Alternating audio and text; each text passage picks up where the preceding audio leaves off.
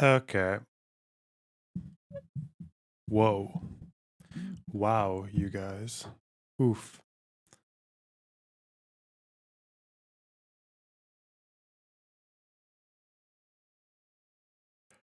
Okay. I think we gotta get proper slammed in. Today is when research day is probably gonna start to take shape, I think. I think that's the plan. Why never early box? I was early, you fuck. You mean early in the day? What? What do you mean? What do you mean early? What? I'm a very nocturnal person, by instinct, okay? Don't worry about that.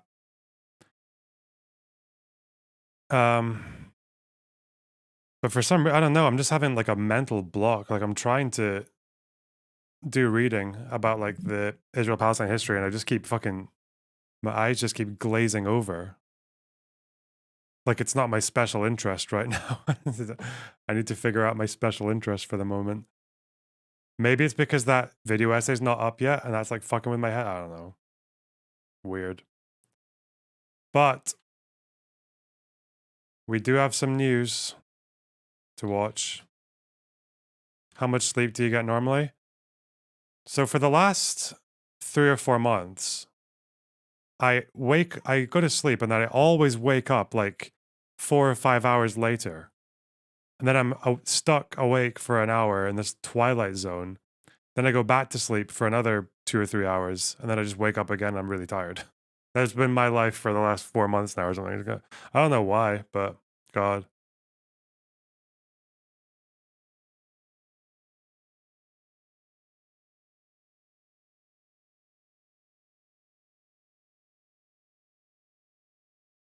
Just like our ancestors. I think it's a bit different from our ancestors, but yeah.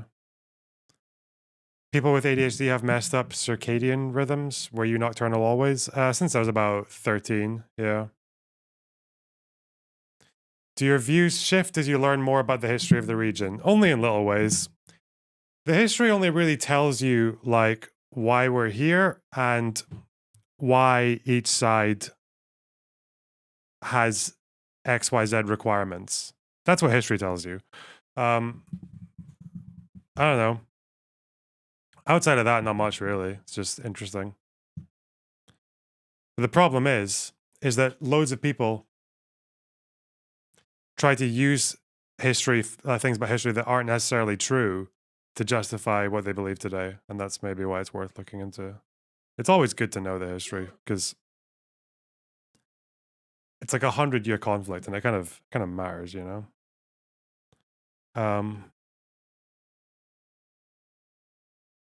Walden TV, thanks for the $9.99 on Time Box. That's me. All right.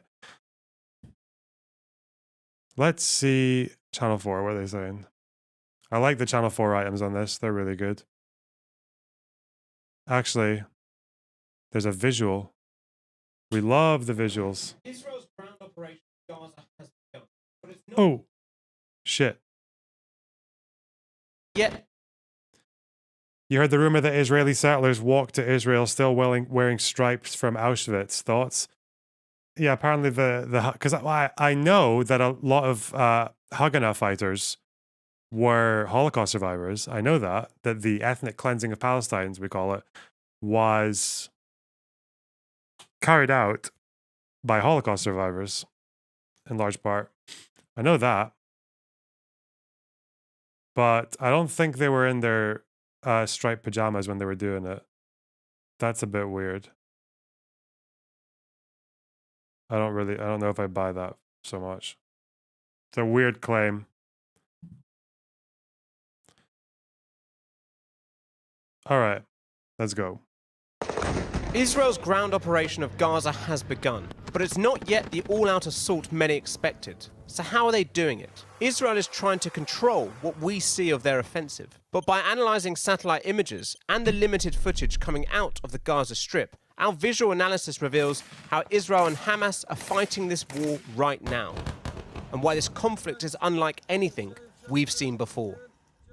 אנחנו יוצאים למתקפה על החמאס וארגוני הטרור ברצועת עזה. מטרתנו היא אחת. Israel's PR war machine is in overdrive. The ground invasion will be televised by the IDF. Perhaps tempered by the US warning them against a full-blown charge into Gaza, this second stage so far appears to be an incremental advance into the northern half of the Strip. But what we know is limited, because Israel has been careful with the information it releases. Israel is operating in a space of strategic ambiguity, which is exactly what they want to do to kind of keep Hamas on their back foot. We watched this already. It's just a segment from their news item yesterday. Whatever. All right. Now, Israeli Prime Minister Benjamin Netanyahu says that his troops are at the height of battle in Gaza and that they've passed the outskirts of their main target, Gaza City. The health ministry in Gaza, run by Hamas, which is prescribed a terrorist organization by the UK, says that more than 9,000 people have now been killed there in the last 3.5 weeks. At the Rafah crossing to Egypt, 400 more people were authorized to leave. Our foreign affairs correspondent, Porrick O'Brien, has this and a warning. There are distressing images in his report. In the last few hours, Benjamin Netanyahu announced that Israeli troops are, quote, at the height of the battle in their ground offensive in Gaza, moving beyond the suburbs and into the heart of Gaza City in the north of the Strip. Flanked by soldiers at a military base in central Israel, he said they were making, quote, impressive progress and that Why nothing is there a fucking dog? All would right. stop them as they moved beyond the outskirts. He also acknowledged the, quote, painful losses of the 19 Israeli soldiers now reported killed since the start of the ground operation.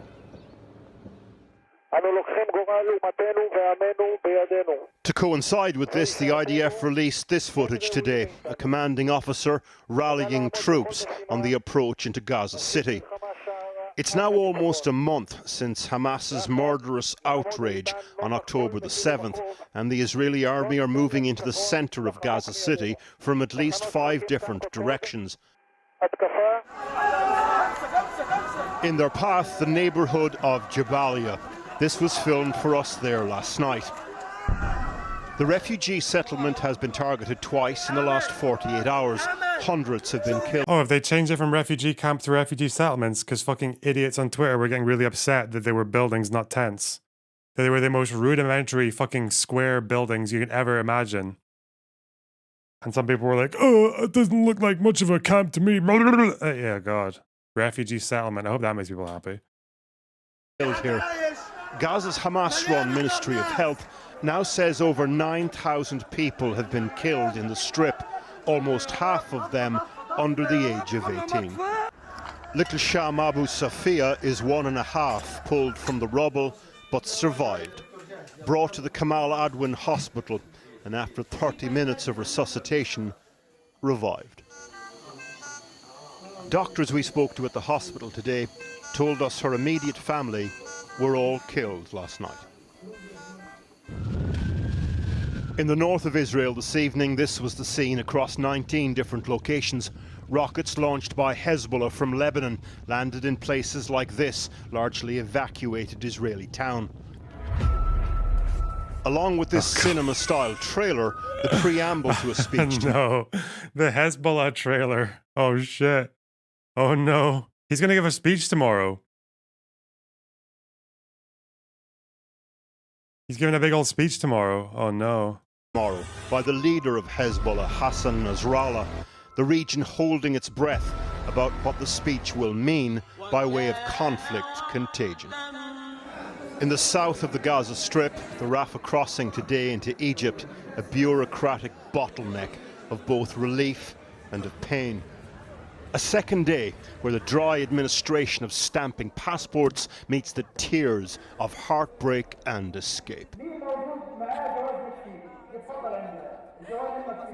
Egypt, Israel and Hamas have agreed to allow several hundred people through so far, mainly foreigners or Palestinians with dual nationalities, along with a handful of the severely injured. The lucky ones on the lists checked against their passports. VIP access to survival.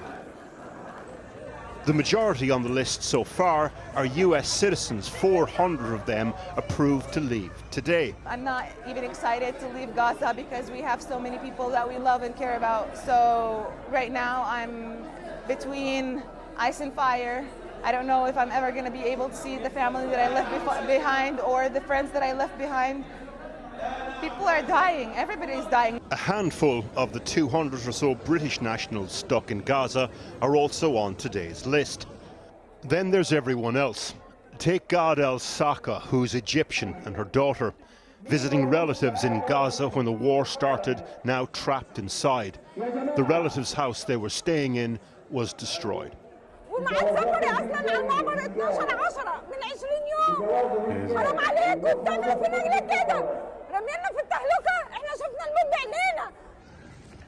These the tiny handful that got out through Rafah today. There are over That is not that many people. tiny handful that got out through Rafah today.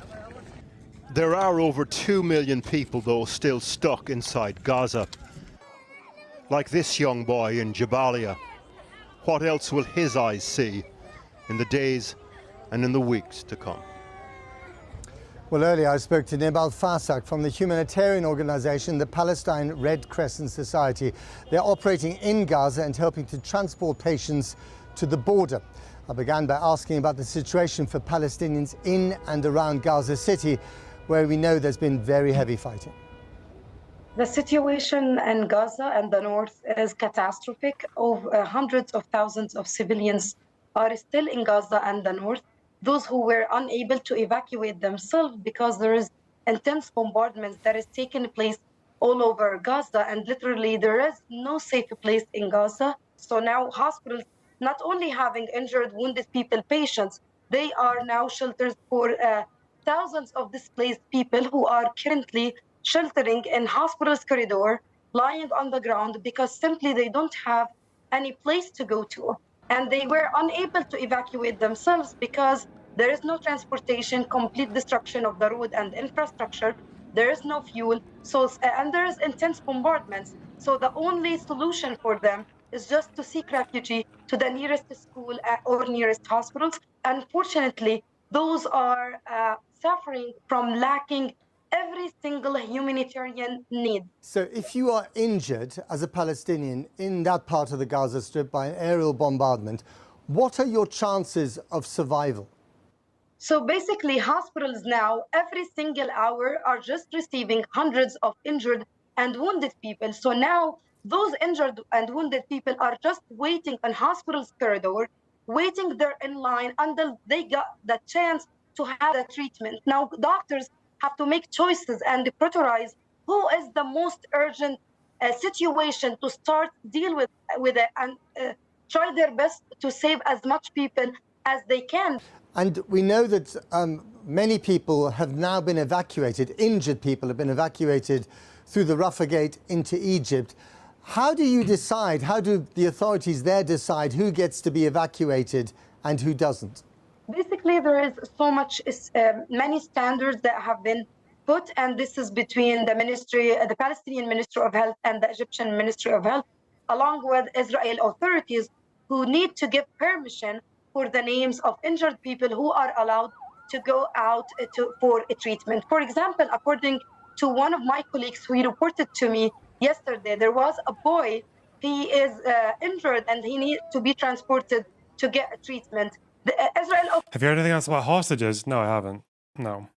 Authorities gave the approval for the child, but not for the father. So sadly... Not since that video of the 3 ladies with one of them talking clearly under duress, saying some shit. The dad and his son has to go back to Gaza because simply he can't leave his son alone travel to Egypt. Okay, finally, if you could evacuate all the injured people from the Gaza Strip to Egypt for treatment, how many thousands of people are we talking about? So basically now the numbers of injured people has exceeded around 18,000 who are now injured. We have inside Al-Quds Hospital, which is operating by the Palestine Red Crescent, 14,000 civilians who are now inside the hospital. Those who are internally displaced, they don't have any place to go to. So they sought refuge to Al-Quds Hospital. We have 500 patients. Many of them are in the intensive care unit. And now Israel threatening us of evacuation orders because Al-Quds Hospital is going to be bombarded. We have announced repeatedly that we don't have the means to evacuate Al-Quds Hospital.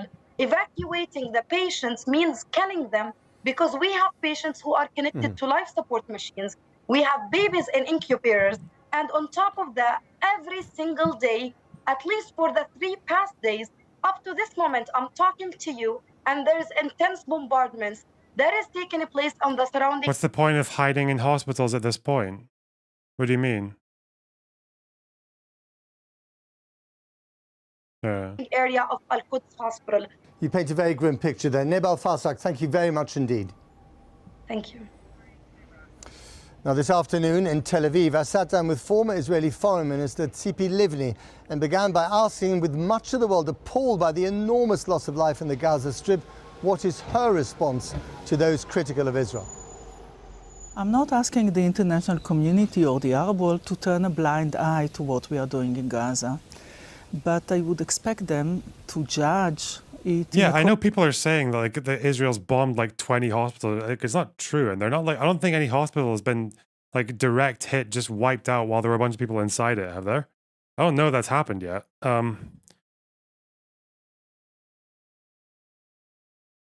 So yeah, it probably is smart to hide in a hospital if it's not been warned to evacuate or whatever the fuck. Accordance to their own parameters and moral aspects, because what happened is that have any hospitals been completely destroyed, like direct hit airstrike when there were people inside it? I feel like I would know about that. I know that explosions have gone off near hospitals, and that's I think that took out one of the cancer wards of that one that the fucking mysterious projectile hit, but yeah.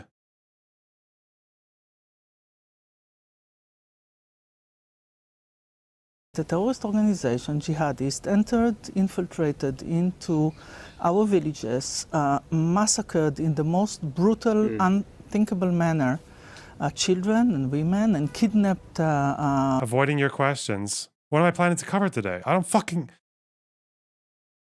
What an entitled chatter. You know there are 300 of you here, right? I can't address every single one of your stupid fucking questions. Okay, so what am I covering today? Maybe some news. Maybe do some reading, maybe find some academic papers to read about. I want to maybe go through, I don't know. I'll just arbitrarily pick a point in history that I want to learn about today, and we'll just go for it. I don't know. Fuck. Maybe I'll just start from 1880, the birth of the Zionist movement or whatever the fuck. I'll just go from there, 1800s. Let's go. Maybe I'll do that.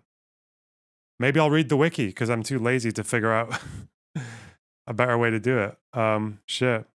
More than 200. While Israel, as a democracy, needs to defend its citizens. Ilan Pape was on the Majority Report. Yeah, I'm still reading his book. I'm getting through it. And while we are doing so, we are trying to avoid, to prevent, or to minimize the civil casualties. If you're trying to do everything to avoid those casualties, looking at the numbers, you're not doing a very good job there, are you? You know, I was in the Israeli cabinet security cabinet during 2 rounds of military operations in Gaza. I was also there in one of them. I was also the Minister of Justice, and each and every time. Thanks for the raid, No Justice. I really appreciate that. Hope you guys are doing well. We're just watching some news about some foreign affairs. You know, target was approved by the Attorney General, asking whether it's in accordance to the international law or not. So in any war, and Hamas even now, at the moment? Hamas waged war against Israeli civilians. So the comparison, well, they killed this number and you killed more of them, so now it's even. No. This is not the reason of the military operation. It's not about rage or it's not even about retaliation. We tried everything. I think it was an Israeli writer who said that Gaza is an open-air prison run by some very vicious inmates. We don't want Gaza, we didn't want Gaza to be a prison. The only way that we cannot afford Gaza to be open because they are using everything to get weapons, to rearm themselves. There are plenty of people in this country who have told me you can try and kill dozens, hundreds of Hamas commanders. You're not going to kill the idea behind it. And because of the violence of the last few weeks, the idea will only get stronger. I mean, come on. You know, people are speaking about ceasefire, but there was ceasefire on October 6th, but yet I'm talking about the long-term arrangement here. No, but it's a vicious circle. What you are saying is that What do you? We'll talk about Nasrallah after this one. when we are acting against terror, so then they will hate us more. So if we don't want this war now to be just another round, there's a need to think together about the day after, and I agree with you. The day after, this is something that the international community should work with, the legitimate Palestinian Authority, with Egypt, with the US, with the United Nations. It's very complicated solution, but yet, look at the situation. You have a legitimate Palestinian Authority that is not even willing to take responsibility on Gaza. But on that point, you know, again, there are many people inside Israel who've told me repeatedly that the Prime Minister, Bibi Netanyahu, has gone out of his way to undermine the authority of the Palestinian Authority. Listen, I am. And you're not a fan of his? No, listen, I'm not only not a fan, I was the leader of the opposition, I'm one of his historical opponents. Yeah. And yes, we have... But is that true? Is that a fair accusation, that he's been trying to undermine a two-state solution with a moderate Palestinian partner? This is so. It's 100% true. I wonder why his opponents don't want to say that during a war. Yes, but this is not the reason for what we faced, okay? But don't you think that the two-state solution, which you apparently still believe in, President Biden still believes in it, I've not come across a single person in this country in the last month who tells me honestly that they still believe this is possible. You know, you were just speaking about the Palestinians. How could they believe in peace when they are when they are looking at the destruction in Gaza? So trust me, it will be very difficult now to meet Israelis that will, after they saw this massacre and this evil and brutality, to say yes, it's just Hamas and not all the Palestinians. But I hope that we will find a way to live in peace. And the only way to live in peace, I believe, is in accordance to a just solution. C.P. Livni, thank you very much. Thank you. Well, tonight, U.S. Secretary of State Antony Blinken is traveling back to the Middle East for the third time in 3 weeks, where he's expected to urge Israel to pause its attacks periodically. Our Washington correspondent Siobhan Kennedy joins me now. Siobhan, tell us more. Well, Matt, this all began yesterday when a protester asked Joe Biden to demand a ceasefire in Gaza, and the president responded, "I think we need a pause." Now, the White House has been at great pains to say there's nothing new in that idea, that the White House has been asking, desiring a humanitarian pause, saying that for... Okay, sorry, I need chat to do some operations for me, okay? I need to set you guys to conduct some operations. Every 5 minutes, people in chat ask me what my opinions are on Destiny's opinions that are being formed as he reads about this conflict. I haven't watched Destiny for fucking 12 hours a day reading about the Wikipedias and the Israel-Palestine thing. I don't know what the fuck he believes. Stop asking me, okay? Stop it. Stop. Next time some fuckhead asks me that question, I need Box Bulla. I need you guys to get into the tunnels, okay? And to jump out from behind these fucking parasocial dipshits and tell them Loner Box has not been watching Destiny streams for 8 hours a day to figure out his opinions on Israel-Palestine. So I don't know. Fuck. Let me just... Okay, look, I've gathered a lot of thoughts and bits and pieces on Israel-Palestine for the last fucking 10 years, okay? I need to gather some stuff together before I want to do this comprehensive... Who knows? Maybe I'll read stuff and I'll become a Zionist. I don't know. Probably not, but I need to do my own shit, okay? Fuck.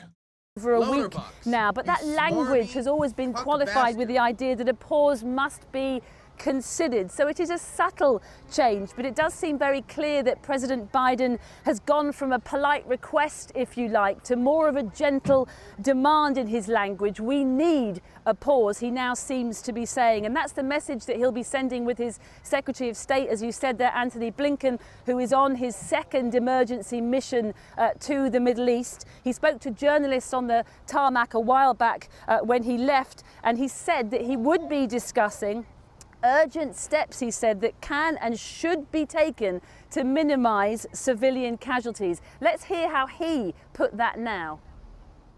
This is something that the United States is committed to. I'm not going to get into the details here, but it's very much on the agenda. When I see a Palestinian child, a boy, a girl, pulled from the rubble of a collapsed building, that hits me in the gut as much as seeing a child in Israel or anywhere else. So this is something that we have an obligation to respond to, and we will. Well, as the casualties mount, Joe Biden knows that he is under increasing pressure both internationally and domestically here, particularly among the Muslim community, to bring about some kind of pause. The White House has now confirmed that those pauses will be on the agenda, but they've said that they will not back any form of ceasefire in Gaza, which they believe would only serve to benefit Hamas. Matt. She threw a little there when she said Hamas. I heard it. I was there. It's funny that people are starting to adopt the pronunciation. Dylan Burns made a video about of Ukrainians reacting to Hassan's takes. It's like an hour and a bit long. I've been hearing them talk about it for a while. Apparently it got shared to the Hassan subreddit. Ukrainians respond to Hassan Abi. Sorry, this post has been removed by the moderators. Contained a link to a banned YouTube channel.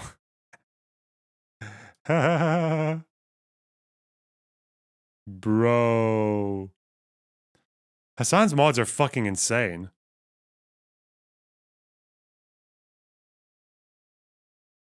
Holy shit. I love the faces. He's got his fucking... This guy.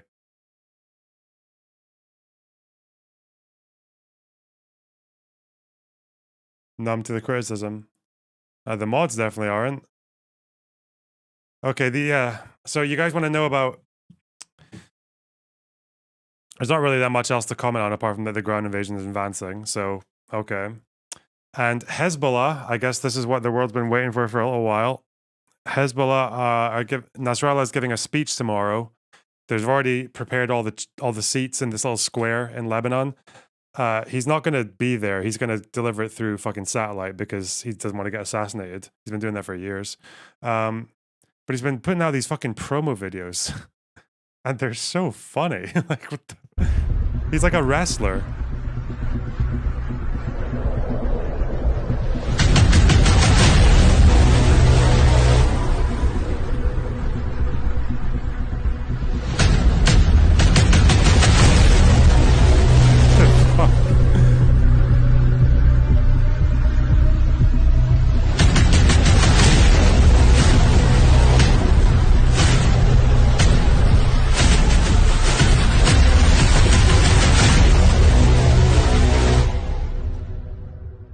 Damn.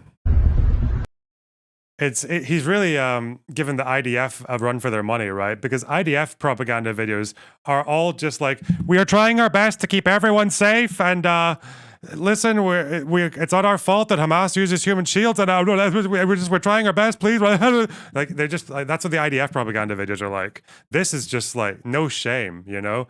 These guys don't even pretend. They're not like, they don't think that there's no such thing as a civilian to fucking Hezbollah in Israel. So they're just like gloves off. I guess they get a bit more leeway. Yeah. Or the IDF, it's either like some really panicky fucking anxious person trying to explain themselves to the Western world that things are a little bit wacky over in the Middle East and that they don't understand. Or it's like, look at this fucking 21-year-old blonde girl in tight jeans with a gun.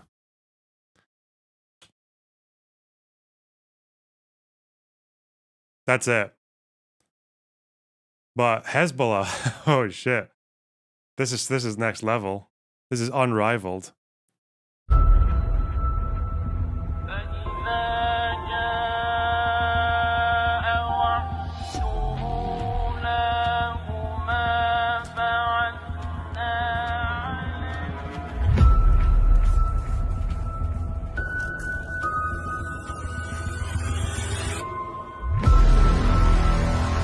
It's just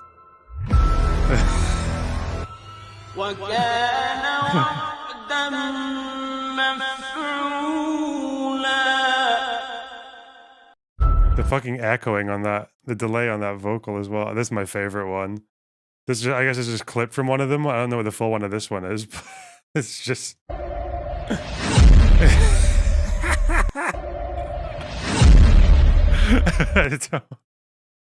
okay, bro.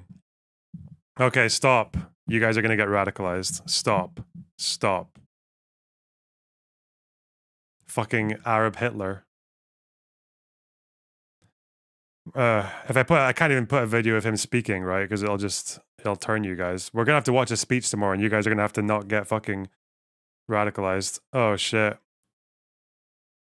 Guarantee you Karantos has like fucking posters of this guy. This is Karantos' childhood inspiration, right?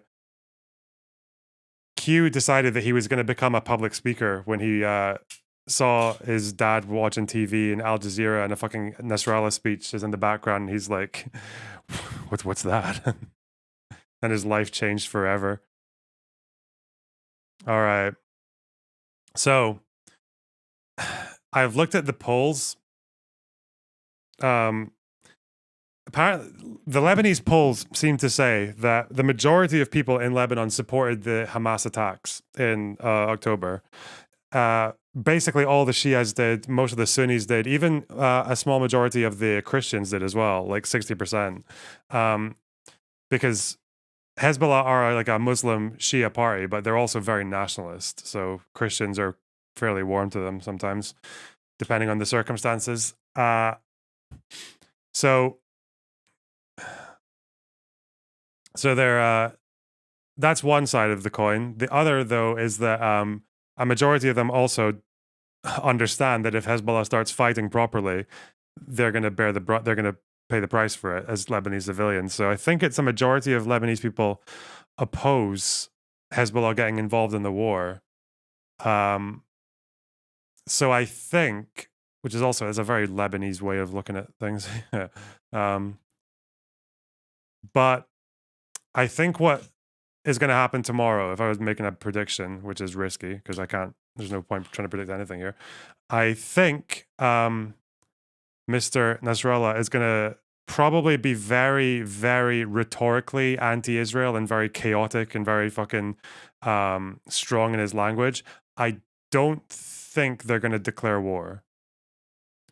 I think they're going to make it basically give enough people who want war the impression that they're going to go to war, and then they're just going to amp up some military exchanges at the border. I don't think they're actually going to launch a fucking invasion into Israel, like, which is what they would have to do to declare war. Yeah. I think there might be a bit too, but he's hyped this up so much. This has been hyped up like all week and last week as well. Hassan Take 2.0. What? You think Hezbollah is going to declare war? I mean, they might, okay? I don't know, but that's just not where my... And this isn't like exactly much of an educated guess either. It's mostly just a feeling, okay? But I can maybe walk you through the process, but it wouldn't be that interesting. What if he declares war on Palestine? That would be a heel turn. I feel like this kind of promo is exactly the kind of thing that would be gearing up to a heel turn, wouldn't it? To a plot twist.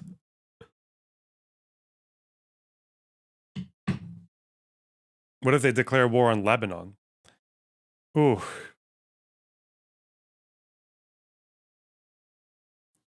A lot of Lebanese were against Hamas attacking the party. What, the rave? I didn't see polling data on the particular attack. Anyway, what if he brings out the steel chair? Bro. But there we go. I guess I'll find out tomorrow, because I don't really want to... I'm not going to stake my fucking reputation on predicting what those guys are up to, because they're pretty insane. That's anecdotal. Okay. Conclude. Why? What did Hassan say? Do I care what Hassan said? Fuck, I don't know. I'm guessing Hassan is saying that they're definitely not going to go to war. I don't know. That it's 100%. Maybe. I don't know. Shit. Like these are their promos. Like Hezbollah made these promos. So I don't know. Unless there was just some camera guy secretly filming. One of the most protected men on earth. What's this?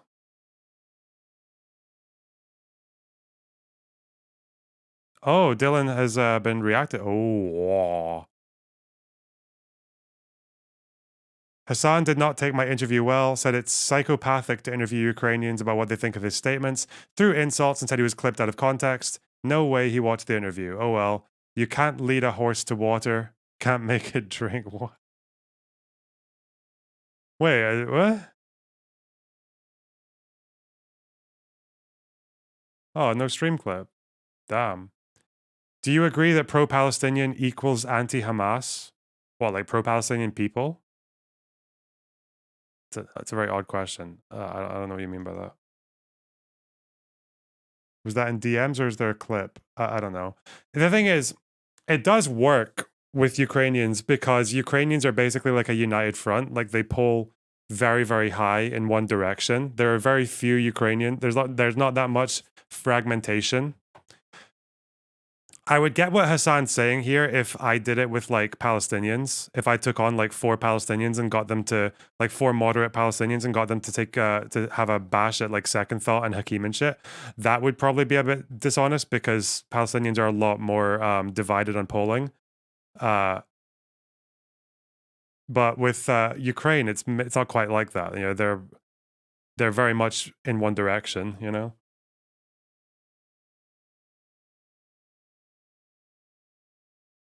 Lauren Southern said this is happening because the military-industrial complex wants to distract us. Oh, well, that horseshoe theory, eh? Can't deny the... Never getting away from those horseshoes, guys.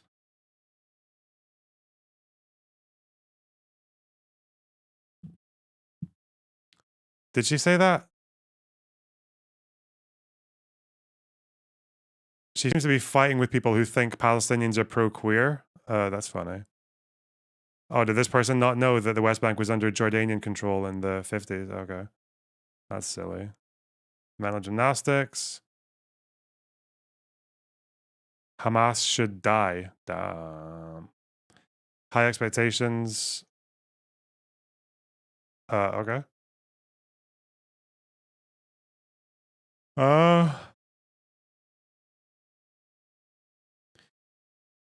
The reactions I'm seeing from this, from many Israel partisans, are making it very clear there's nothing Israel could do that would be going too far. They'll justify literally anything. They're no different from any Hamas partisan defending the 10/7 attack. Damn, Lauren Southern with the anti-Israel arc.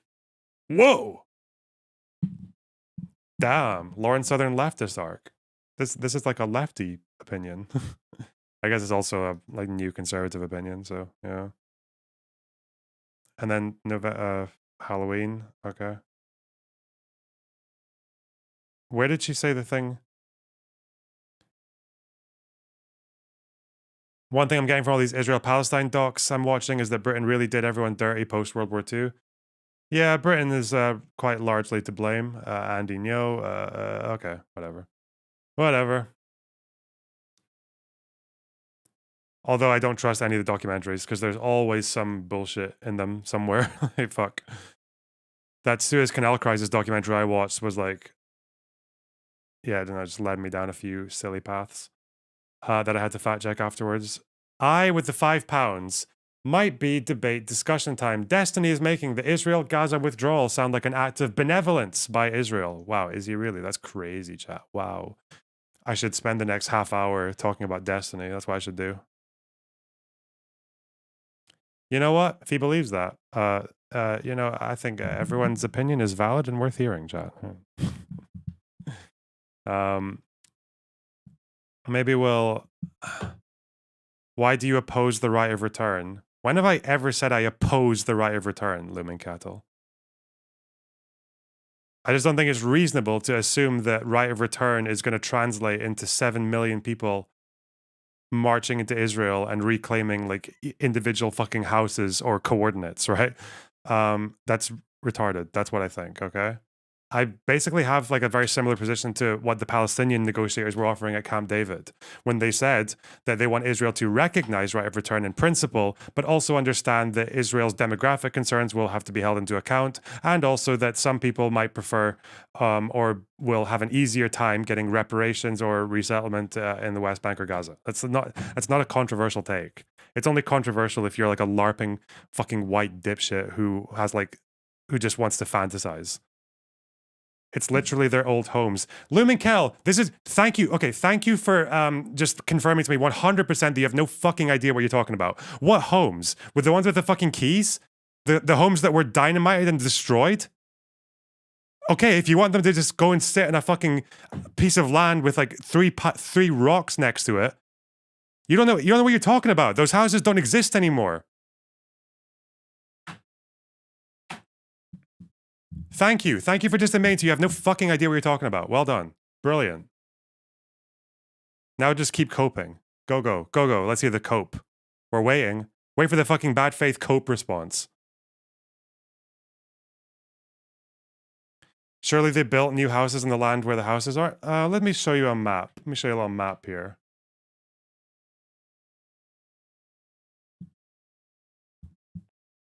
There's literally vacant or stolen homes from that time. Okay, 750,000 people are removed from their homes. The majority of them, the overwhelming majority of them, are destroyed or abandoned. Some of them are built over. How are 7 million people going to reoccupy houses that housed like 700,000 people when most of them were destroyed like a couple 100,000 people? Maybe just a few thousand. You're a LARPer. You don't actually care about fucking peace. You just want to fucking virtue signal about how your demands are more maximalist than other people's. No fucking Palestinian like leader who has been at a negotiating table has ever seriously considered what you're saying. Because it's fucking stupid. Time moves on. That's also why it's unethical for Jews to reclaim houses that they lost in the 48 war in Jerusalem to the Jordanians.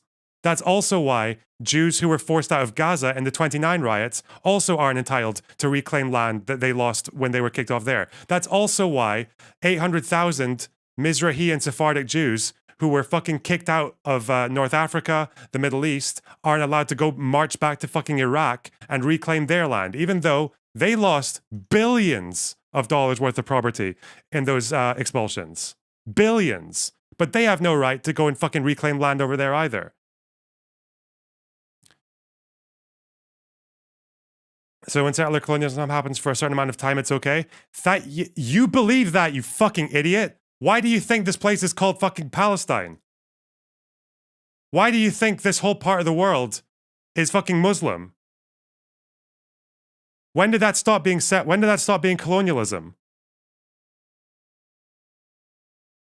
Fucking Muhammad was a conqueror, you fucking moron. You know anything. You know nothing.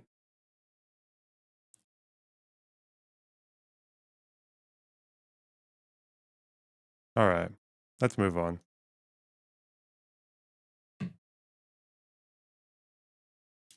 Settler colonialism is okay when it happens after... You admit that, though. You believe that. It wasn't that long ago. Okay, yes or no question, then. Should the millions of North African and Middle Eastern Jews who now live in Israel have the right to reclaim property and land that they lost across North Africa and the Middle East? Should they have that right? Should it be okay for a Mizrahi Jew in Israel to march back to Iraq and kick off whatever fucking Iraqi civilian is just chilling there right now and just say, nah, get off through strength of arms under pain of death. Yes. Okay, well, thank you. Okay, good. Damn. I think a lot of Arabs are going to be really upset at that opinion you just gave. That also means actually it's okay to evict Palestinians from East Jerusalem. Because there are Palestinians in East Jerusalem who live on old Jewish property and live on old Jewish land. Damn. That's a lot of fucking ethnic cleansing and death and fucking evictions you just signed off on. That's a lot of fucking violence you just signed off on. That's a lot of innocent Arabs getting chucked out of their homes that you just signed off on. Fucking idiot. Anyway, well done.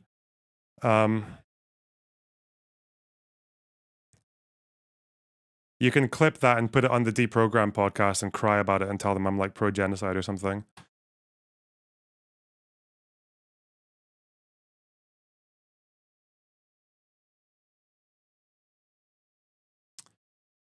Whew.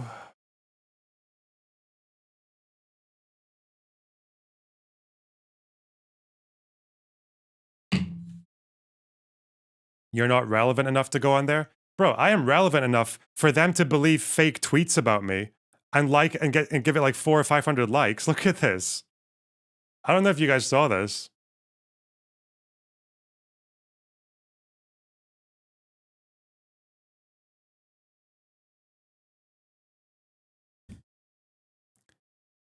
I was relevant enough for them to gobble up this shit. This fucking fake tweet where apparently I spell the word defense like an American. Bruh. The Read Theory guys. The fucking pompous bitch Read Theory guys. Believing a fake tweet because...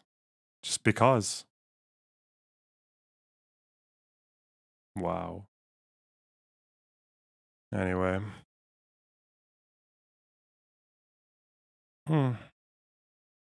Looming Cattle.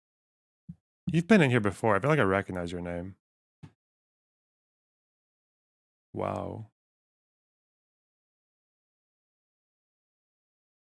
Did you know Lauren Southern loves Israel? Thought you meant the actual podcast.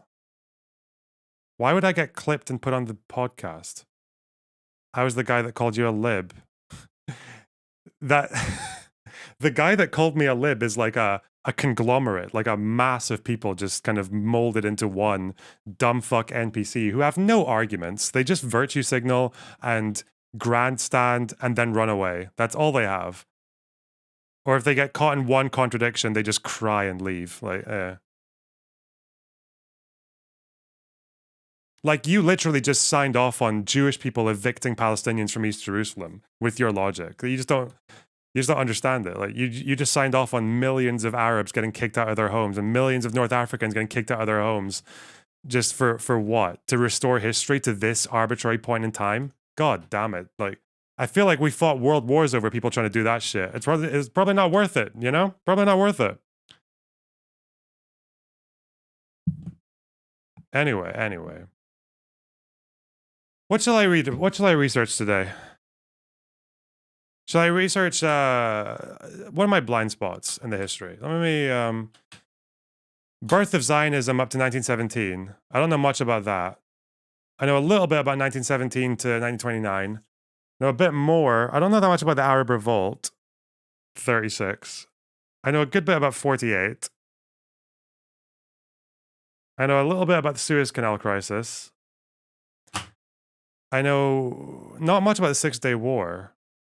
I don't know much about the Six-Day War or the 70s when the PLO were hijacking planes and shit.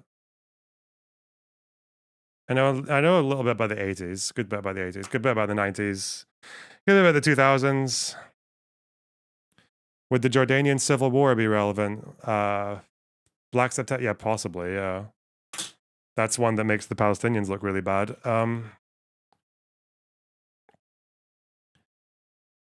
How far back is relevant? Probably late 1800s.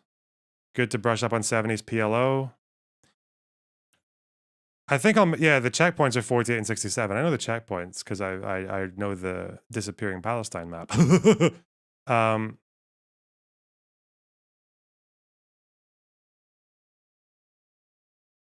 I wouldn't want to be annexed into a monarchy either. Yeah, and I'm sure a lot of Jordanians didn't want to be fucking cooed by a Soviet fucking by a Soviet proxy.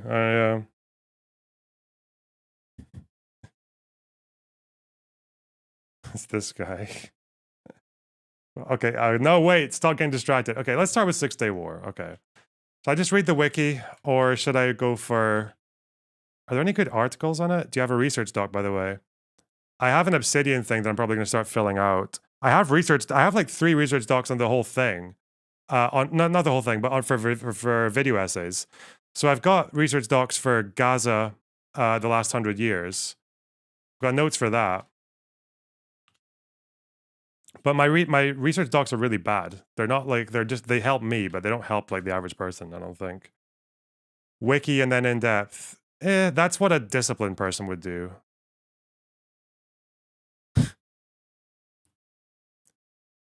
How long was the 6-Day War? I mean, really, it was really only about an hour long. The war was basically done after an hour when Israel fucking BTFO'd the Egyptian Air Force. Really about 20 minutes, actually.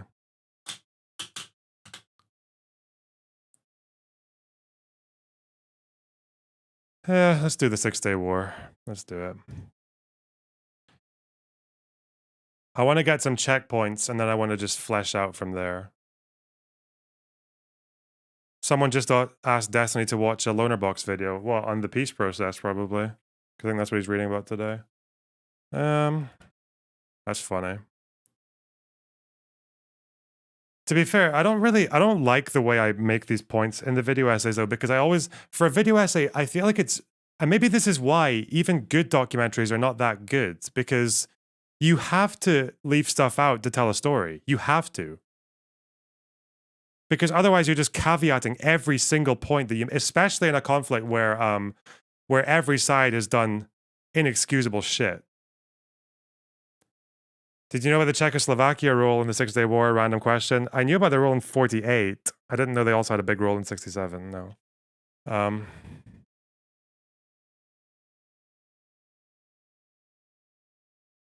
Like, I think if I look back at my Palestine video essays, they probably are like quite partisan. The one I'm going to put out tomorrow isn't as much. That one's a lot more fair to both sides, I think.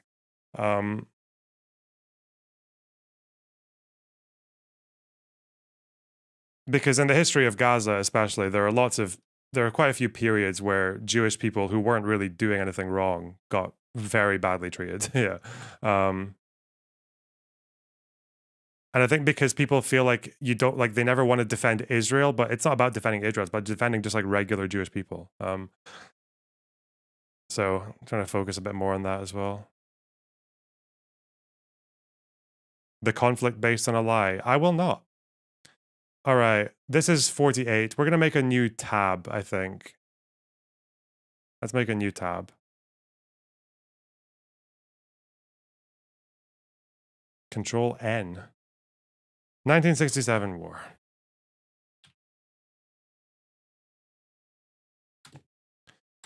Okay.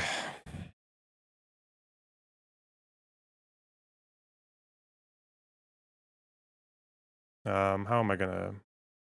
Okay.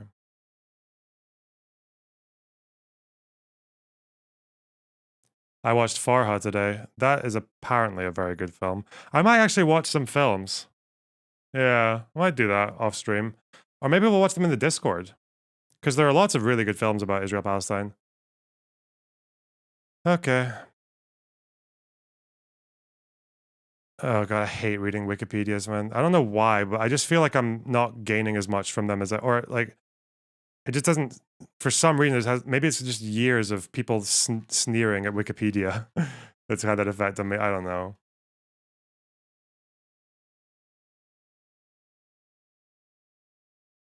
Movie night with the girls. Very true. The 6-Day War. The setback. Who the fuck calls it the setback?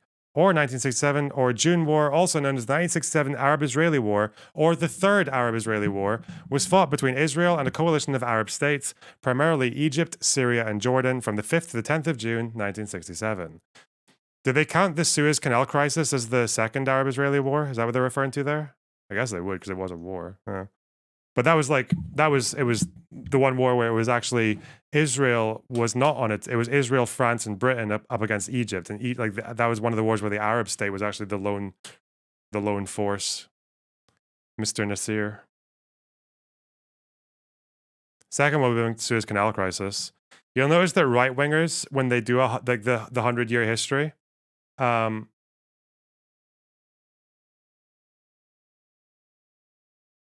where they do the 100-year history, and they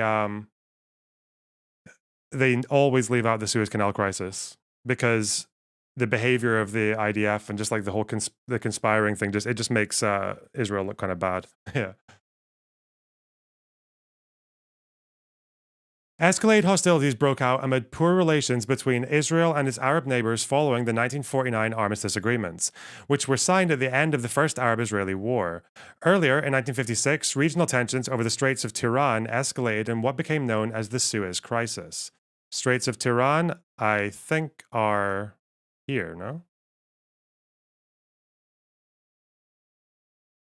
Bro, that did not tell me.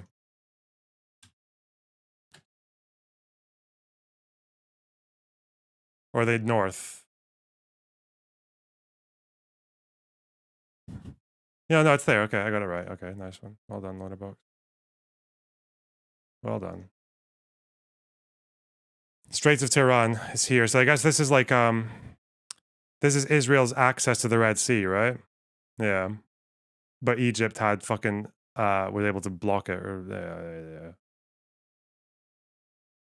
When Israel invaded Egypt over the Egyptian closure of maritime passageways to Israeli shipping, ultimately resulting in the reopening of the Straits of Tiran to Israel, as well as the deployment of the United Nations Emergency Force along the Egypt-Israel border.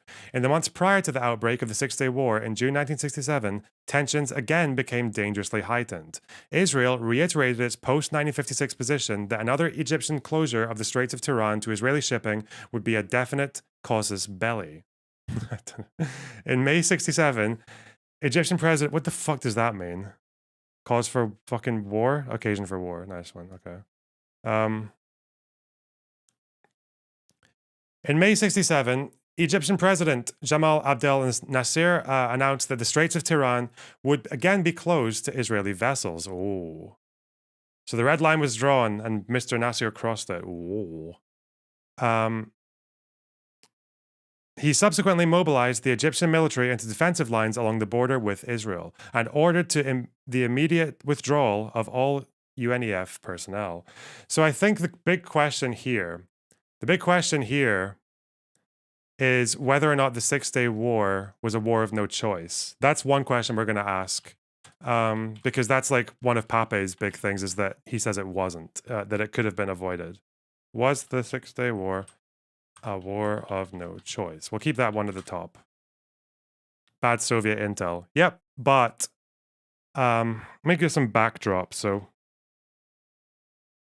1956 to 1967. Let's get some points here. So Suez Crisis. What's your words per minute? I moved my keyboard like lower, which is good for my back, but it's harder to type. My words per minute was like 90 or I can't remember. It was high, but it wasn't that high. Maybe higher than 90. I don't remember. I don't really care much for that because I'm so bad at typing. Like with this, like this made it so much easier. I don't know why. Maybe I should go back. Anyway, okay.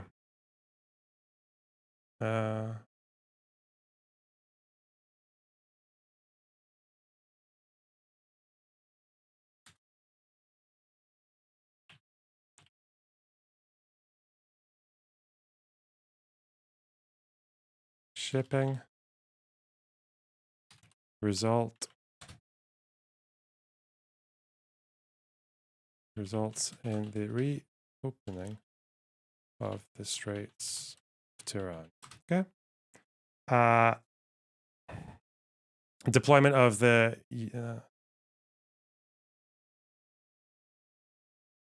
Nations Emergency Force UNIF. Okay, along the Egypt-Israeli border. In the months prior to the outbreak, tensions became dangerously heightened. So, months. Okay, that's Suez Crisis. Months prior to Six-Day War.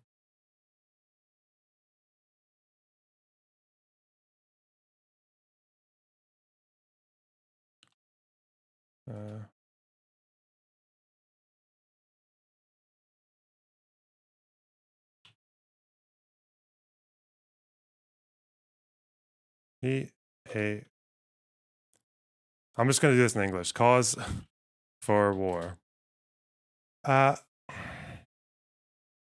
May 1967.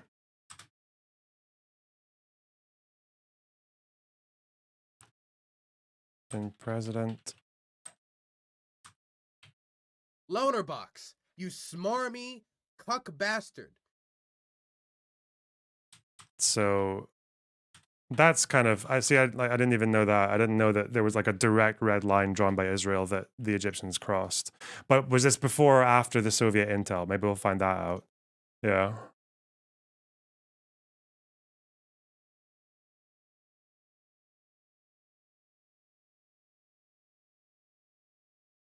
Is Lumen Kettle already sneering at Wikipedia? Yeah, that's funny. I'm sorry, but like as someone who's actually read books on this and read the Wikipedias, like there's one is not superior to the other.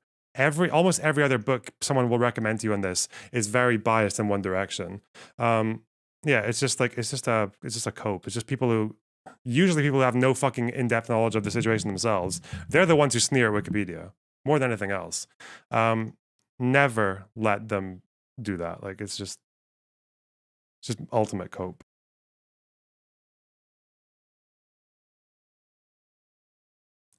The kind of people who sneer at Wikipedia are the same people who limit their research to fucking infographics on Reddit. Like it's just anyway.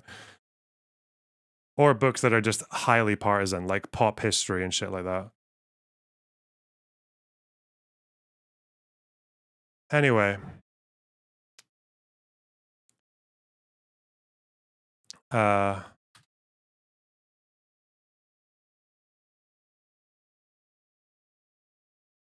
Will this be better if I have music in the background?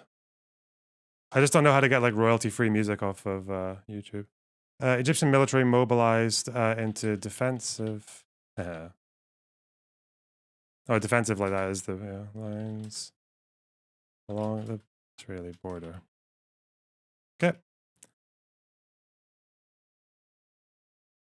Now you guys can have your music on. Just listen to your own music. Fuck. Open a tab. Put on some nasheed. No. I think it's a bad time for those jokes. I can play the Lo-Fi Girl, but I don't really like having that music in the background when I'm studying anyway. On the 5th of June, 1967, as the UNEF was in the process of leaving the zone, Israel launched a series of preemptive airstrikes against Egyptian airfields and other facilities, launching its war effort. Egyptian forces were caught by surprise, and nearly all of Egypt's military aerial assets were destroyed, giving Israel air supremacy. So, to most people, this is basically when the war was already over. Like, this was like the big thing that they were counting on, and it was just done. Like the advantage was just too much to overcome after that. Simultaneously, the Israeli military launched a ground offensive into Egypt's Sinai Peninsula, as well as the Egyptian-occupied Gaza Strip.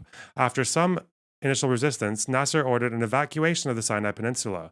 By the 6th day of the conflict, Israel had occupied the entire Sinai Peninsula. Okay, so that's Egypt. 4 June 5th to 10th. And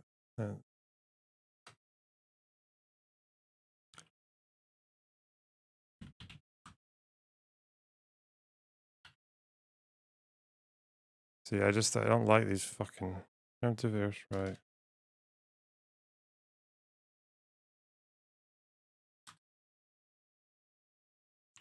Destroying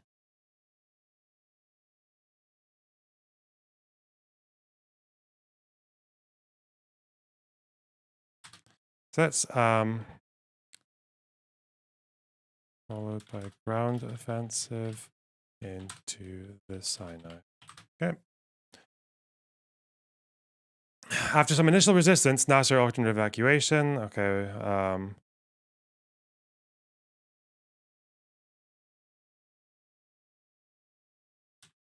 Ultimately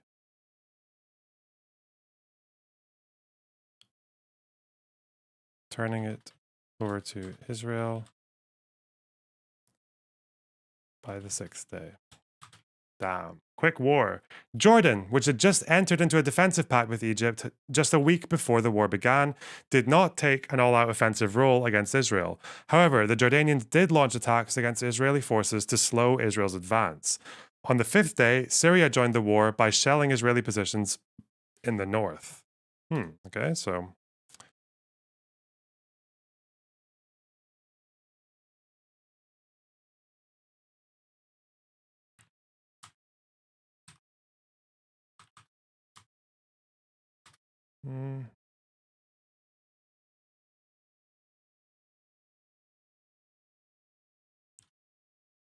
slow Israel's advance, but did not an all-out offensive. Syria joins on day 5.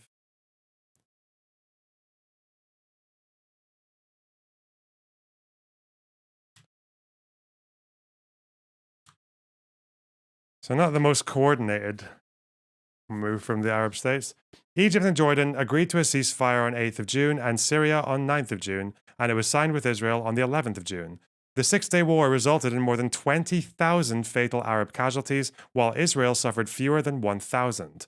Alongside the combatant casualties were the deaths of 20 Israeli civilians killed in Arab forces' airstrikes on Jerusalem, 15 UN peacekeepers killed by Israeli strikes in the Sinai in the outset of the war, and 34 US personnel killed in the USS Liberty incident in which Israeli air forces struck a United States Navy technical research ship.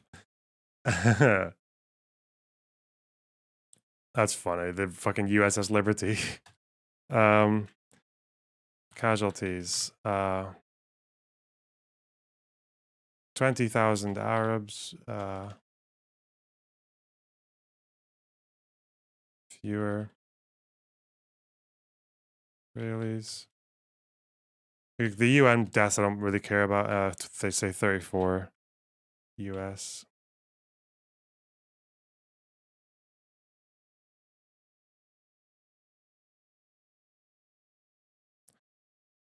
I think the thing with the USS Liberty is just that Nazis like to use it as a conspiracy theory, but I think it just seems to be that Israel accidentally fucking fired at this thing. Oh god, yeah, it's a very Pepe story, this one. Do I need to elaborate on this one? Maybe, but not right now. At the time of cessation of hostilities, Israel had seized Syria's Golan Heights, the Jordanian annexed West Bank, including East Jerusalem, and Egypt's Sinai Peninsula, as well as the Egyptian-occupied Gaza Strip. The displacement of civilian populations as a result of the Six-Day War would have long-term consequences, as around 280 to 325,000 Palestinians and 100,000 Syrians fled or were expelled from the West Bank and the Golan Heights, respectively. Casualties and results. I'll put that in as well.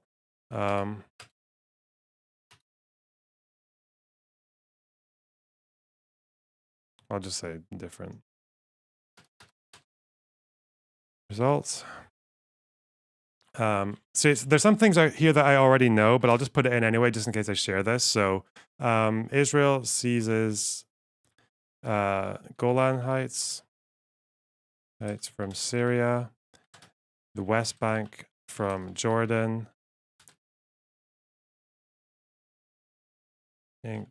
including East Jerusalem,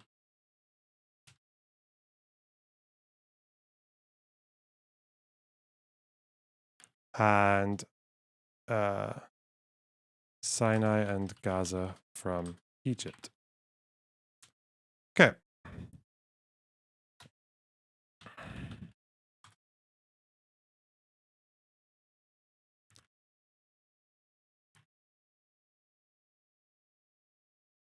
Millions and 100,000 Syrians.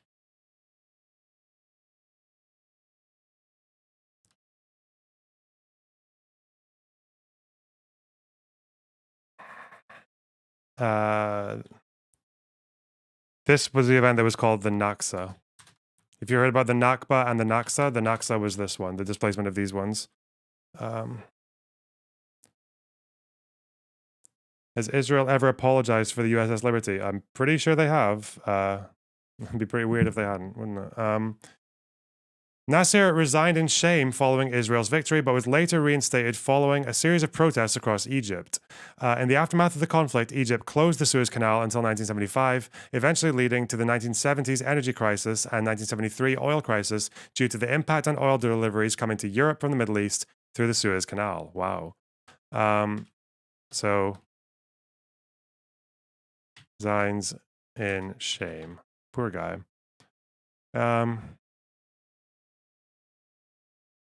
But is later.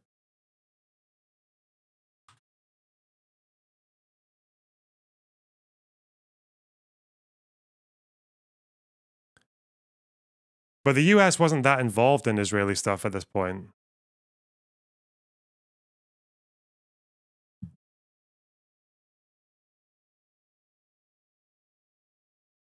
Okay, I'm gonna drop myself here. After the 56 Suez crisis, Egypt. This is the background. Okay, we'll go fill out this background then. After the Suez Crisis, Egypt agreed to the stationing of a United Nations emergency force in the Sinai to ensure all parties would comply with the 1949 armistice agreements. In the following years, there were numerous minor border clashes between Israel and its Arab neighbors, particularly in Syria. In early November 1966, Syria signed a mutual defense agreement with Egypt. Soon after this, in response to PLO guerrilla activity, including a mine attack that left 3 dead, the IDF attacked the village of As Samu in the Jordanian-ruled West Bank. Jordanian units that engaged the Israelis were quickly beaten back. King Hussein of Jordan criticized Egyptian President Jamal Abdel Nasser for failing to come to Jordan's aid and hiding behind UNEF's skirts. Oh, shit. Bro. Apparently, like, Arab rhetoric all the way from, like, the 40s up until like 70s, 80s, 90s is just, until even recently, it's just always like this, like, just very aggressive, like, very, yeah. Those leaders were kind of wacky. So, let me see. So I'll probably go from here.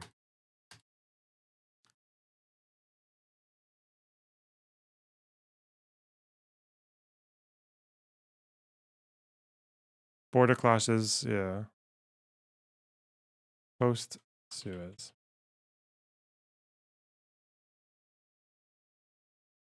Israel and Arab countries. Well, I'd like to know why those border clashes happened. I'll get into that. In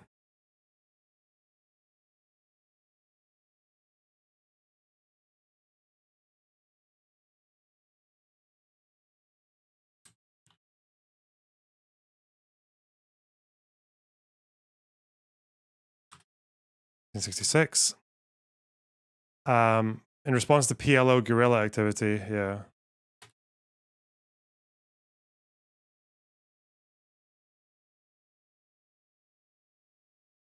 Why is it saying I spelled that wrong?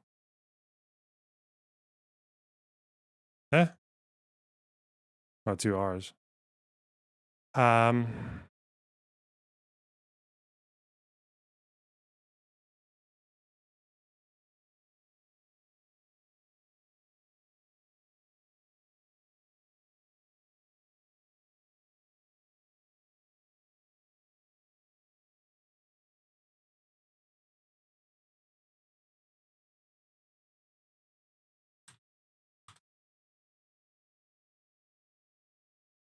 Okay.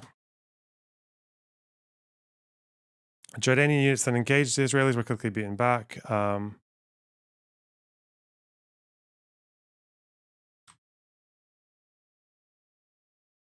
Egypt for not getting involved. Okay, that's interesting. So there's already There's already a few little things bubbling around the Arabs wanting to unite with each other, okay? This is the big one, though. Put a separate one for this. 1967. Oh, months prior. We'll go here. Soviet Intel. May 1967. My God. You wish I would align my text justified instead of left? Yeah, well, go watch a different streamer. Because I think when I do it like this, it'll... Yeah. Okay. In 1967, Nasser received false reports from the Soviet Union that Israel was massing on the Syrian border. Nasser began massing his troops in two defensive lines. In the Sinai Peninsula on Israel's border, expelled the UNF force from Gaza and the Sinai, 19th May, and took over UNF positions at Sharm el-Sheikh, overlooking the Straits of Tiran. Israel repeated declarations it had made in 1957 that any closure of the straits would be considered an act of war or justification for war. But Nasser closed the straits to Israeli shipping on the 22nd and 23rd of May. Okay.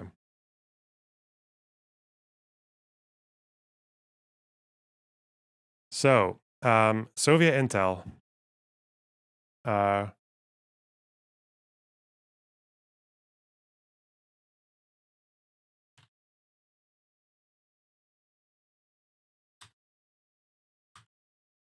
Syrian border, okay?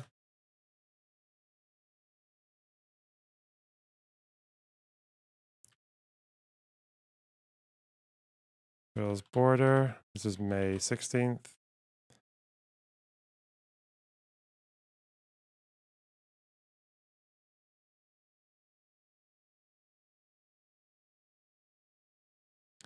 So it looks like there's a lot of prep going on here for engagement.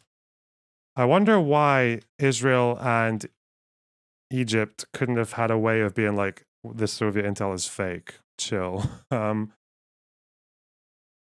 Were they in communication with each other ever at this time? Or was there any other way to confirm?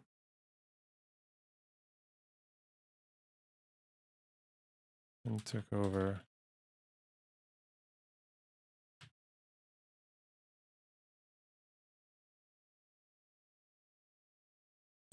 Tehran. And then May 22nd to 23rd. I always do this. Do you use Quora? Nope.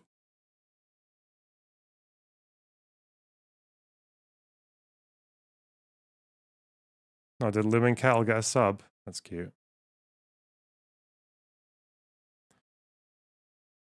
No, they don't have diplomatic relations at this point, but I'm just wondering if they were ever actually able to communicate with each other.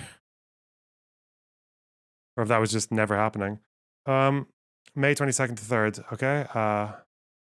Nasser closes the straits. So this is a lot. So this closing the straits on May 22nd to 3rd is Israel's red line that they said would be cause for war, the straits.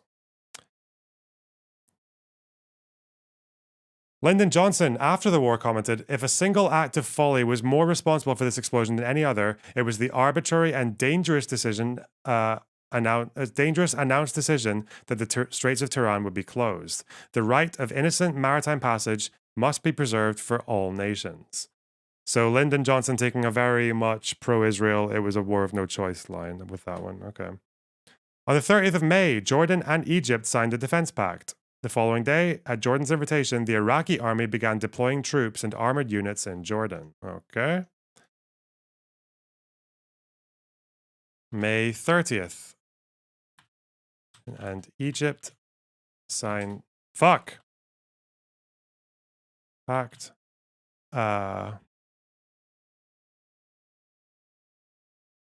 May 31st. Jordan...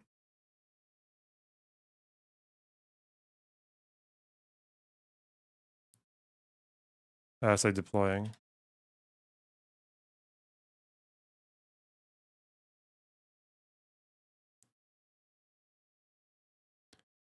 On the 1st of June, Israel formed a national unity government by widening its cabinet, and on 4th of June, the decision was made to go to war. The next morning, Israel launched Operation Focus, a large-scale surprise airstrike that launched the Six-Day War. Okay.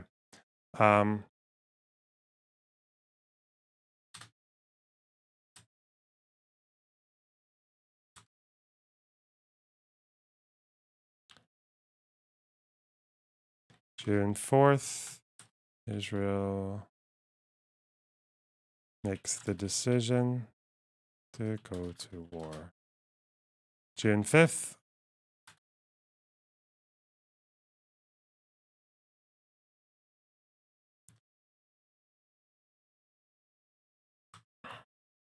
Egypt is launched and war begins. Okay, so that's our timeline. And I guess from reading here, this is basically how I would tell the timeline if I was trying to make the case that that Israel didn't start this war, right? Maybe not. Maybe it hasn't sold me that it's a war of no choice, but it does look like Israel was getting fucked with from all sides, like was being threatened from all sides. That's the impression you would get from probably just reading this if you didn't know anything else about it. So we'll see where else it takes us, unless anyone disagrees. But I feel like the line of events here gives you that impression so far. But I guess I need to know if there's anything missing from any of these dates. Military preparation. Before the war, Israeli pilots and ground crews had trained extensively in rapid refitting of aircraft returning from sorties, enabling a single aircraft to sortie up to 4 times a day, as opposed to the norm in Arab air forces of 1 or 2 sorties per day. This enabled the Israeli Air Force to send several attack waves against Egyptian airfields on the first day of the war, overwhelming the Egyptian Air Force and allowed it to knock out other Arab air forces on the same day. This had contributed to the Arab belief that the IAF was helped by foreign air forces.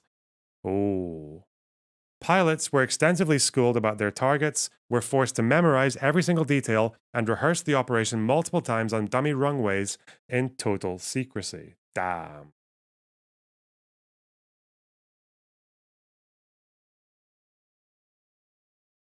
Math the Infidel wants to debate Dustin on it. On what? The 6-Day War or this? Or the whole thing? The Egyptians had constructed fortified defenses in the Sinai. These designs were based on the assumption that an attack would come along the few roads leading through the desert, rather than through the difficult desert terrain. The Israelis chose not to risk attacking the Egyptian defenses head on, and instead surprised them from an unexpected direction. Oh.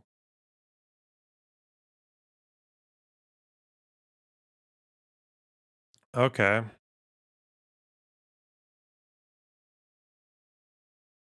I want to maybe put some of this in as well, just because it's interesting. It's not useful for any fucking politics or anything. It's just interesting.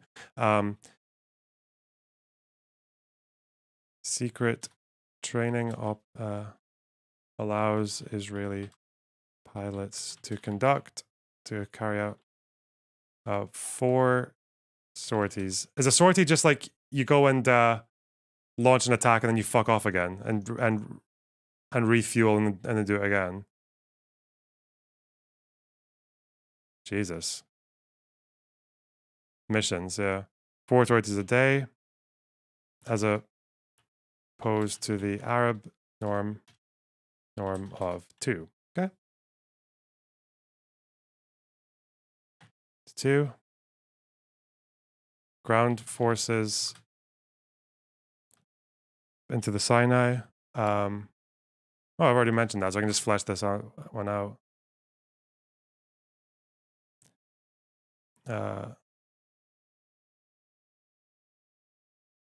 Launched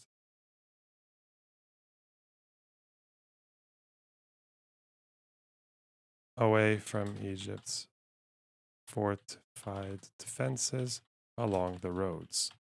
So they just attacked through the desert? I guess so. It's through the desert.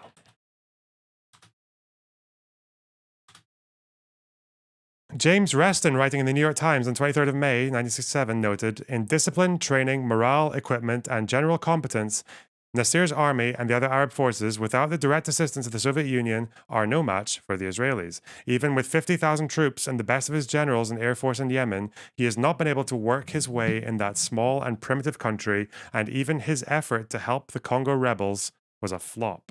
Damn.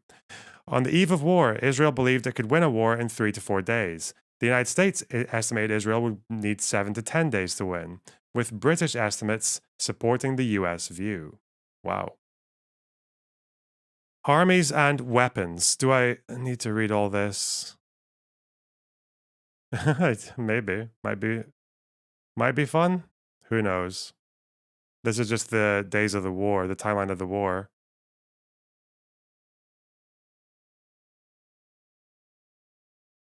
Betting on the outcome. I know, right?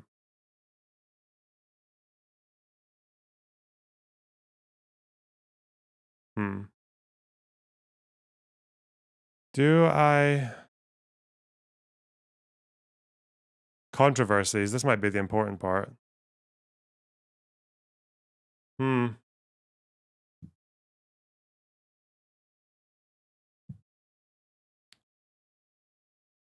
maybe I'll just read this and see if there's anything important to flesh out.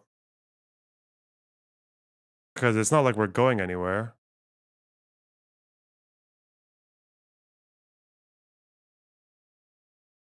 Fuck it. Let me read some subs.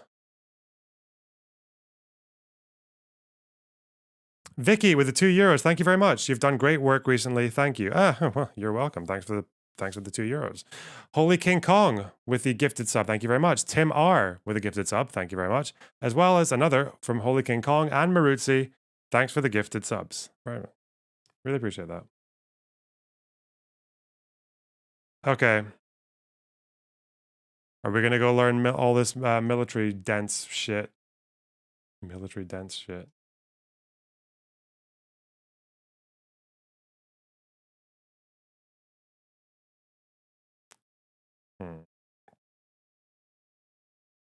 So it does seem like... It's funny how I drop like 100 viewers when we do research. That's funny. Anyway. Get to the controversies. That's the good stuff. Yeah, probably. We don't have much time.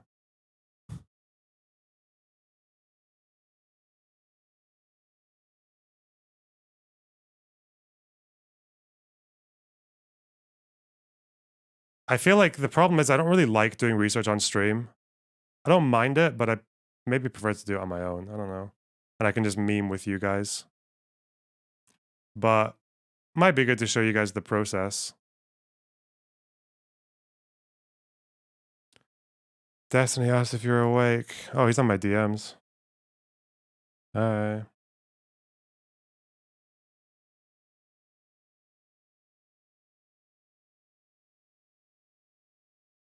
Loner box, you smarmy cuck bastard.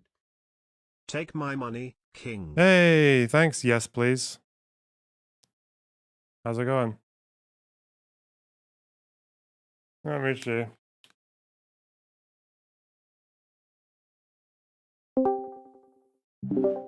Hello? Hey, what's up, babe? Good, good. How are you? You know, just chilling. Okay. How you doing? I think I'm maybe finally starting to do some research, like properly, just to... Okay. Because I noticed that when you amass a bunch of shit over 10 years, you realize some of it's wrong. Some of it needs details. So yeah, I'm just going to try to rebuild from the start. Just build around everything I already know. Yeah, that's fair. That's good, yeah. Okay. What can I do for you? Okay, I'm basically caught up through 2005. And then I know a bit of cursory information around the last 18 years. And the bit that I know, as I continue to move through these like final 15 years, I feel like it's going to push me harder and harder in one direction, okay? So I'm going to see if you can pull me back a little bit from this, all right? Okay. Okay. So here are a few feelings that I have, okay? Just feelings, all right? one feeling is that I think I feel pretty comfortable laying most of the blame for the lack of an Israeli-Palestinian solution at the feet of Palestinians, namely the PLO, namely Arafat. And I feel like the continuation of conflict, especially between Gaza and Israel, but including the West Bank as well, has like continually been driven by Palestinian terrorism and extremism. And I feel like the Gaza blockade is actually incredibly easy to justify. These are like the feelings that I have right now. I don't know if it's going to change as I dig more into like the particular Gaza wars, but just on the cursory stuff I've read, I feel like it's going to continue to go more heavily in the against that direction. Where do you want to start? I mean, once Hamas are in, they couldn't really not blockade, because the whole point of the blockade was because of they would just take everything they could to make weapons. I don't have a problem with that. As for who's to blame for the peace process not working, basically, are you referring to Oslo or Camp David or? So Oslo seemed like a good start, and it feels like both sides were making okay progress, even if it was slow. However, so for instance, we got the establishment of the Palestinian Authority, which was really good. We've got Israel in talks with an actual government. I believe we've got even some withdrawals of settlements from the West Bank. So post-Oslo Accords, I feel like we're pretty good. But then it feels like for Camp David, because of mounting both international and internal pressure against Arafat, and the fact that I've seen a ton of statements now from different Palestinian leaders, including like his own widowed wife, that Arafat basically was like planning the second intifada for a while, that when he went to Camp David, it was unlikely that he was ever going to negotiate on anything. That it seems like most even Arab states were saying that they couldn't believe the unimaginable deal that was being offered to Palestine at the Camp David Accords, that for Arafat to walk away from that and then for us to walk right into the second intifada feels like a support of the Israeli feeling that Palestinians will only ever settle for a one-state solution, that a two-state solution will never be agreeable, and it has to be like one state. That's what it feels like. So tell me if I'm I think I've mentioned it to you before, that the second intifada idea being planned by Arafat all along, that he was never going to accept anything. I've seen that go around, but I don't think I've ever heard anything conclusive about it. There are statements, but then there are also lots of contradictory statements. But that's the problem with basically all of Camp David. So I tended to. Let me see if I can. Okay. That's how I felt as soon as I started reading them, and I was like, okay, like, is it really planned?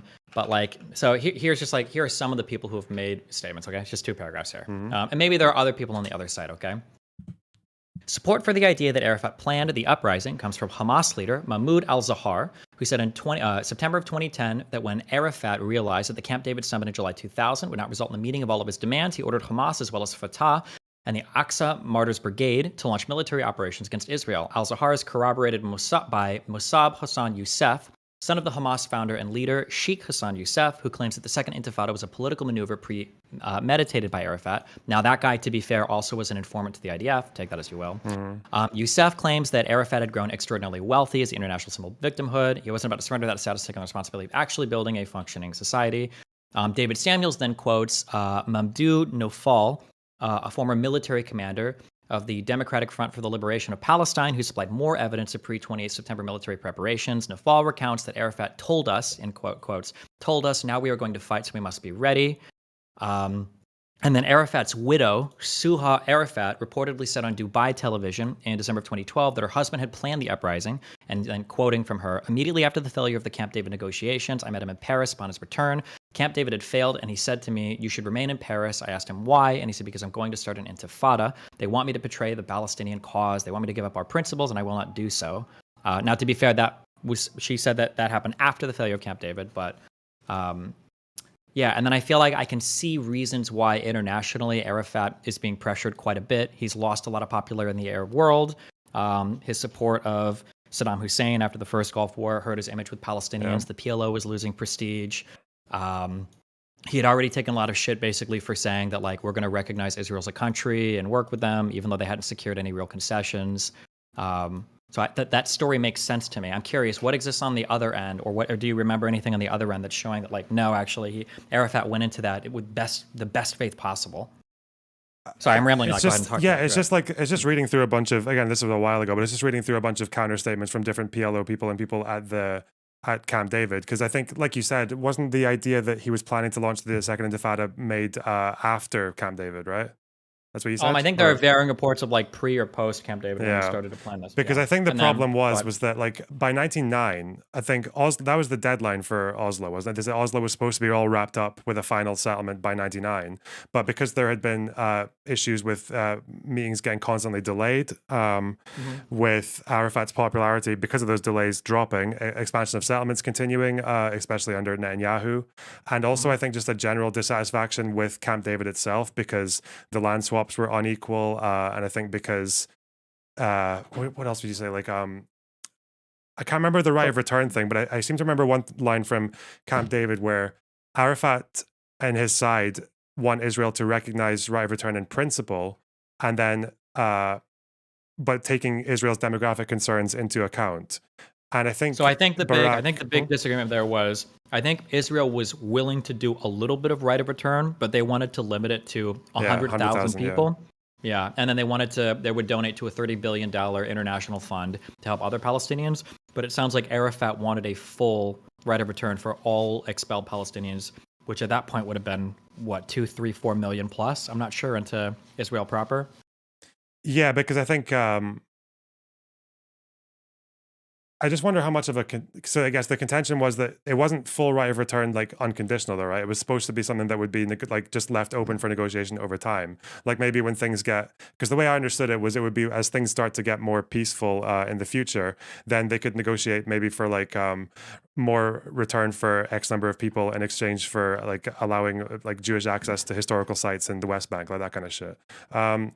But I think I remember that as part of that negotiation as well was that Ehud Barak's response to one of those offers was something like he wanted some kind of reparation or some kind of like answer for Jewish refugees from the Middle East not getting compensation for their exodus in the Middle East in 48, which I thought would be kind of a weird thing to bring up because one, Palestinians didn't do that, and the other, those refugees had citizenship now. So yeah. So yeah, that's why I tend to like, but maybe if I assume everything you say was right, like that, because I know Arafat was definitely like a snake. I don't deny that. Like in the Madrid conference, he basically fucked that by refusing to condemn a terror attack, like a particular one. Like all he had to do was condemn it. Yeah. And I know for 100% that when the Second Intifada started, he didn't do anything to try and stop it, even when there were suicide bombings going into Israel. I think, unfortunately, with 2000, like so many things had happened around that time that, like there was Arafat losing popularity because of his decision to support Saddam in Kuwait, the Oslo Accords running past their set time. I think the Israeli pullout of Lebanon in 2000 definitely changed a lot of Palestinian people's minds because of the fact that they encouraged them to fight harder. Yeah, because the idea was that that happened without negotiating anything, and Hamas loved to repeat that. Yeah. So, which I feel like hurts the idea of a peaceful settlement and reinforces the Israeli idea of the only way the Arabs will respect us is through strength. There can't be these unilateral disengagements. It has to be a negotiated peace like it was with Egypt or Jordan. It can't just be us leaving because we don't get anything from that. Yeah, and I think, what else was I going to say?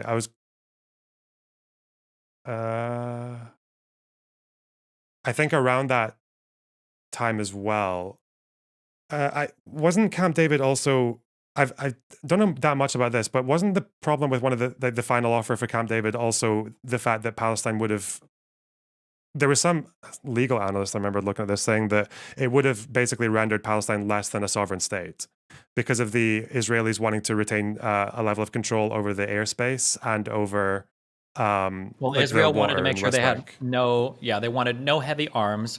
They wanted access to water in the West Bank.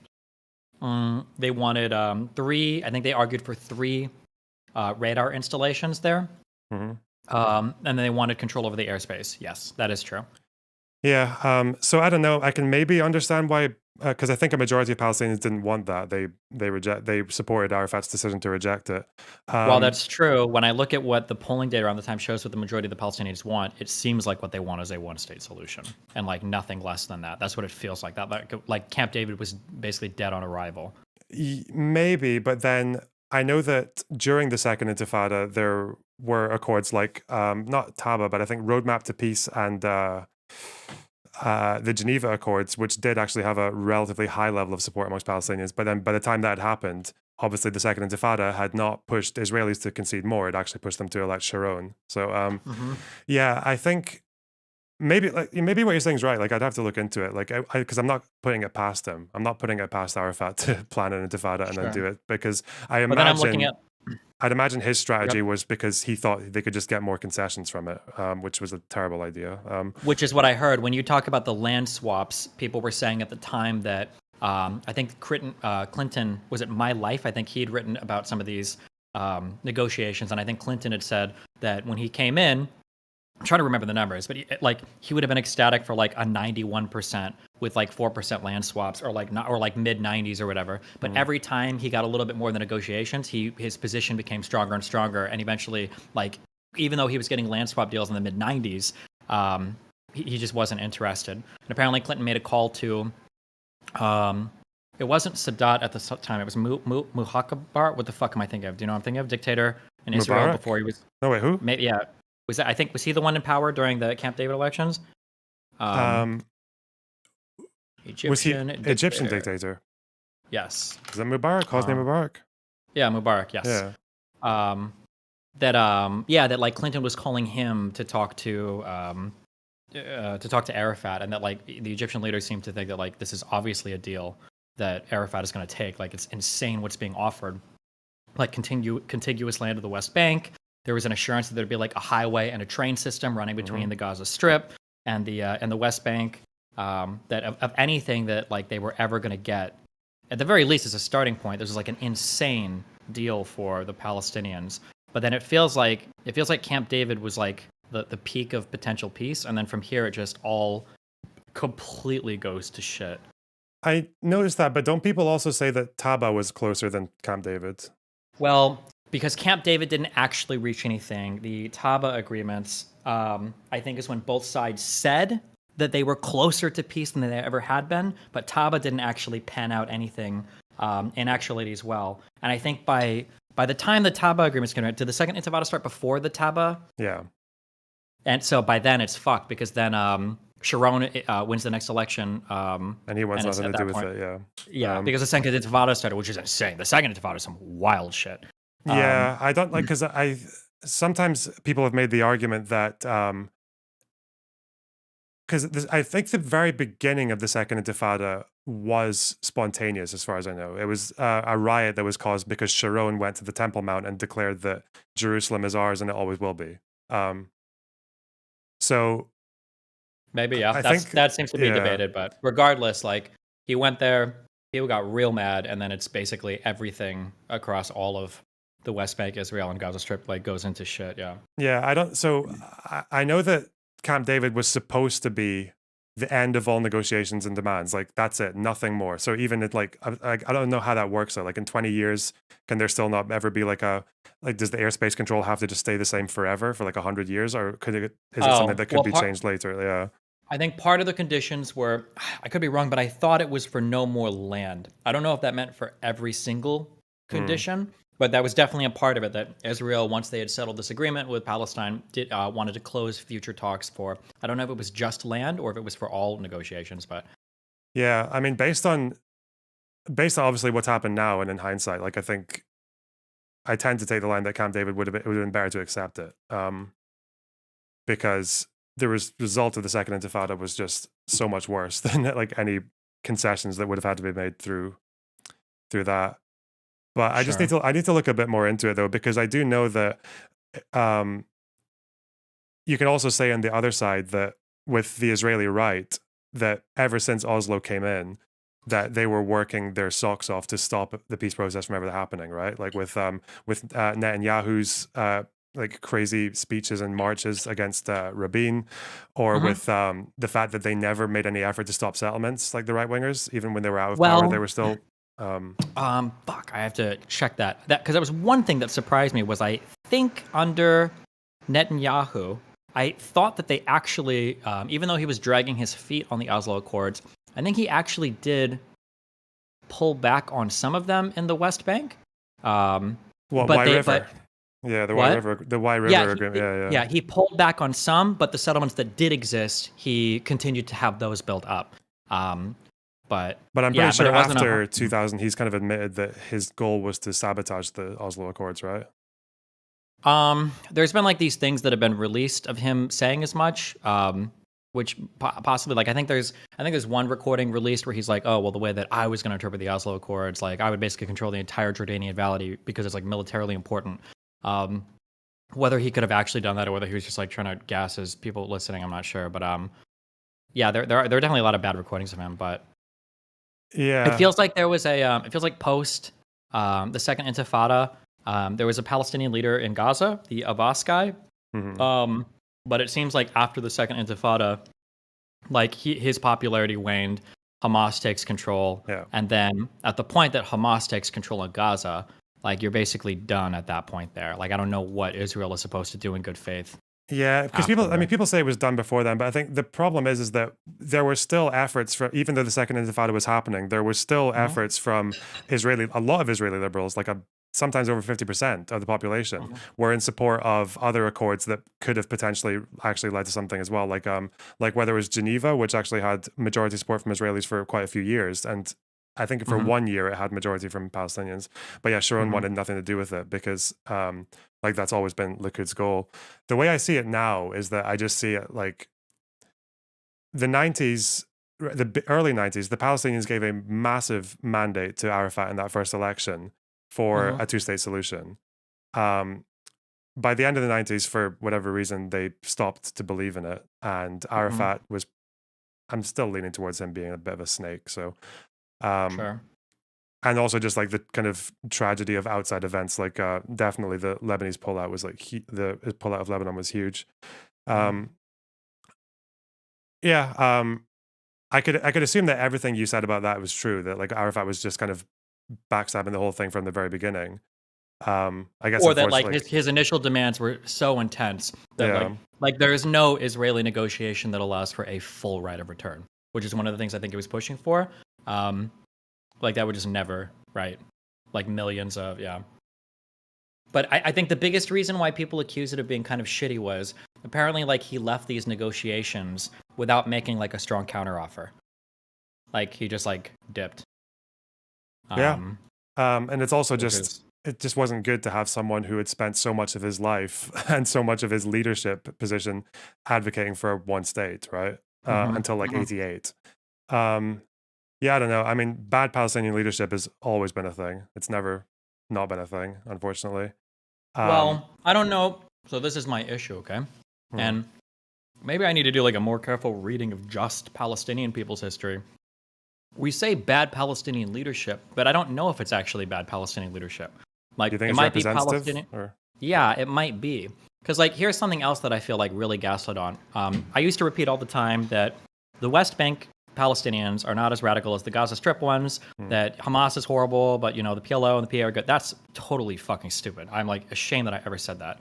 Like basically every single one of these like Palestinian groups have been involved in like, mass plane hijacking, suicide bombings, mass terror attacks on Israeli civilians, oftentimes in response to IDF violence, to be fair. But like internationally, like I think every single, like the PLO was involved in a ton of terror attacks on, right, and then also everything with Jordan, everything in Lebanon. Like, like all of these groups, all of these Palestinian groups are fucked. And then like even in the Gaza Strip, right, Abbas, who was trying to make peace between the Islamic jihadists and Hamas, he lost. He lost those elections, and the Palestinians of Gaza Strip essentially kicked him out. It was like fucked, and then Hamas wins afterwards, right? I think the reason for Hamas's win is a bit ambiguous, though, because I think most of the exit polls showed from that time that people supporting Hamas wasn't necessarily primarily the violence. It was or the even the one state solution thing. I think there was an exit poll from the 2006 election where people said that they were supporting that like 70+% of them still wanted a two-state solution at that point. It was more that the big reason for people supporting Hamas was because of corruption, I think, and bad like governance from the PLO, because the PLO, as well as being kind of like, you know, the terrorist stuff, was that they were very corrupt. And even then, the split was like what, 44-43 or 44-42 or something. Yeah. Sure. So yeah, maybe like I guess there's obviously a reason that there's never been like a big Mandela-esque leader in Palestine, right? They do have someone who's kind of described as the Mandela of Palestine, but even he's in jail for doing terror attacks in the past. It's just that his language and his rhetoric right now is that he still endorses two-state negotiations. Yeah. So I don't know how much I put, like, I still definitely put some of that on the Israeli right. I think if Sharon had been willing to negotiate throughout the Second Intifada, it was kind of similar to what happened in South Africa, right? Like negotiations. Well, but I mean, carried on, Sharon, despite even though- despite him being a conservative, like in the Second Intifada, he announced like the total disengagement of Israeli settlements from the Gaza Strip. No. Yeah, he did, but before that, he was rejecting every peace negotiation just like on its face, like 3 or 4 of them. He just wouldn't turn up to any of them.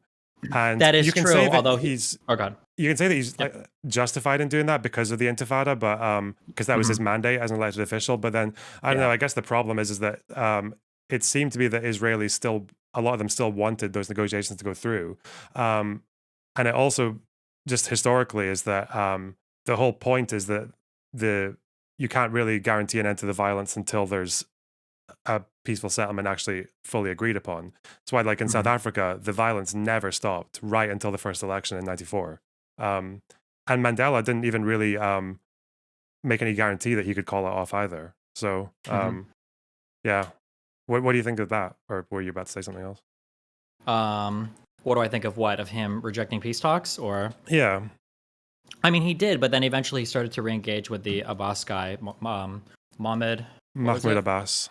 Mahmoud Abbas. Yeah, he did started to engage with him in peace talks, but it feels like Abbas then started to get sabotaged by the Islamic Jihadist front. I think is it Islamic Jihadist front, and then Hamas, like over and over and over again. Like Abbas would be agreeing to truces with Sharon that Hamas just wouldn't agree to. It's like, no, fuck it, you don't represent us, you fucking piece of shit. And they just continue to rocket, continue to attack Israeli settlements in Gaza, Israel proper, like.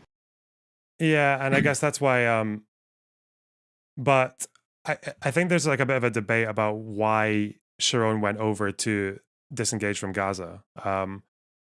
If it was a good faith effort to bring about to advance peace, it was a really horrible idea, right? Because there was no negotiation, there were no talks to do that. Sure. He just did it, and he never really said it had much to do with peace. His speeches No, I think he might have even said the opposite. Yeah. But I think he said as much the opposite. But like I'm seeing is like if you get an Israeli withdrawal, or explain to me why this logic doesn't work. If you get a full Israeli withdrawal of settlements from the Gaza Strip, which Palestinians should ideally want, I think, right? And ideally want in the West Bank, right? Yeah. If you get this withdrawal, if that era afterwards is just followed by peaceful, Palestinian National Administration into that territory, and the Gazans they live, they do their shit, everything is fine. I feel like that gives the Palestinians a really strong international mandate for forcing Israel out of the West Bank. Because the settlers have finally fucking left. We can have our government now. We can run our shit. Like, fuck it. Yeah, but the problem is... go ahead, yeah. You do it unilaterally, and you've just told every Palestinian that Hamas is basically allowed to make the argument that violence did that, which Hamas did. That was like their big... They had like this... They used to wave these banners that said like 4 years of violence achieved more than 10 years of negotiation. So Hamas just claimed victory for that completely, and that played a big part into them winning their re-election. The other problem is that when they took 8,500 settlers out of Gaza in the same year, more than 10,000 settlers went into the West Bank. Probably, yeah. So I don't really blame Palestinians for not really seeing that as an effort to, as like light at the end of the tunnel. I don't know. Well, I mean, I think we can, or I think I would. Like, Yeah.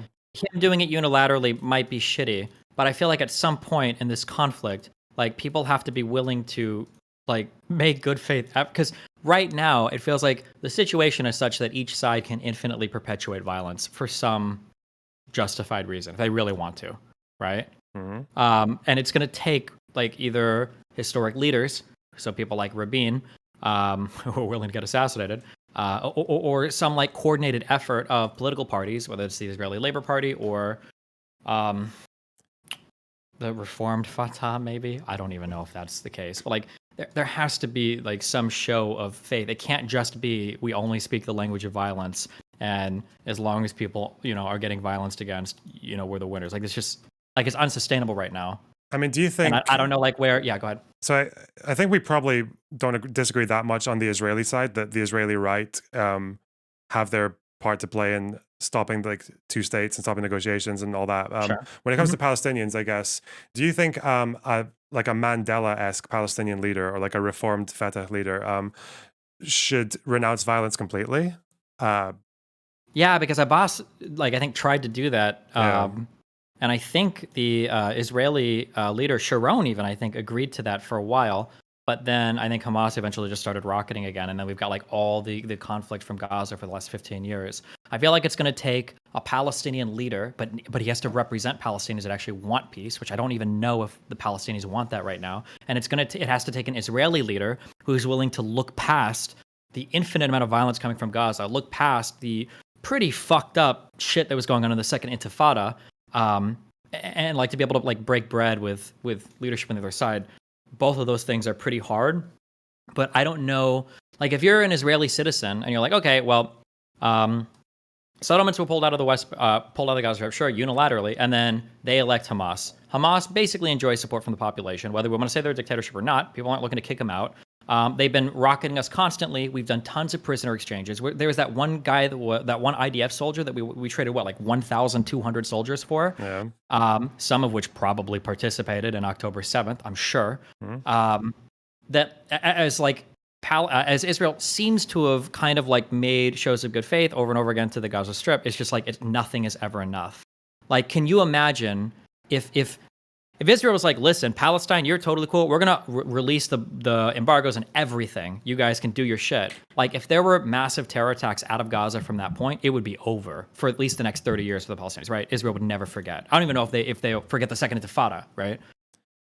Yeah, but then the problem is that with military occupation, there's going to be violence of some sorts. I don't think a leader should ever endorse like the attacks on civilians or anything like that. But I think any leader on the Palestinian side needs to harness at least that violent impulse in some way, whether it's like a Mandela-esque sabotage thing or maybe targeting military targets. I don't know. I think that needs to happen. And the problem is that, yeah, you're right. Probably Israelis will never want to negotiate with someone who's like that. I think even leaders who renounce attacks on civilians now, but did it in the past, like I think Barghouti is really popular in Palestine. The Israeli position is just like, we'll just never negotiate with someone like that ever, no matter how much they change, right? So I think that's why there needs to be like an international push, because I think even with the perfect Mandela-esque leader of Palestine, that person is still going to be involved in some level of violence, and whichever movement they lead will still probably do things like they're reprehensible. Which is, again, it's like the ANC made very strong efforts in South Africa to stop the worst excesses of them, but there were still people going around fucking necklacing people and setting them on fire and shit, right up until the end. Mandela's wife was one of those people, right? So I don't know. Do you think Israelis like have a right to reject that kind of position if it came out of Palestine? Or like Gaza, I mean, we can talk about like the embargo or the blockade, but there's not technically like a military occupation, right? I don't think there are soldiers with active presence inside the Gaza Strip, but it still just seems to be a source of so much. Like if you're Israeli, here's the question, I guess. If you're Israeli, do you really think that like giving Gazans like 100% the keys to everything over there, do you think that that's going to lead to a reduction in violence? No, not right now. It would have to. The only way that I think there can be any advancement is if Palestinians can actually be shown that negotiation and like a good faith effort can actually achieve something. Whereas right now, if Gaza gets just like let open, then it's like Hamas claims victory for that, right? Mm-hmm. So then what? So yeah, who leads us? What are we looking for? that's why I think it just needs to be an international thing. I think Israel needs more pressure from. That's why I've become the American exceptionalist now. It's the only way I can say. It's like Israel needs more pressure from the United States to stop the things that have nothing to do with security and everything to do with making Palestinians more angry, like settlements and the amount of water they allow them and all that shit. And even Palestine, even I think America has some role in Palestinian leadership as well, right? Like with what they can allow with what the PA can do as well. So, but the big hole that I've got right now is like, where can Palestinians get that Mandela-esque leader from? Yeah, that's what I'm wondering. Like, or would Palestinians even support that leader right now? Like, what if in Palestine, what if it was the case right now that there isn't support for any sort of two-state solution? So I don't think two-state or one-state solution is on the cards for a long time anyway. I think it just needs to be something that they can get around, like let's say a freeze on settlements was negotiated by a Palestinian secular leader who denounces attacking civilians, right? I think if that happened, then that could be like a step forward. That's kind of how I view it. Because if they can be shown that, then suddenly I would imagine, like it was in the early 90s, that Hamas would just kind of be a lot less attractive. I think the problem with Palestinians is that they feel like, from their perspective, is that they feel like violence has just achieved more for them than nonviolence has, or than yeah. And I think that needs to get turned around. Yeah. Do you think a negotiated pullout of settlements? Yeah, I guess of settlements in the West Bank, but I don't know. I feel like Netanyahu is not the person to lead that, and I don't know how far. I don't know what the popularity is right now between the left and the right in Israel. Do you have any idea? I know it's moving away from Netanyahu, but I think it's moving to the center, not further right. It's just from combination of like some polls and what people have told me. But again, that this war is going to go on for months. That whatever happens in the next few months is going to determine that ultimately. So I don't really. Is it though? Because like apparently Israel's gone into Gaza over and over and over and over again and killed like Hamas leadership. Apparently, this is like the 7th Gaza-Israeli war. So, like, is this actually going to change anything, or is it just going to be a repeat of what's happened? This is much bigger, right? This is end Hamas forever. This is the goal now. I think it was before too, though, wasn't it? Like, I think like some of the first few Israel-Gaza wars were like the goal of destroying all of Hamas leadership, and it did severely weaken them. But then they just left again. They do that and then they leave. Yeah. Well, but they have to leave. They can't like sit there and occupy it militarily, right? Wasn't that the whole point of not? Yeah, but that's why like someone after this, the only way this operation works is if someone occupies Gaza, whether it's Israel or the UN. Or, someone needs to do it this time. But now I feel like we're in an even worse spot than before. Now we've got Israel not only blockading and all that shit to Gaza, but now it's like now it's again a military. A military occupation, which I don't think right now. I think all the weren't most of the IDF pulled back from the West Bank, or are they out there right now? Like I know they protect like settlements and stuff, but they used to be all over the West Bank. But I think most of that was handed over to the Palestinian Authority, right? Not most of it. 60% of the West Bank is still controlled by Israel, and Area B is joint control. So it's like 20% of the West Bank is controlled by the PA. Okay, gotcha. Yeah. I need to look at those ABC maps right now, but if you look at Palestinian polling for the last 2 or 3 years before this thing happened, the most popular leader amongst Palestinians was Barghouti. He was a Fatah guy who was more popular than Abbas and the Hamas leaders. I think I remember this guy. Yeah, he's really so he's like a really controversial figure because in the second Intifada he did some very horrible shit. He got accused of I think he's in jail now for like multiple murders. But at some point, he has written articles about denouncing any attacks on Israeli civilians. He takes the line of like, this is these actions are unjustified against our future neighbors and all this kind of language, like very reconciliatory language, and very. I think he's endorsed the Geneva Accords as late as 2008. So. There is some appetite for it there. It's never really because of Palestinians have only ever had 2 elections for their leaders, right? Because it's never really had an opportunity to sell itself. And that's kind of what I hope for. Well. Damn. Yeah. Anything else you want to say before I take off? No, I'm all good. I'll maybe do more reading about peace process and see if there's anything changes there. All right, well, hey, listen, I love you, buddy. Be careful, stay safe, and have fun, okay? Okay. Bye. Love you. Bye.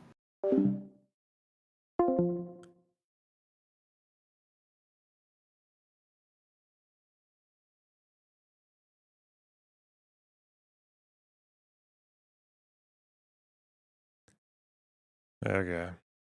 You guys are push back. Look at what? You didn't push back much? I don't know, because I feel like, so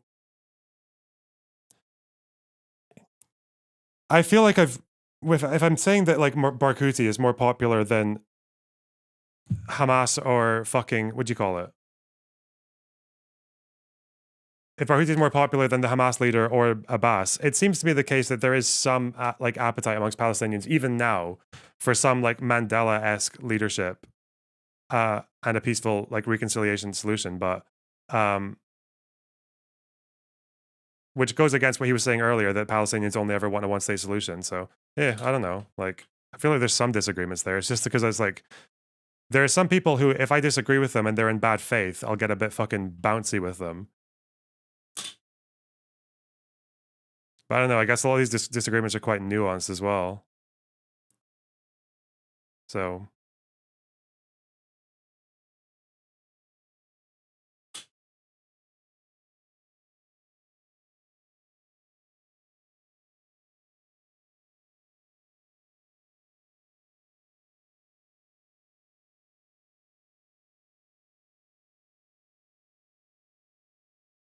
Is saying babe and love you as power play? No? I don't know. If someone wants to tell me that I didn't push back enough on a particular point, they can fire in. Maybe I didn't. Who knows? I feel like I handle different people's disagreements in different ways. Like, I know I do that.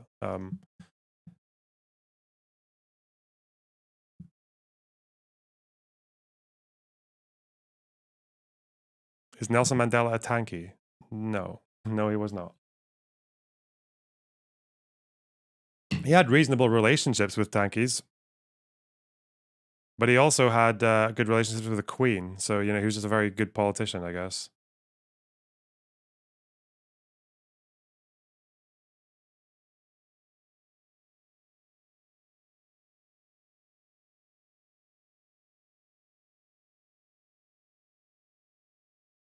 Was Winnie a tanky? Winnie was insane. Winnie was a bad lady. Oh, God. But that's the thing is like, I want to know why or how the majority of white South Africans were willing to carry on negotiating with the ANC when ANC people were killing civilians quite often, and when they were insanely violent. Like, they were rioting, they were blowing shit up, and then still, by 92, a majority of white people supported the end of apartheid in South Africa. Like, yeah. I want to understand that. I want to understand why Israelis can't be the same. Fuck.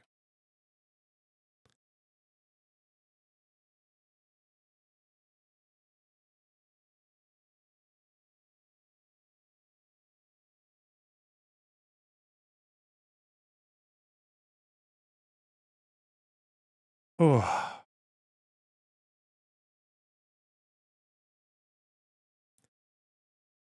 Who has read more on the topic from your understanding, Destiny or Vosh? We need some good clips for Reddit. I don't know. I haven't seen much of Vosh's coverage, although I can imagine Vosh isn't doing like a big research stream, so probably Destiny. I don't know. At a guess, I would say Destiny.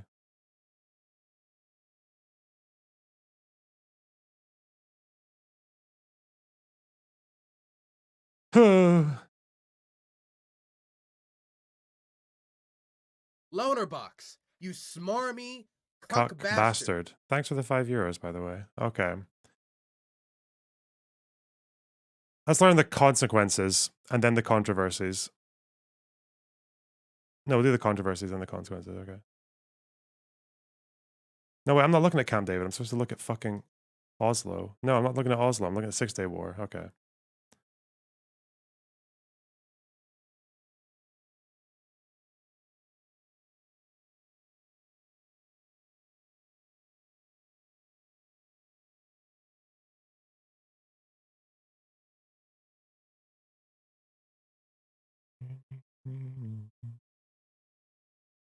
Okay.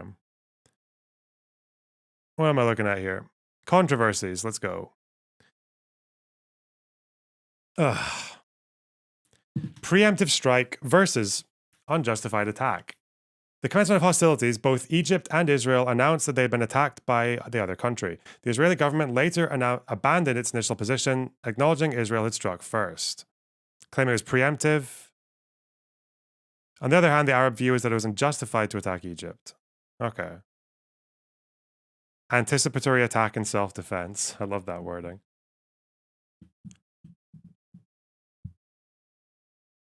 DGG ground invasion. Or are they coming here? What?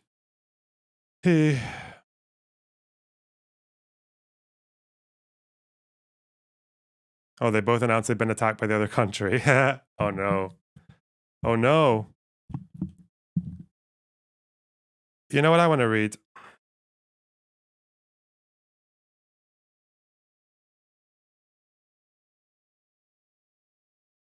Has the Lorna Box waiting room finished? Trip. You know what? I want to read this now that we know the outline of 67. I want to know what Mr. Pape has to say about it.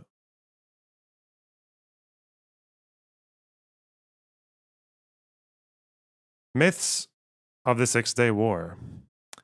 Were Arab leaders determined? Hey, Destiny Raiders, how's it going? Pile in. We're going to look up some contentions about the Six-Day War. We've just done an outline of what the fuck happened.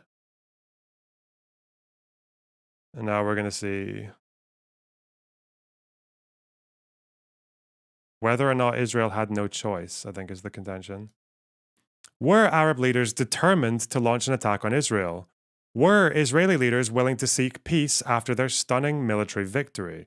New scholarship easily challenges the falsehoods long prevalent in Western circles. Whoa! Bold claim. Bold claim. Let's go. 50 years after the Arab-Israeli War of June 1967, we have new material to better understand the origins and impact of that landmark event, and thus a much better historical perspective. Thanks for the 10 gifted subs, Rick Montana. Oh no, Elon, no. Okay, guys, sorry, whoa. I'm just looking at the contentions. I don't know if you know, but almost everyone is biased on these issues, okay? Almost everyone's biased, okay? That's why there are some events where it's actually very difficult to know exactly what happened, okay? And yes, Ilan Pape is very biased against Israel, so let's have a look anyway.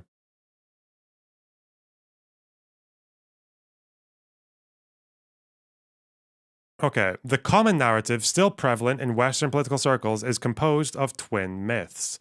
One myth is that the war was imposed on Israel, and the second myth is that after Israel's stunning victory, it was willing to achieve peace with all Arab countries and the Palestinians. Both myths can now more easily be challenged and debunked. Okay, so the war was imposed on them. That's one myth, apparently. I can maybe understand why this could be debunked, but I need to figure it out to see what information there is. Because it looks like the problem with this one is that our conventional wisdom is that Israel drew a red line around the Strait of Tiran being closed. Egypt closed that strait, and also because they got false information from the Soviets, they were amassing near the border, as was Jordan and Syria. So, and they were all getting into mutual defense agreements and shit. So, but was there an opportunity for Israel to avert the war? That's the question. Okay. The second myth is that after Israel's stunning victory, it was willing to achieve peace with all Arab countries and the Palestinians. I don't think they were willing to achieve peace with the Palestinians after the Six-Day War, were they? Didn't they want to give it to... Didn't they just want to give Didn't they just want to give Gaza back to Egypt? Okay, okay. I feel like this one's maybe, I don't think that many people believe this one anymore, do they? Okay. Okay.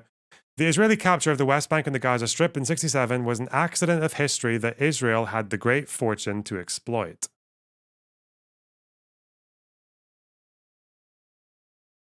Can you summarize the conversation with Destiny that you had? He thinks that Palestinian leadership and maybe the public as well are to blame for the failure of the peace process in 2000. I think, what do I think about that? I think even if you assume they were to blame because of Arafat being a snake and a intifada planner, which might be true. We know he didn't try to stop the intifada. I still think the Israeli right definitely had their part to play in it, especially with Netanyahu and Sharon. And I also think that it's probably just evidence that the real push towards peace needs to come from the international community and not just between the two groups. Like, I think Palestinians, with their support for Barghouti especially, I'd really want to know why they support Barghouti, because it goes against the whole stereotype. If Barghouti supports negotiations and opposes attacks on civilians and has at some point endorsed like the Geneva Accords, which is 2 states, as a starting point, I feel like if he's done all that and he's the most popular leader amongst Palestinians, there must be a reason for that. Could it just be that Palestinians are just not as extreme as people think, and the extremists are just the ones who managed to claim power when power was up for grabs? I don't know.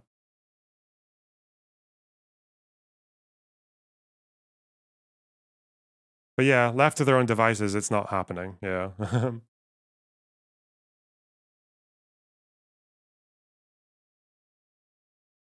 Destiny is looking for a good faith, super pro-Palestinian person to come on to talk. Do any of these people exist who would be willing to come on a potentially hostile stream? I know that Rashid Khalidi guy has been doing debates with people, even though he is... I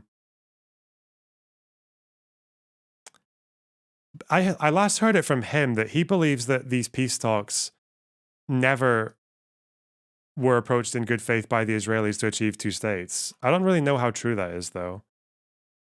Because he said he was there at some of them. The silly serious would? Yeah. Would the PLO benefit from the disbandment of Hamas? Yeah, of course they would, yeah. Yeah, but Barghouti has 115 years in prison, yeah, because he did very bad shit in the 2000s, yeah. Anyway, let's get back to this. Sorry, chat. Again.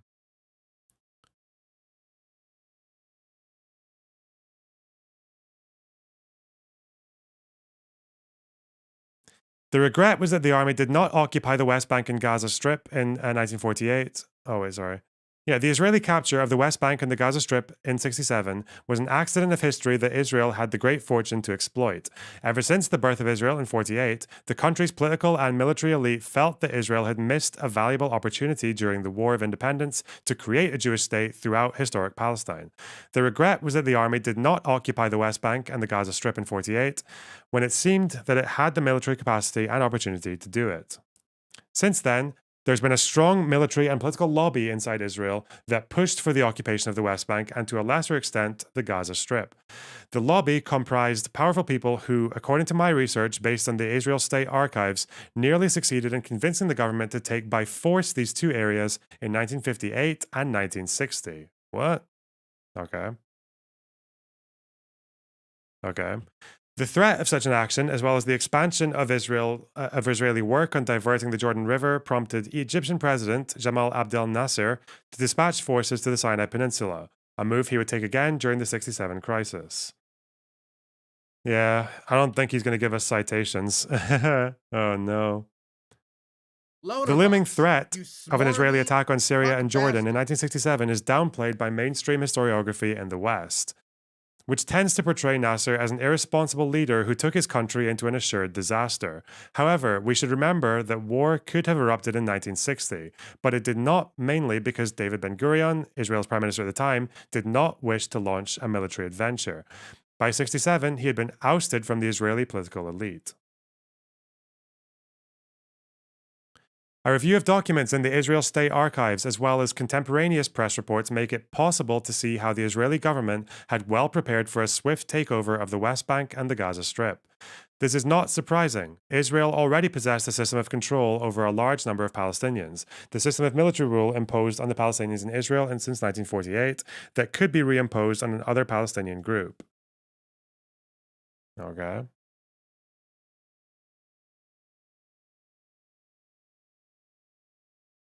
The decisions taken by the Israeli government following the 48 war reinforced the impression that the leadership of the state was searching for the opportunity to expand the geographical space of the Jewish state. The Israeli behavior is better understood if we accept the recent scholarly tendency to define Zionism as settler colonialism and Israel as a settler colonial state. Oh no. Oh, not those words. Those words, I don't like those words. They just give such a fucking... there's so much more nuance in Israel Palestine than there is of like fucking France and Algeria, you know? It's just, oh God. God. We'll chug away though, eh? The definition is apt if we consider Zionism to be an ideological movement that pushed Europeans who felt unsafe in Europe to resettle in faraway locales in search of not only a home, but a homeland. This search encountered an indigenous population that more than often not blamed. This search encountered an indigenous population that more often than not became victims of genocide at the hands of the settlers. This is not an academic text. This is just him rambling. Okay, let's go. In Palestine, ethnic cleansing and segregation, Hafrada in Hebrew, has been and remains the principal means by which the settler colonial project hopes to turn the whole of Palestine into a Jewish state. Oh, okay. I just want to see what... So far, we have no... Okay. As the great scholar of settler colonialism, Patrick Wolf, has put it, settler colonialism is a structure, not an event. Thus, the 67 war and its aftermath should be seen as direct continuation and consequence of the Zionist colonization of Palestine since 1882 and the Palestinian Nakba in 1948. Israel went knowingly and well prepared to war in 67 and had contemplated long before the war the occupation of the West Bank and the Gaza Strip. They're talking about the birth of the Zionist fucking Congress or whatever the fuck, the origins of Zionism. The second myth, okay, so that hasn't debunked the first myth at all. Apparently, we know that there were some people in the Israeli elite who wanted to attack the West Bank and Gaza, mostly the West Bank. That doesn't surprise me, but because of all the religious significance, especially East Jerusalem. We know that Israelis have wanted Jerusalem, like East Jerusalem. We know that because they fucking annexed it and said it's theirs forever.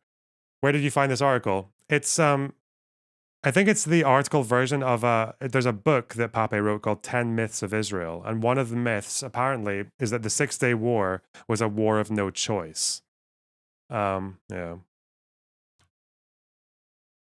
But now all he said is that there were some Israeli people in the elite who wanted to take over parts of the West Bank. So what, they just used an opportunity instead of trying to avert the crisis? That's my only guess is where he's going with that. Anyway. The second myth of the constant Israeli search for peace is also challenged given by what we know with the passage of time and exposure of more evidence. The current Israeli strategy for the West Bank and the Gaza Strip should be seen in the wider context of some key strategic decisions taken by the Israeli leadership immediately after the 67 war. There was a distant difference between the way the Israeli political elite viewed, in the wake of the war, the West Bank and the Gaza Strip on the one hand, and the Egyptian Sinai Peninsula and the Golan Heights on the other. From the moment the war ended, it transpired that the first two areas were not open for negotiations. We know this, this was the land for peace deal, the land for peace offer, but they didn't offer to give up, to give a Palestinian state, so that was like, well, it wasn't really land for peace amongst Palestinians, yeah. From the moment the war ended, it transpired that the first two areas were not open for negotiations, while the two other areas were at least considered by some ministers as a probable trading card for future bilateral peace. With time, it would take the war in 1973 to reach a deal with Egypt, despite the beginning of intensive Jewish colonization in the north and south of the Sinai. Peace with Syria was never achieved, and Jewish colonization there became more intensive and was followed by de jure annexation. Okay. In the series of meetings around June 19th and 20th, right after the end of the war, the 13th government of Israel took a few decisions that would be respected and adhered to by all subsequent governments, regardless of their political composition. The government was the most consensual that Israel had ever had or would have. Every political party and ideological shade was represented, which enabled the government to act with unprecedented authority when it made its decisions. Okay. The first decision the government took was to keep the West Bank and the Gaza Strip within Israel's rule. There was then, and there is today, a tactical debate over how best to achieve this goal. The options are either direct or indirect rule. With time, the tactical discussion was misconceived by many outsiders as a genuine debate between peace and war camps within the Israeli political elite. This misconception helped to commodify Israel as the only democracy in the Middle East, which nonetheless faced with the most blatant proof that it was not, a harsh occupation imposed on millions of people. With time, we learned that indirect rule meant Judaizing parts of the West Bank and the Gaza Strip, areas that did not have a dense Palestinian population. In 2005, indirect rule meant withdrawing Jewish settlers from the Gaza Strip and ghettoizing it with siege and closure. Interesting.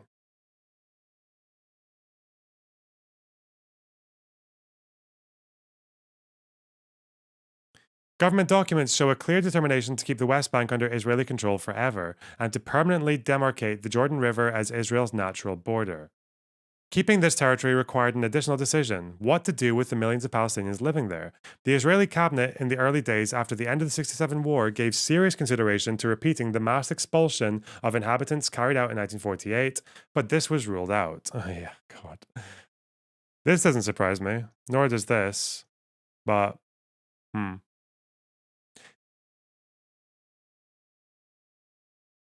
It was decided that the Palestinians would by and large be allowed to stay, which did preclude some massive expulsions from the Greater Jerusalem area and in the Jordan Valley.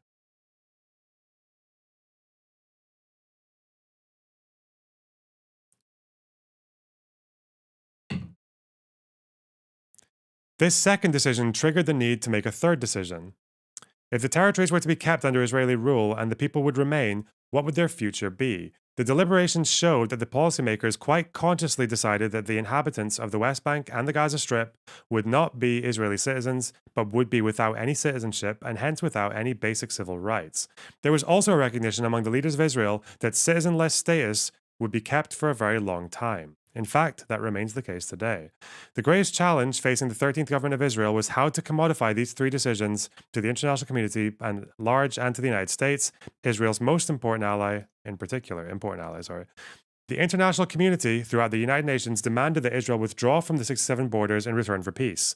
The issue of Jerusalem became an additional bone of contention. The Israeli government decided shortly after the end of 67 fighting to annex East Jerusalem into the State of Israel. Israel had already violated a 1949 UN decision to internationalize Jerusalem by moving its government offices from Tel Aviv to Jerusalem. This is why hardly any country has its embassy in Jerusalem. Okay. In June 67, this was an official and de jure annexation, accompanied by the expulsion of Palestinians in the Old City and the expropriation of private land around the city.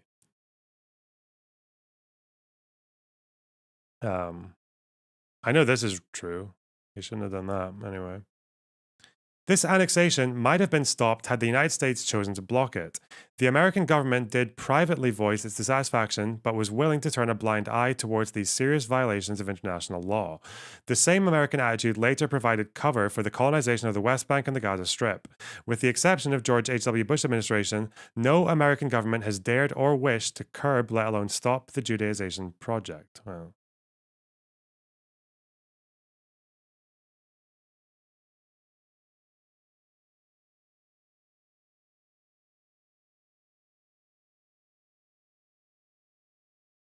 These three decisions became the cornerstone of Israeli strategy toward the West Bank and the Gaza Strip. With American consent, a peace process was conceived in 1967, supposedly to implement the principle of land for peace, sanctioned by the United Nations, which in practice was a charade that provided international immunity for the implementation of Israeli strategy on the ground. He doesn't bring up Egypt at all. Yeah, no, he's very partisan, Ilan Pape. Yeah, he's very inflammatory. He likes his big words, his big inflammatory words.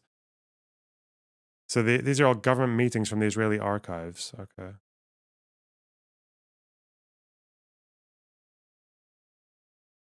These decisions were not known to public opinion in Israel at the time. There was a genuine debate between what can be called redeemers and custodians. The redeemers asserted that the West Bank and to a lesser extent the Gaza Strip belonged to the heart of ancient Israel that was redeemed in 1967. They advocated the full annexation of these territories to Israel. The custodians, on the other hand, saw these territories as bargaining chips in negotiating bilateral peace agreements, first with Jordan and later with the Palestinians.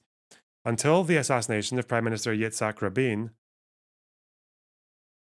one can say that the custodians had a presence in Israeli politics, press, and academia. In a way, Rabin headed this camp when he decided to support the Oslo I Accord in 1993.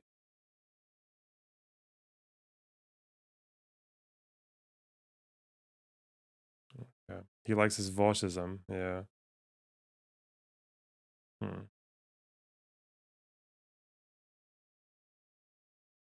I like to have to look at these sources because even what he's saying, though, I don't really know if he's showing like there was actually a policy or there was just like what some people in government agreed with. I don't really.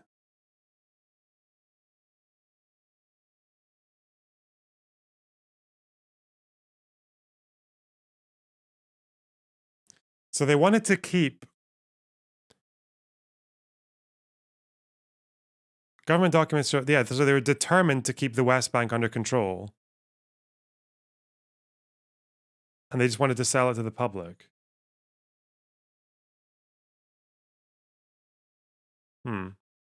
Maybe look out for that somewhere else. I don't know if I'm going to be able to find a government, like the Israeli archives online, of a government meeting in June 11th and 18th. Because he hasn't quoted anything. I get what he's saying, though. Okay. Get what he's saying. Let me see. Sorry, I'll just leave this.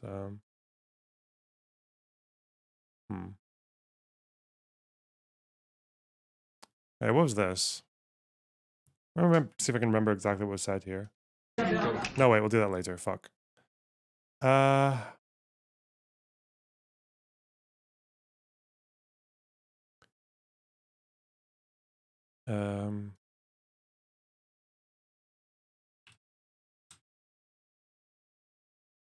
The West Bank would be the most convincing one.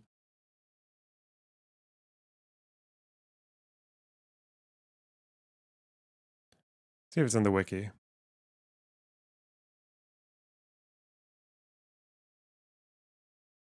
So you guys accuse an academic historian of lying about the sources with no evidence? I didn't say he was lying. I just want to see what he's saying. I'm not even saying it would surprise me. I just want to see, like...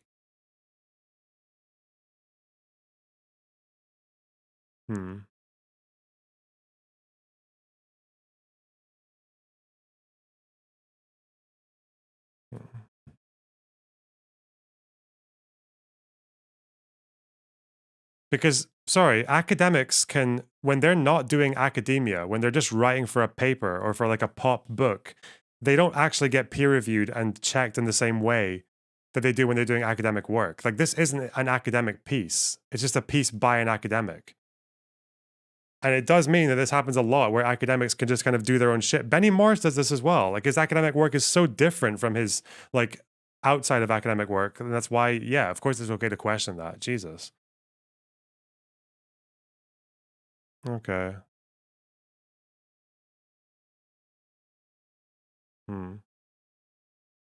Did I already watch the Dylan Burns Hassan video? No, I didn't.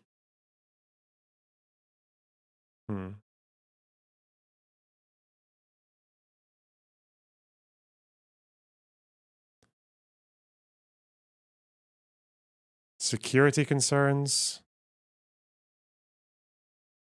I wonder if there's like a JSTOR article about it.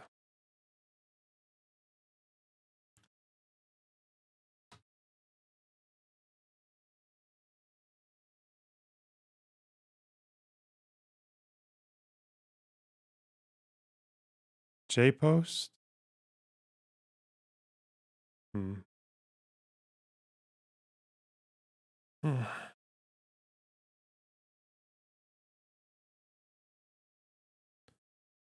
I don't know. I've read this article before, but I just felt like a bit of a mindfuck. Go to Google Scholar. Oh yeah. I want to see what the government meetings are. If they're not that long, I might just read them.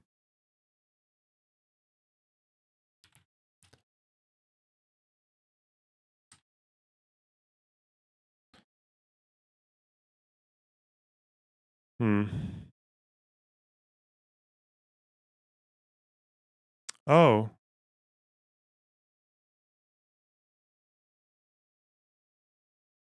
Hang on.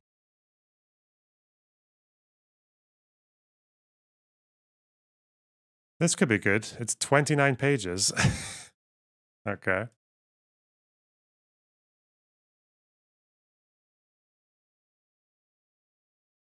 Let's just see what the gist is.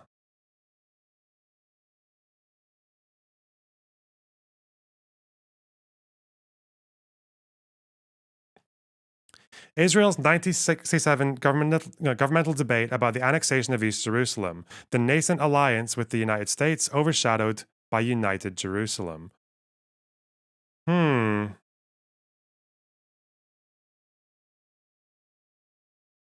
This is what I thought. United Jerusalem was always like a big goal for Israeli politics, like Israeli politicians, especially like the non-left-wing ones. So, okay. The main position of no Israeli dove or hawk will ever surrender any part of Jerusalem. Arthur J. Goldberg, United States Ambassador to the United Nations. Okay. The main position of modern international law prohibits the annexation of occupied territory. Israel, however, like Jordan 2 decades earlier, annexed East Jerusalem after its occupation in June 1967 and applied its national laws there. Although the legality of the Israeli move, according to international law, has been debated extensively ever since, the fact that in doing so Israel chose to act contrary to expressed American objections to this move has not been thoroughly examined, however. This research focuses on the Israeli government deliberations and eventual decision to annex East Jerusalem against the backdrop of the early days of the emergence of a hesitant Israeli-American alliance following the 1967 war. Through an analysis of Israeli government meeting protocols, now released to the public, together with the American and United Nations sources and existing scholarship, I aim to uncover what weight the United States' objection to Israeli annexation of East Jerusalem held in the Israeli government's deliberations concerning whether or not to annex it. Okay. This is going to be a good article. I have much faith. Fuck.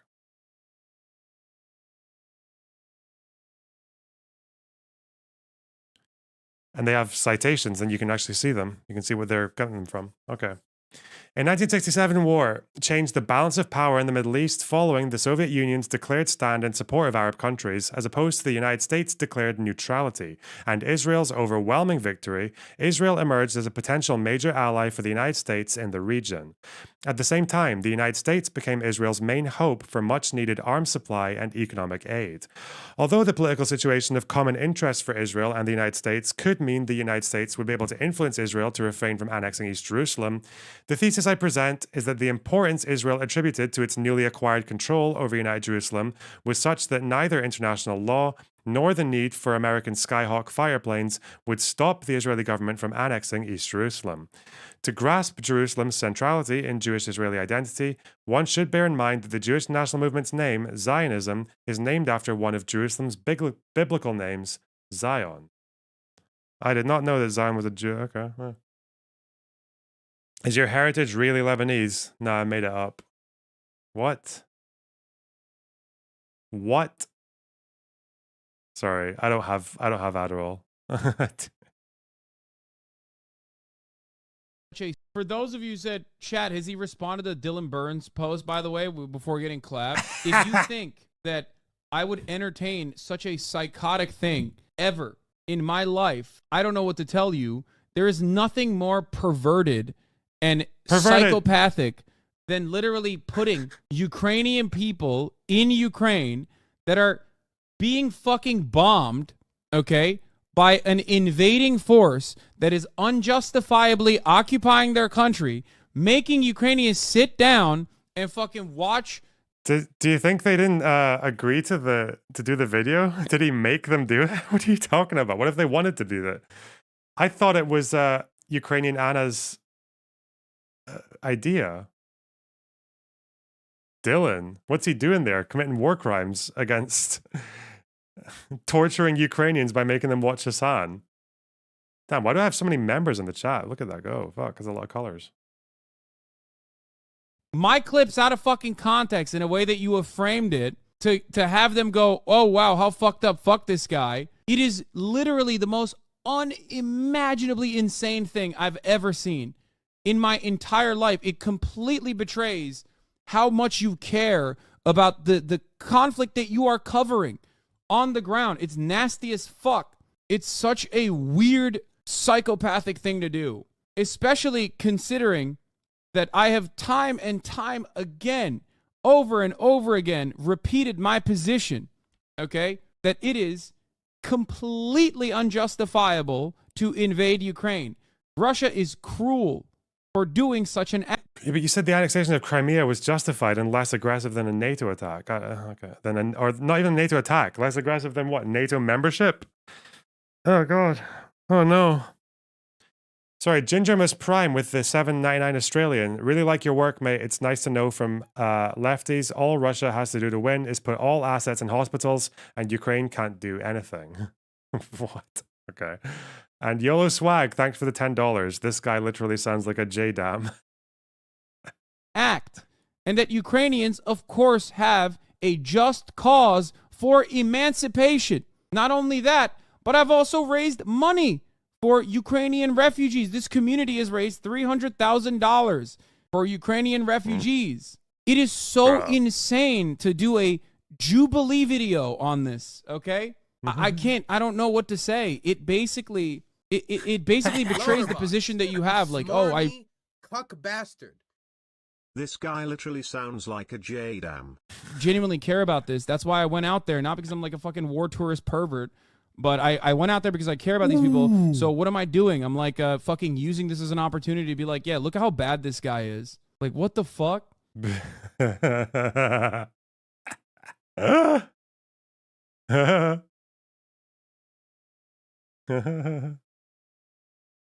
Holy shit. Sorry, J-Dam argument. Sounds like a J-Dam argument. Okay. Sounds like something a J-Dam would say. Okay, I'm done. All right. Poor Hassan. Didn't get a break. Why won't that? Okay.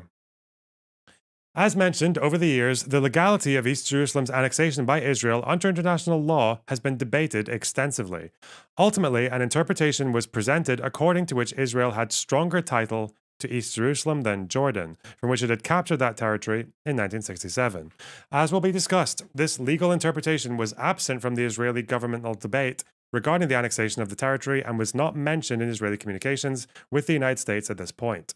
Following almost 2 decades of Jordanian rule over Jerusalem's Old City, during which Jordan refused Israeli access to places holy to Judaism, in violation of the 49 Armistice Agreement, and the international community mostly ignored this matter. The Israeli government was adamant that the Old City stay under Israeli control. Okay? The decision to go ahead with the annexation was reached despite the understanding that it might be illegal under international law and opposed to the United States' wishes, and it was completed within 3 weeks of occupation. The wave of euphoria under which the annexation was executed is best summarized in the words of Israel's defense minister, Moshe Dayan. Oh no. Mr. Eye Patch. Crazy Eye Patch man. The guy who was considering nukes, potentially, in the Yom Kippur War, anyway.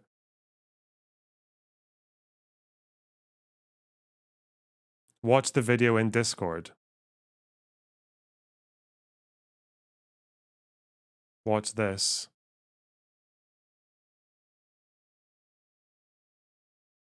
It is a peace process video, let me see. כמה דקות מאוחר יותר המצלמה שוב נדלקת, ונתניהו פורס בפני מארחיו את משנתו המדינית, בלי מרכאות, בלי מסכות. חייבים עכשיו להבין את פירוש הסיסמה יש אזעקה. יש אזעקה, יש אזעקה במקומות. מה ההבדל? מה ערפאת רוצה? הוא רוצה התנחלות אחת גדולה, קוראים לה תל אביב. כן, זה מה שקלטתי שהיא באה מאנגליה אומרת. גם תל אביב היא התנחלות. מבחינתם, לדעתי גם המים הטריטוריאליים שלנו. מדע? אבל זה שהם רוצים אותנו בים, כן, אבל בים... האנגלים כרגע ממקדים מלחמת, אני חושב שזה ישבור אותנו. לא העיקרי, קודם כל, לתת להם מכות, לא רק מכות כל כך מכילות, שהמחיר יהיה כבד מנצור. כרגע המחיר לא כבד מנצור. התקפה רבת היקף ברשות הפלסטינית.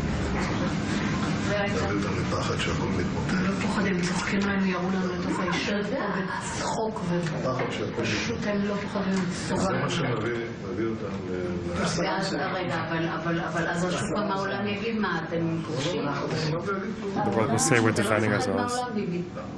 במיוחד היום עם אמריקה, אני יודע מה זה אמריקה. אמריקה זה לא שאפשר להזיז אותו בקלות, להזיז לכיוון הנכון. הם אומרים שהם בעדינו, אבל כאילו... לא יפריעו לנו.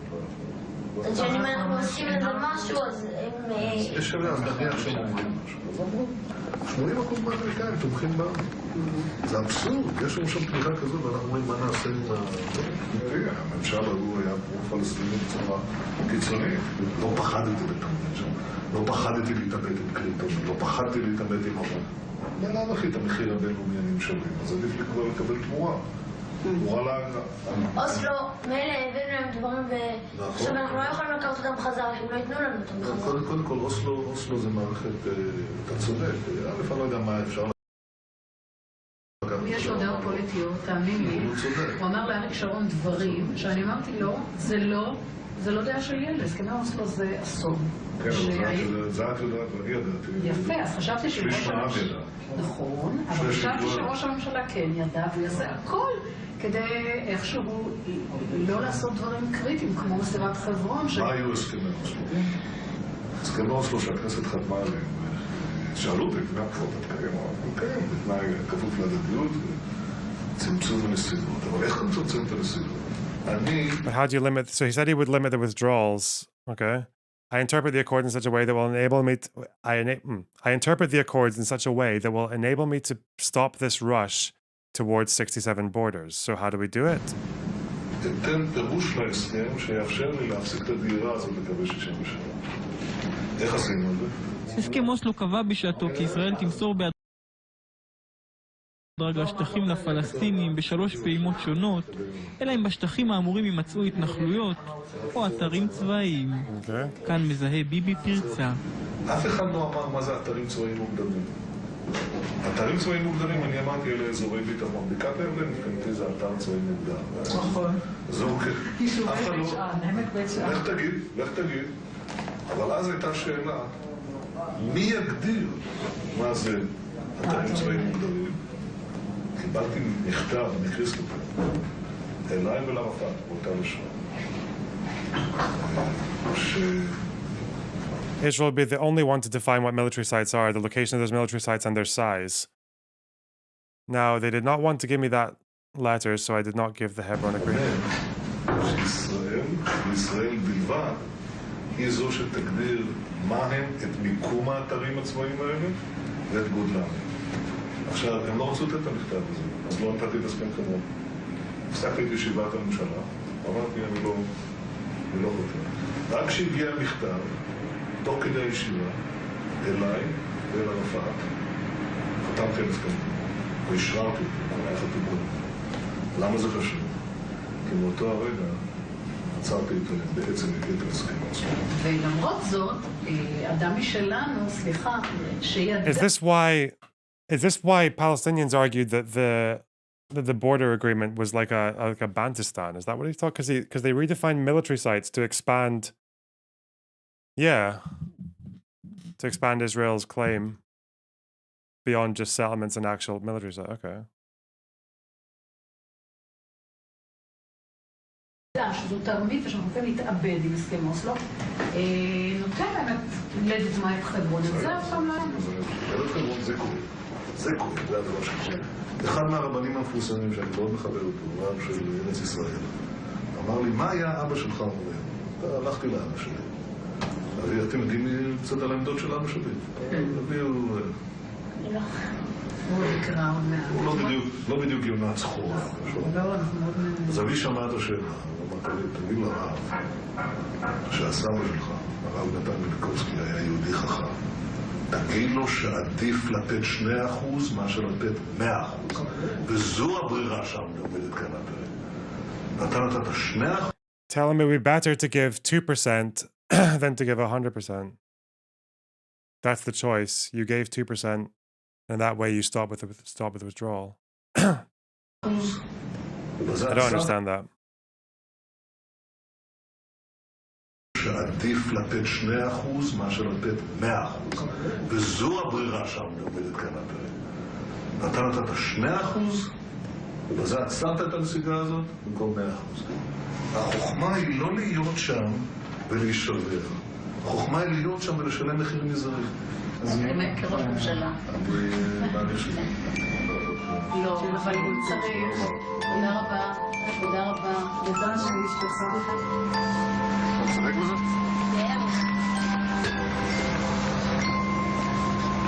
Well, this is filmed in 2001, so during the first Intifada, and it's apparently him bragging about how he killed the Oslo Accords. I don't know.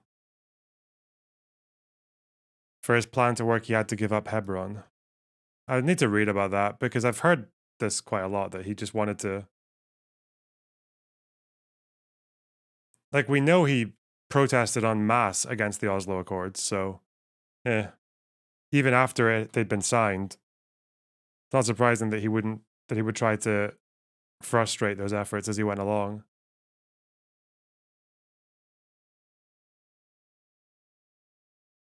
Anyway, I'll maybe look at that later.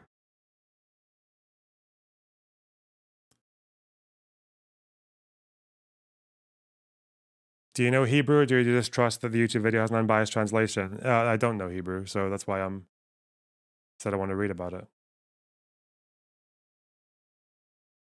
A hesitant Israeli-American alliance. The June 67 war was the culmination of tensions between Israel and Arab neighboring countries that peaked in May 67 when Egypt moved substantial armed forces into the Sinai, demanded the withdrawal of the United Nations peacekeeping force, and closed the Straits of Tiran to Israeli shipping, while the Egyptian president, Jamal Abdel Nasser, made public threats to destroy Israel. Oh, he was doing that. I should probably put that in that his speeches were very fucking fiery back then.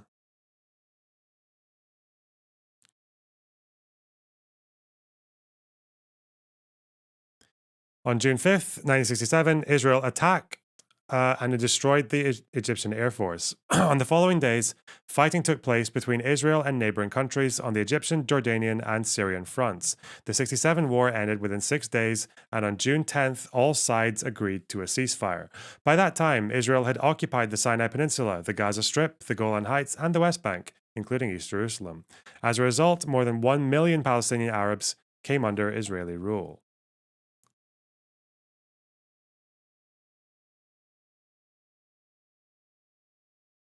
Following the 67 war, Israel's potential as a force that could assist the United States in its quest to limit Soviet influence in the Middle East grew clearer. Although Israel's potential as a strategic asset for the United States was becoming more evident, the United States was reluctant to allow a newly established cooperation with Israel to hamper its ties with Arab countries. The United States was not alone in its apprehension. Israel was also reluctant to trust the United States with issues concerning its national security. The June conflict and the threat that an armed conflict in the Middle East could deteriorate into a nuclear confrontation between the United States and the Soviet Union made the two countries reevaluate their ties. Although the official American stance regarding the June conflict spoke of neutrality, as cited in President Lyndon B. Johnson's May 23, 67 speech, sources reflect that behind the scenes, the Americans were holding their breath lest Israel lose.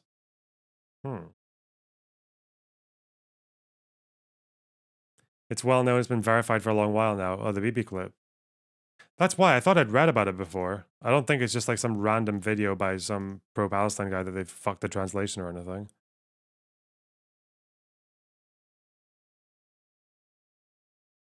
In retrospect, speaking about a meeting held on June 5th by President Johnson and his close advisors in the White House Cabinet Room, McGeorge Bundy, Executive Secretary of the Special Committee of the National Security Council, recalled that the main concern was the awful shape we would be in if the Israelis were losing.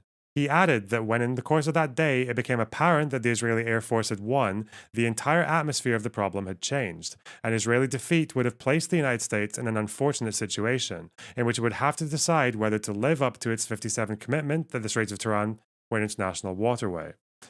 The United States was heavily committed to Vietnam, and therefore its initial effort was to elicit Soviet and international cooperation and to contain the Middle East conflict.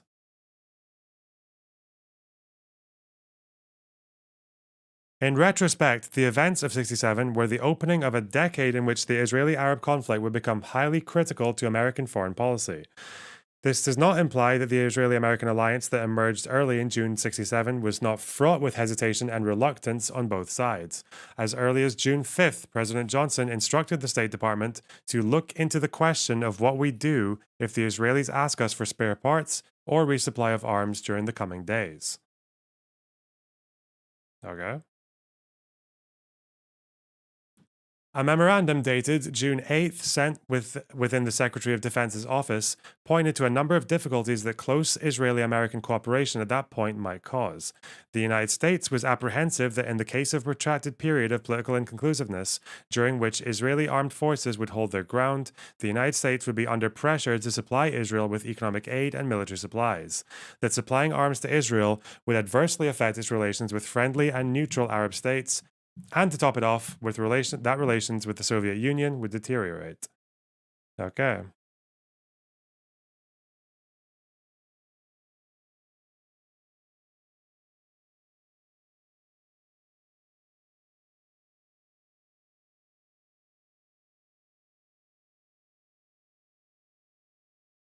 The Soviet Union was actually a major player in the crystallizing of Israel-United States relations at that juncture. Throughout the war, the hotline was operational and communications testified to the superpower's deep involvement in the crisis. The Soviet Union maneuvered to put the United States behind Israel, whereas the Soviets backed the Arabs, and how close the crisis was to becoming an open clash between them. The Soviets sent the first message on June 5th. Secretary of Defense Robert McNamara alerted President Johnson to the Moscow hotline being operated and that allegedly Kosygin is at the other end and wants to know if you are in the room. In the first message, the Soviet premier already strove to tie the United States to Israel, asking that the United States government influence the Israeli government to cease hostilities, since you have all opportunities of doing so. Interesting. This is on June 5th, the day of the war, no?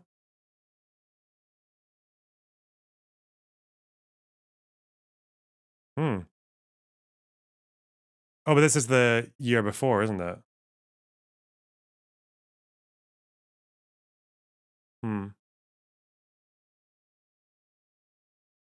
No, yeah, this is 67. Yeah, sorry, I'm right, yeah.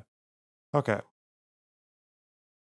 Further hotline communications between Alexei N. Kosygin and Johnson during the 67 war show that whereas the Americans attempted to maintain a measure of neutrality, the Soviets did not hesitate to threaten that they would intervene on behalf of the Arab countries. The most alarming message arrived on June 10th. Kosygin proposed that both the Soviets and the Americans demand that Israel unconditionally cease military action in the next few hours. Kosygin did not spare the Americans the gravity of the situation in Soviet eyes, saying that a very crucial moment has now arrived, which forces us, if military actions are not stopped in the next few hours, to adopt an independent decision. We are ready to do this. However, these actions may bring us into a clash, which will lead to a grave catastrophe. He then threatened that if the demand was not met, necessary actions would be applied, including military actions. Wow.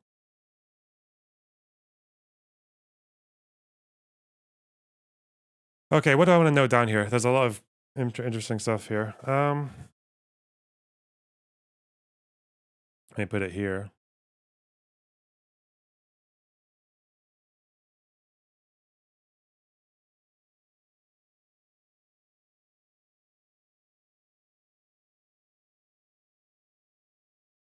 Hmm.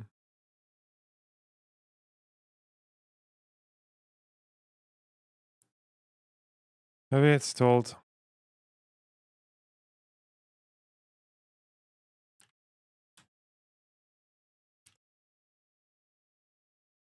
They're kind of suggesting that the Soviets actually wanted to push.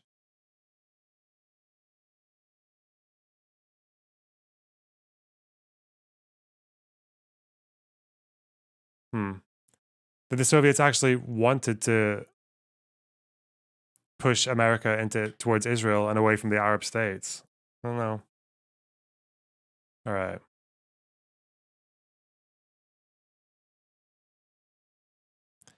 June 10th.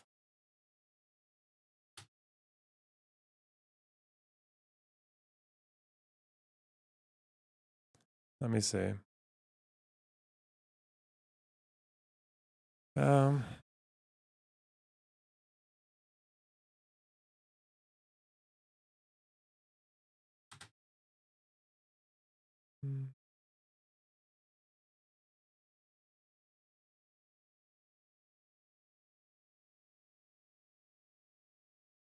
or within a few hours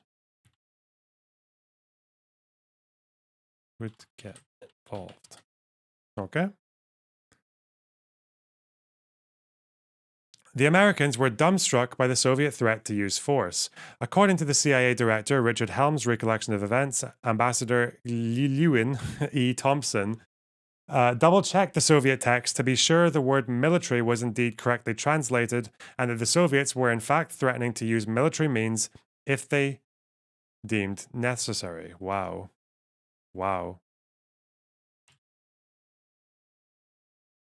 Llewellyn. Okay, I got you.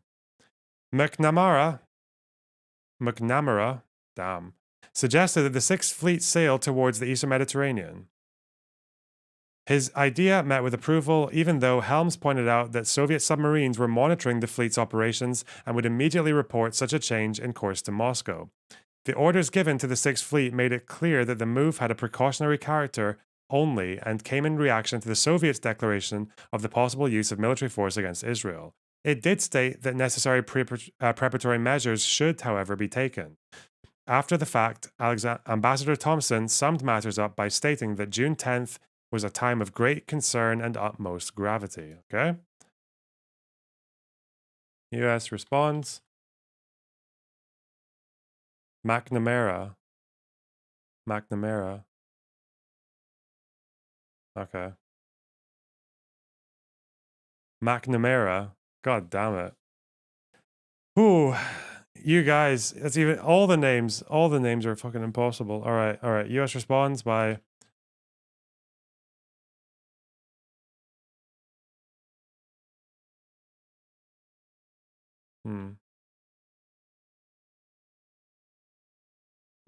sent fleet to the East Mediterranean. Okay. Arthur Goldberg's report about the Security Council meeting held on June 10th supported Thompson's statement. To begin with, the Soviet representative Arkady N. Shevchenko approached his American counterpart Richard F. Peterson and demanded that the United States take vigorous measures to stop the Israelis in Syria. He threatened that if the fighting did not stop, the situation might evolve into a Soviet-American confrontation undesired by either. After announcing the severing of diplomatic relations with Israel, the Soviet representative added that if Damascus were taken by the Israelis, the USSR would have to respond. The Soviet threat led to massive American pressure on Israel to halt its advance into Syria. Wait, were Israel going to go and fucking take Syria? What? Okay. Apparently. Interesting.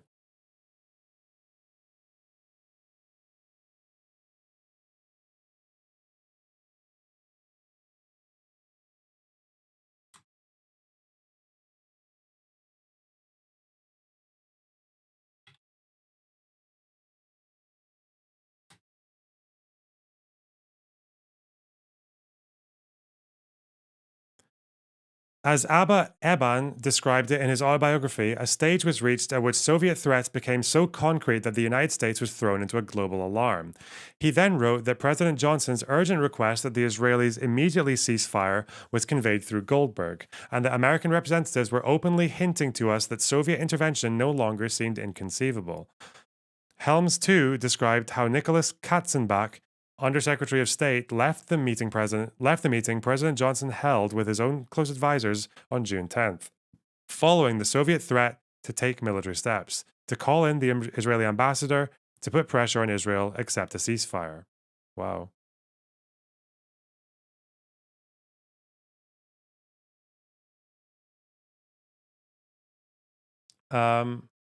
Just so you talk with Destiny, he seemed to regard the Camp David proposal as reasonable. That opinion is crazy. If you just look at the map, why didn't you show him it? I don't remember Camp David that well. That's why I told him I was going off of like lots of old knowledge. I've heard that the complaint was that it was a Bantustan.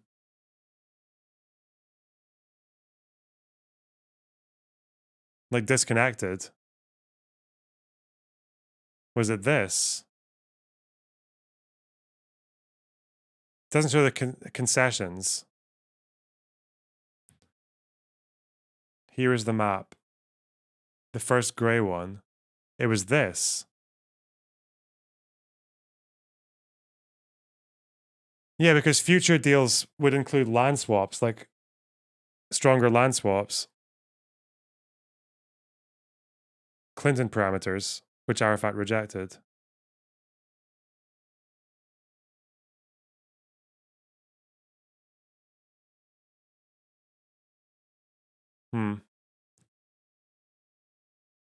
Yeah, I don't know. That's why I said I need to rebuild my research. Like I need to go back to the start, basically.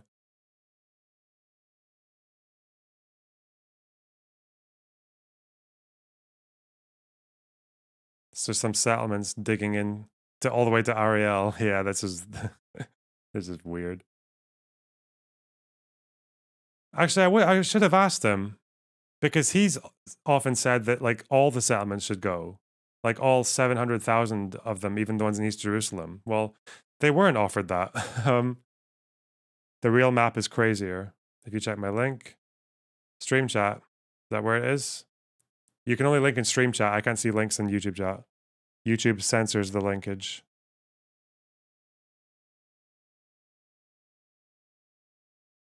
People are saying this with the Jordan Valley?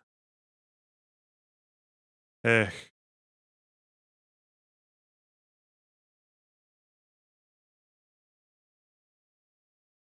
Join the Discord and go into stream chat.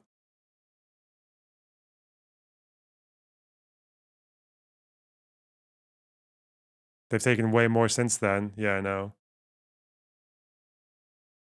It definitely wasn't this map. What the fuck? Oh.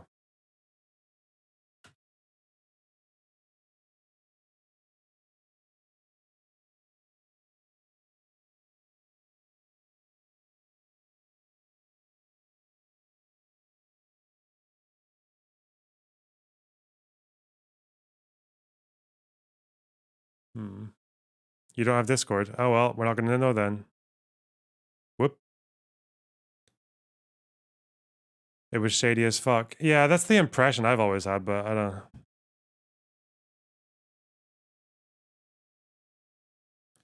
Eek.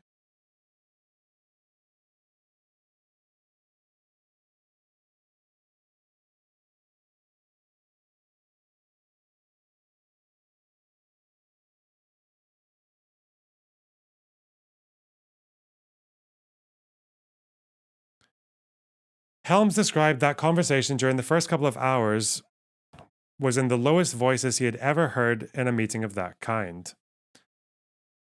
Is this that funny? It's fine. UN condemnation of Hamas.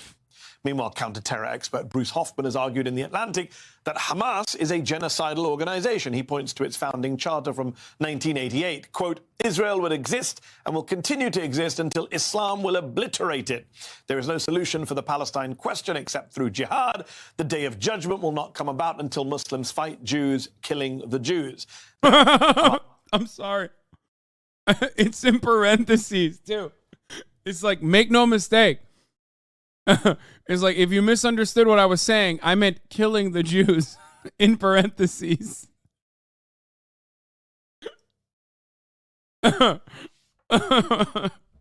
Sorry. That is kind of funny. I just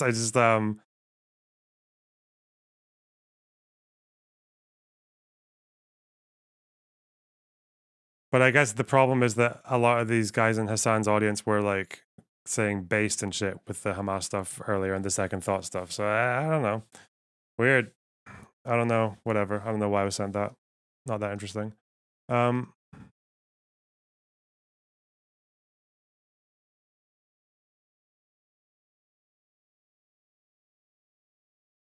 It's pretty badly written to be, well, because it's translated, no? Okay. Where the fuck are we? I need to carry on with this. Clearly, the United States was deeply concerned about the Soviet threats and intentions. At the same time, it was also aware that the Soviets were interested in polarization of the situation in the Middle East. A memorandum sent a few days earlier on June 8th from Townsend Hoops, Deputy Assistant Secretary of Defense for International Security Affairs, to McNamara. McNamara. I forgot what it was. Oh, shit. McNamara suggests as much. Hoops wrote that although the United States was apprehensive about worsening the relations with the Soviet Union, it was aware that the Soviets themselves were interested in putting the United States behind Israel and the USSR behind the Arab world. Still, it was understood that if the Soviets continued supplying arms to the United Arab Republic, and perhaps to Syria and Iraq as well, the United States would find it difficult to avoid becoming a major military supplier to Israel, and more closely identified with its interests. In other words, the United States found itself assuming the role of the superpower backing Israel against its perception of its overall interests in the Middle East, and to an extent as a result of Soviet manipulations. McNamara. People are saying Mayor or Mar. I don't know. You guys are weird. I guess it's different Americans. McNamara. Can imagine Americans saying Mayor. As mentioned, one aspect of such forced identification with Israel that the Americans were worried about was that it would cause the United States to lose support among Arab countries. Reports that rumors of American support for Israel had spread among Arab countries were already received during the early days of the war. Ooh. Specifically, and of relevance to the Jerusalem issue, the Americans were apprehensive about losing Jordan to the Soviet Union. As early as June 6th, Secretary of State Dean Rusk sent a telegram instructing that the highest echelons of the Israeli government must be persuaded to reduce attacks against Jerusalem and take steps toward reaching a ceasefire with Jordan. This was done after King Hussein advised the American embassy in Jordan that a cessation of hostilities was urgently needed, because his nation had no offensive capabilities. King Hussein added that fighting in Jerusalem was endangering the holy places and that his army was being destroyed. Damn.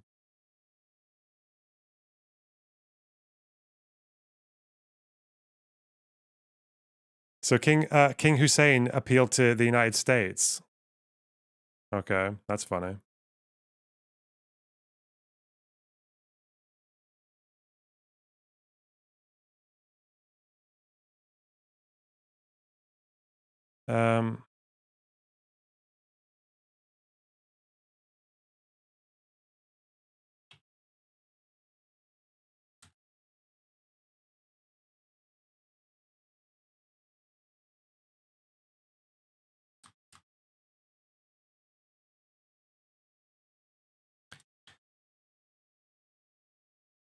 So Jordan had to appeal to their enemy's ally to stop the hostilities.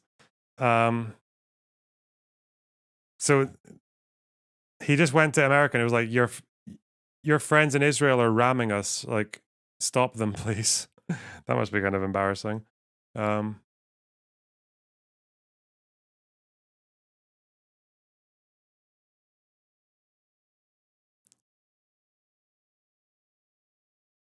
Not ally, but like... Oh yeah, because I guess America was trying to court favor with the Arab countries at this time as well. Yeah. Okay.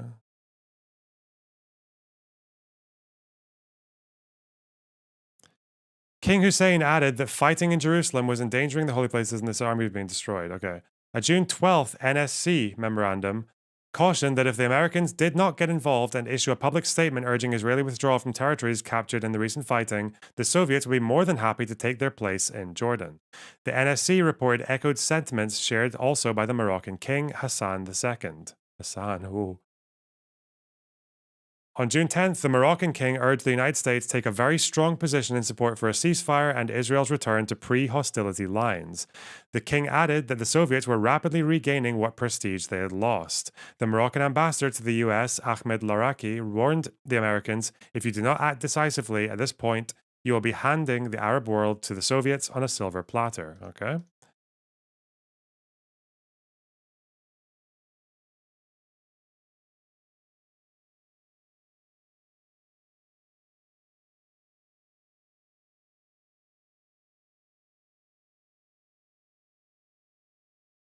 Fire or lose world to the Soviets.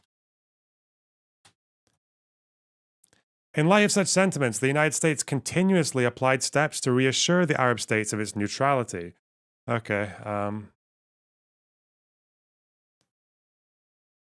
U.S. publicly asserts neutrality.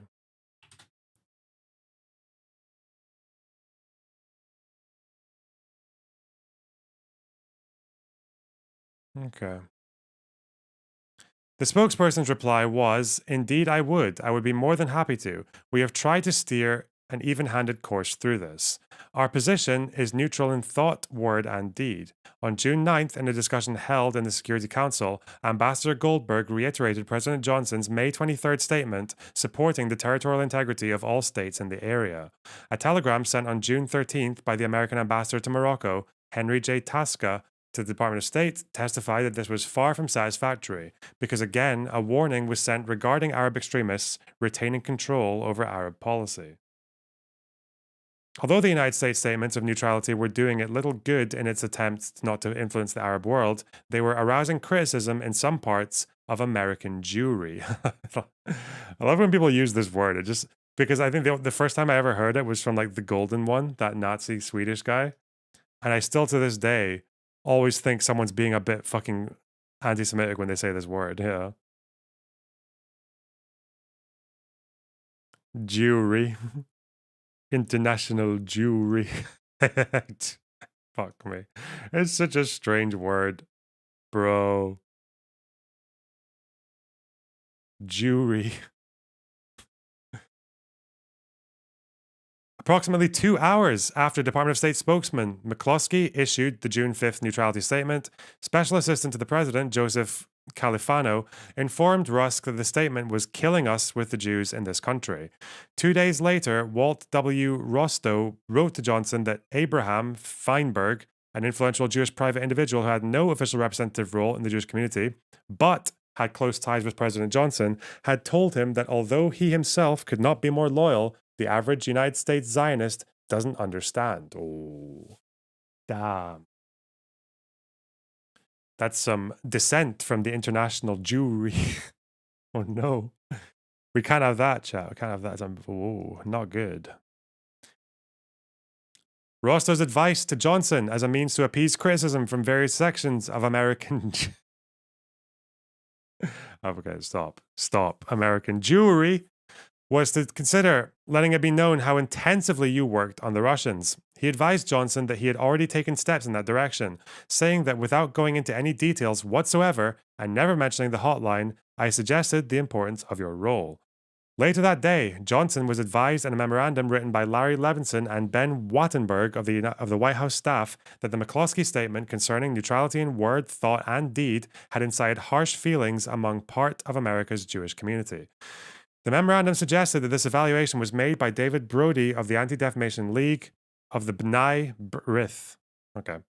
According to the report of Brody's opinion in a somewhat simplified view of American Jewry as a monolithic entity, the memorandum stated that although the American Jewish leadership did not think the McCloskey statement reflected President Johnson's policy, they believed it to be a true reflection of the State Department's point of view, according to which Israel was just another country on the map.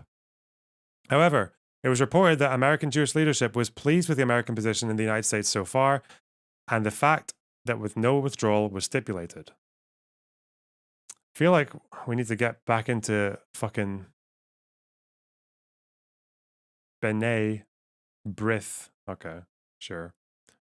Whatever, dude. Fucking weird language. The major concern reported among American Jewish leaders was that Israel, apparently having won the war, may be forced to lose the peace again.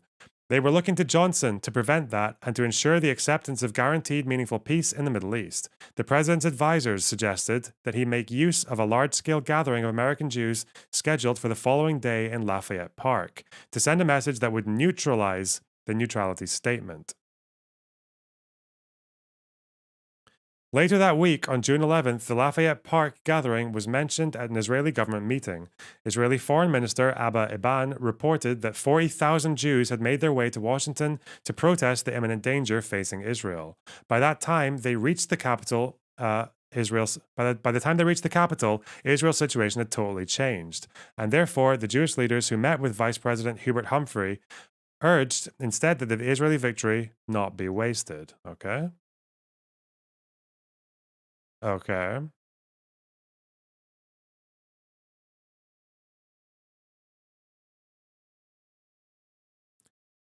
Eban reported that President Johnson was said to be irritated by the gathering. Johnson was quoted saying, "What do they want of me? I am in trouble with 7 Arab states. A ship of ours was bombed." Yeah. Oh, shit.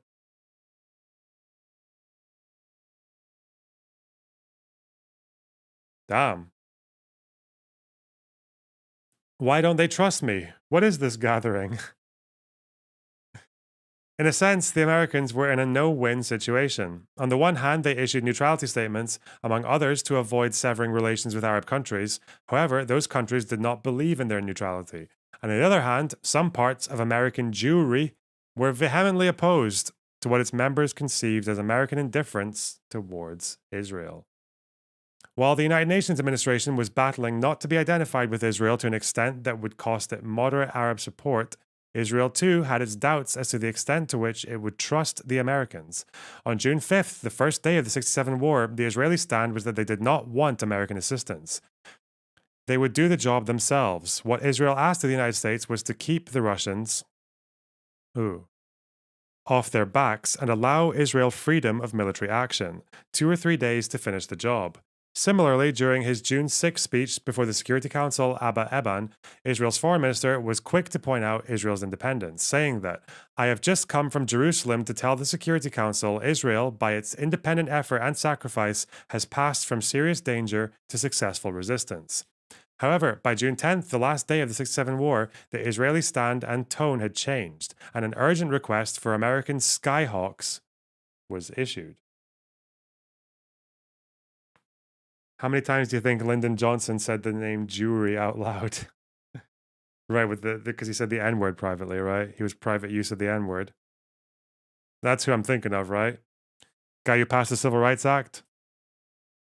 Said the N-word in private? Is that who I'm thinking of? Big time, yeah. I got all these N-words to vote Democrat forever? Yeah. What are the ethics of Lyndon Johnson saying the N-word in private? Guy who passed the Civil Rights Movement and the Voting Rights Act. And the Fair Housing Act, no? It was before Nixon, yeah. If you pass the Civil Rights Act, you get a pass. Don't. I won't. I'm not the one to say. I can't say. He said it publicly, did he? Jesus.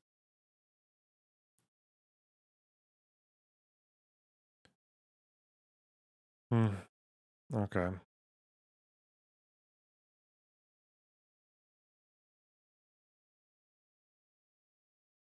Lav is back and on a debate panel. I want to read this essay. We're just about halfway through, and that's not counting the references list at the end. In addition to military equipment, the Israelis were striving for the Americans to support them in their demand that the current hostilities would end with a peace treaty and nothing less, such as armistice lines, an issue that became an acid test for trust between Israel and the United States. The 1948 war ended with the 1949 ceasefire agreements between Israel and her Arab neighbor countries, rather than peace treaties.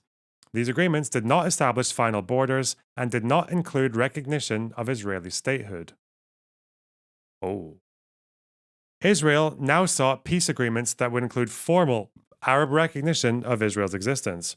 Israel was particularly opposed to any mention of Israeli withdrawal other than in the context of a peace agreement, a lesson from the 1957 withdrawal forced by the United States and the Soviet Union when Israel withdrew from the Sinai, only to have the Straits of Tiran closed again within 10 years. Okay? This is post. Okay.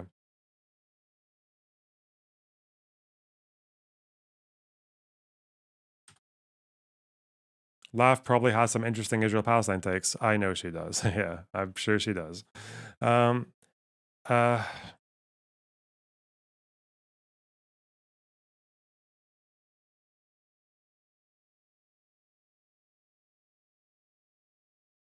um,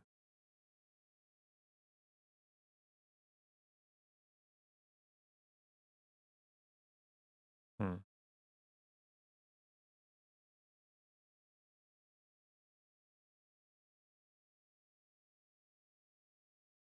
Of its existence. To avoid a repeat of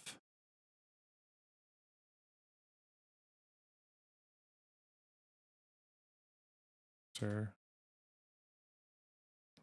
10 years after 1956.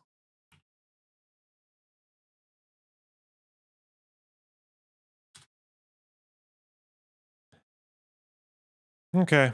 As Eban put it in a conversation with Goldberg, we should banish all concept of armistice from our minds, our hearts, and our vocabulary.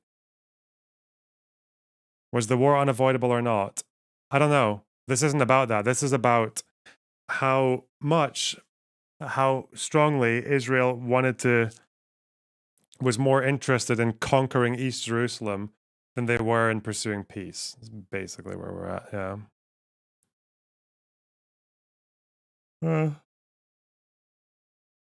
Okay. An anecdote Eban related at an Israeli government meeting on June 11, 1967, reflected the Israeli sense that they had some measure of influence in Washington.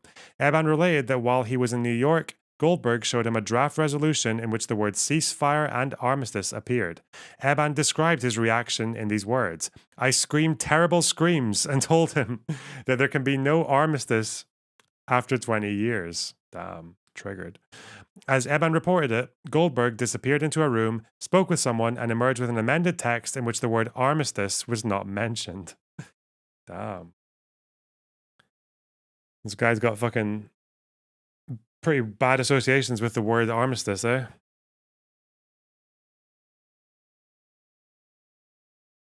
Why does it make you uncomfortable when I say Goldberg? Okay. Eban's conclusion was that the Americans were very much in need of Israel, if it was possible to make them alter the text in such a manner.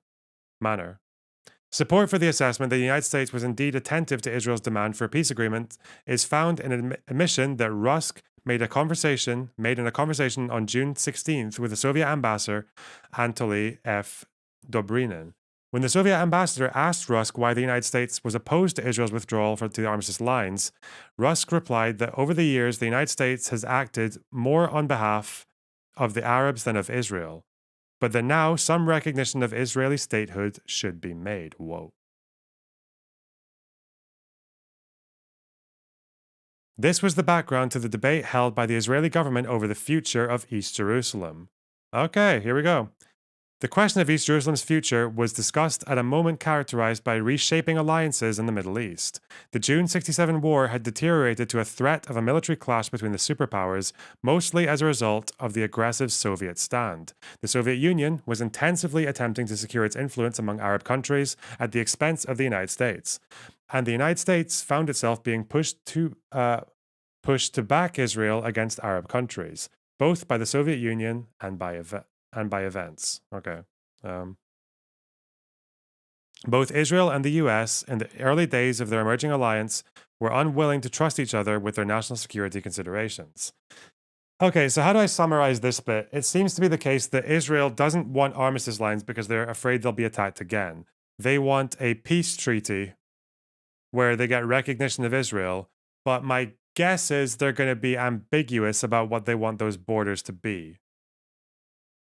And they might want to reclaim East Jerusalem, which is, you know. And isn't this when the international community ruled against Israel?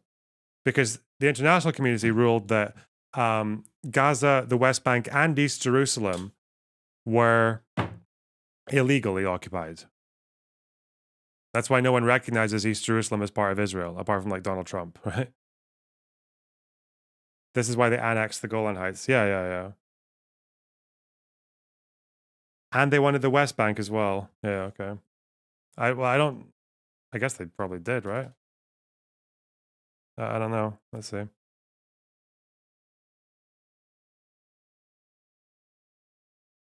Put a question of Jerusalem.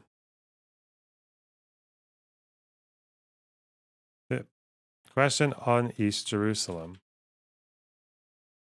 Israel only willing to settle for a peace treaty that involves Arab recognition of Israel. I'm going to ask a question here. Maybe it can get answered. Question. Did Israel define what these borders would be?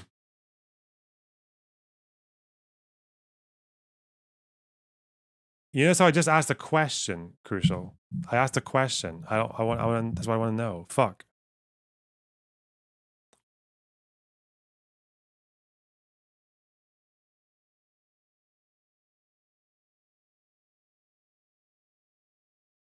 Okay.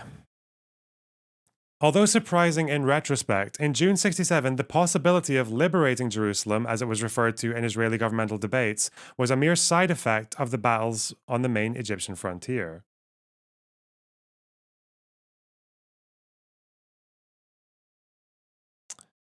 In the evening of June 5th, the first day of the war, Israeli government ministers were called to an urgent night meeting to discuss the fighting on all fronts, and specifically in Jerusalem. Opening the meeting, Israel's Prime Minister Levi Eshkol defined the dilemma, saying, "I assume that tonight we will have to reach a decision regarding Jordan if they indeed keep on with their attack. It depends on what we will... It depends on what we will be occupied with in Sinai, as that is indeed the heart of the matter." Whereas Eshkol was of the opinion that the question of occupying the old city of Jerusalem should be thought through and its international implications weighed, others called for swift action. Okay, this is similar to what the Pape thing was saying. Yigal Alon, Minister of Labour, suggested that the Jordanian hostility gave Israel military justification to attack the old city. Menachem Begin, a minister without portfolio, joined in and opined that a government decision should be passed to free the old city. Okay? When was this one? Let's do a separate thing for Israeli government meetings. Meeting notes.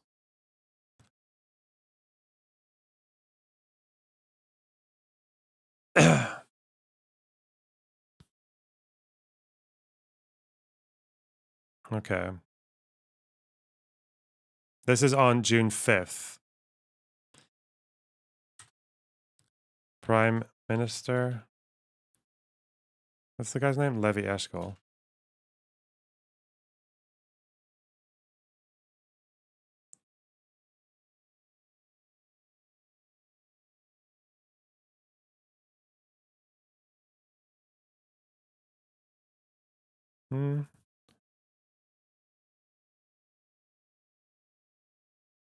Oh no, is it gonna fuck me up?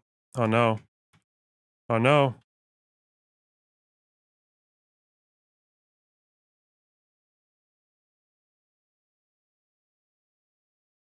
Ugh.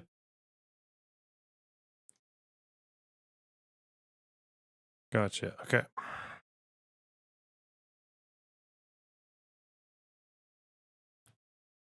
Other ministers, e.g.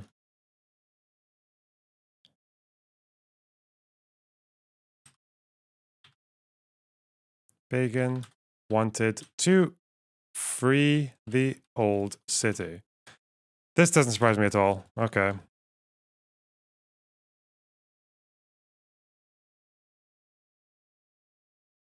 The question of Jerusalem's old city's future, if it were to be occupied, was already being raised at that early stage. Addressing the possibility that Israel would take over the old city, Zalman Aran, Minister of Education, asked, "To whom will it later return?" The answer given by Haim Moshe Shapira, Minister of Interior, actually the only option raised was that it could become international. Okay.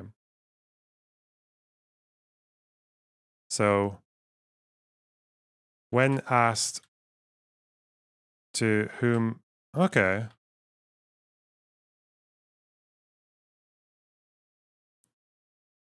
The only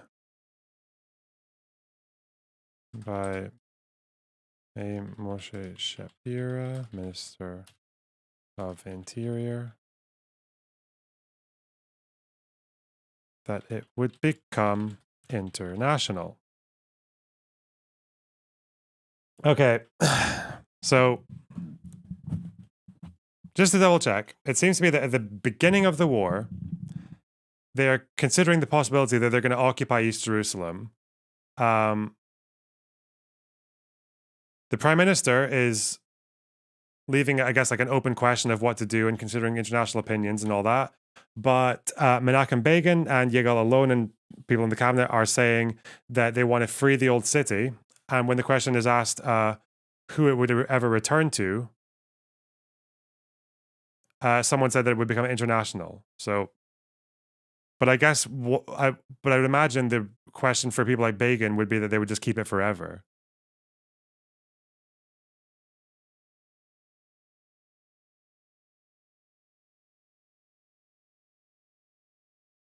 Okay. As will be discussed, once the city actually fell into Israeli hands, the options the Israeli government were willing to consider changed dramatically, and internationalization was no longer one of them, okay? It was dropped as soon as Israel occupied the old city. Okay? So that's done. Do you think you'll ever make a video about how you research topics, like your process? Things like this is my process. This is how I do it. I get this. I take the things that I think are irrelevant, and then I make a story out of them. That's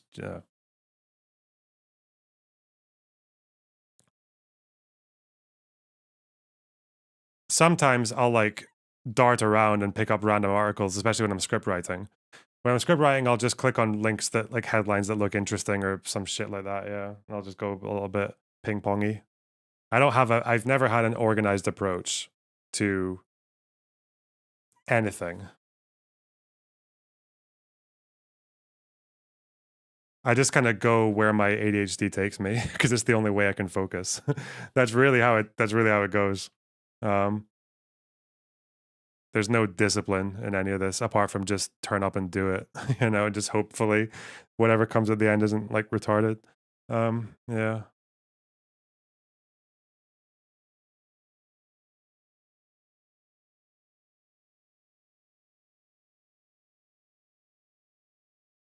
Have you considered Adderall? I've been on a ADHD waiting list for 3 years. And I'm having my first referral appointment in like a week. Dream chat. Woo, let's get distracted. Soy, woo.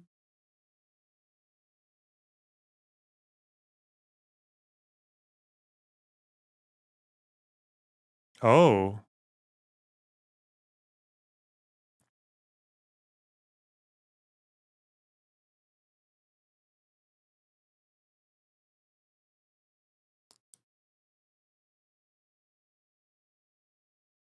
A massacre carried out by Israel's proxy with Israeli help and participation.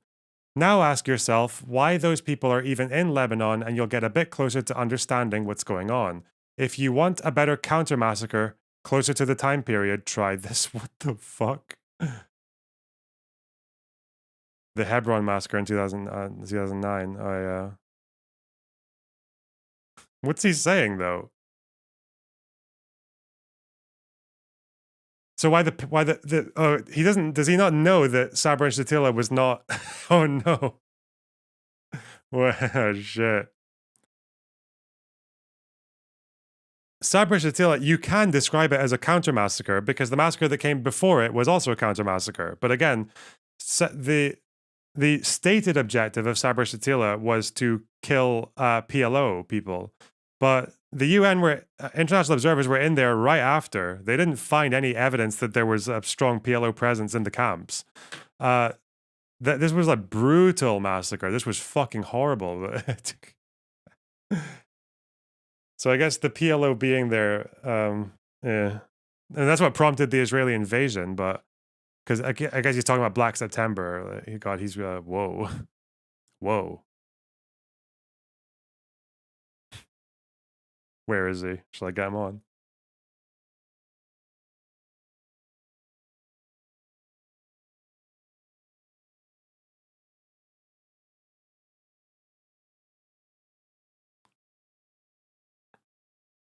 So much toxicity around these days.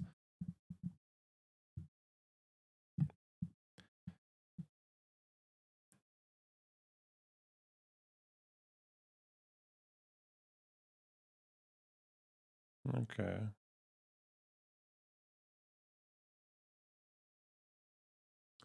think he's logged off for the day. Oh yeah, because he raided me. Shit. I want to read this though. It's more important.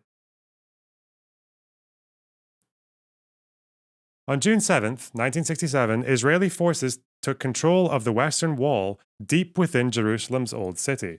Visiting the Western Wall, Israel's defense minister Moshe Dayan declared, "The Israeli Defense Forces have liberated Jerusalem. We have reunited the torn city, the capital of Israel."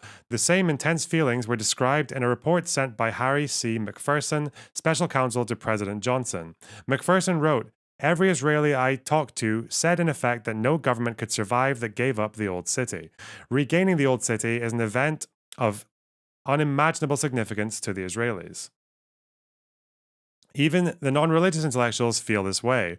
This observation was supported by many reports on public feelings in Israel at the time. Moshe Dayan, my boy, Mr. Eyepatch, let's go! June 7th. Israel takes control over the Western Wall. Moshe Dayan. Soys the fuck out.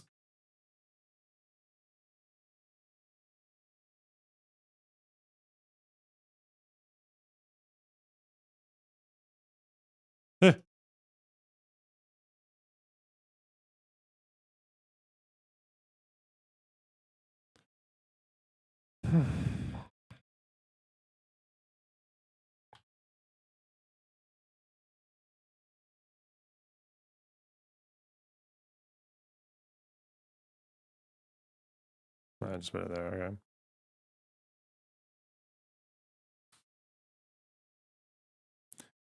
Okay. Shortly after taking over East Jerusalem, Israel removed the physical barriers that had divided the city since the 48 War and began treating it as a united municipality in terms of services.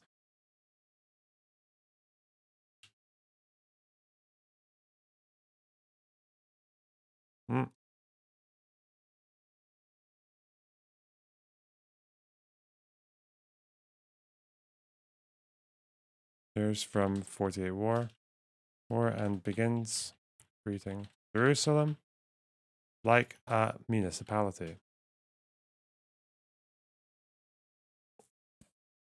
United. Okay. Governmental discussions then turned to whether the physical union should be accompanied with a legal one. In the celebratory government meeting held the day after the war ended on June 11th, an item on the agenda was the status of United Jerusalem. Contrary to it at the June 5th meeting, when the only suggestion openly raised was an internationalization, now the annexation option was being discussed, among others as a means to prevent initiatives for internationalizing the city. As Begin put it, if Israel did not make haste and legislate and present the world with a done deed, pressure could mount for Jerusalem to be handed over to an international body. Ooh, that's a spicy meatball.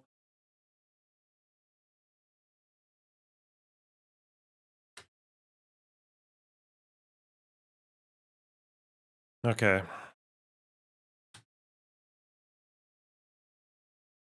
Hmm.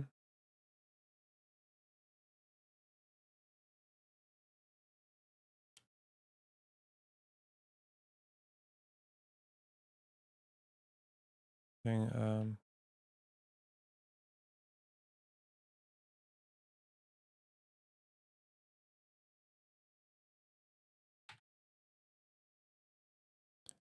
Bacon.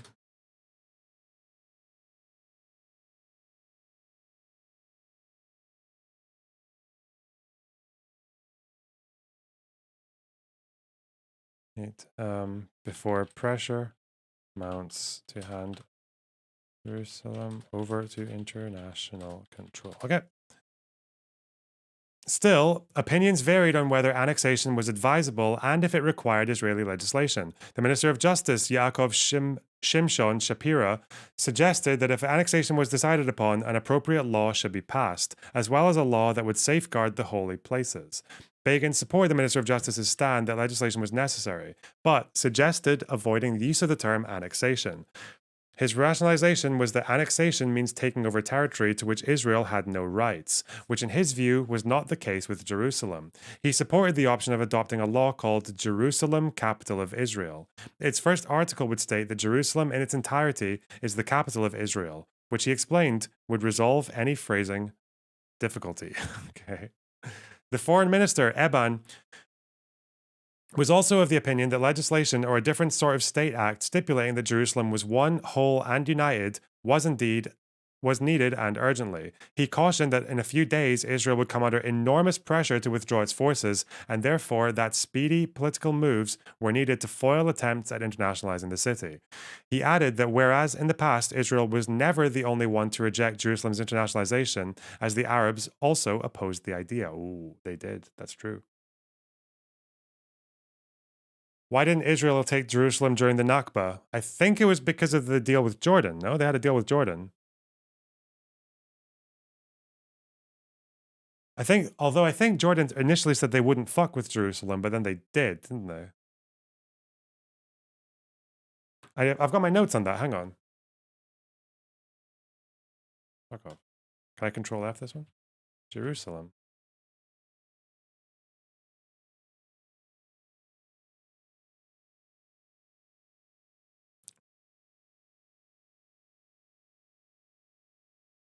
Yeah, Jordan broke into East Jerusalem.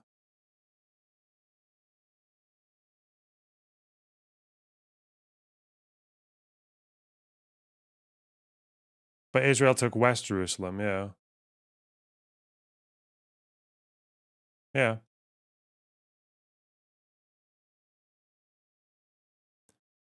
Okay.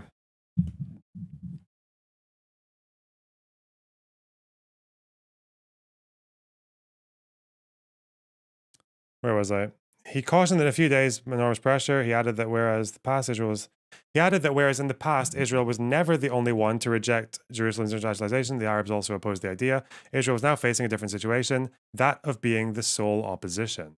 Although he supported legislation, Eban suggested refraining from public declarations and focusing on practical moves that would create a unification of Jerusalem and demonstrate Israeli sovereignty. One such avenue, in his opinion, was Israel's newly gained control of the holy places. He suggested that instead of the government declaring Jerusalem's annexation, it would declare the rules of conduct in holy places. Okay? Okay.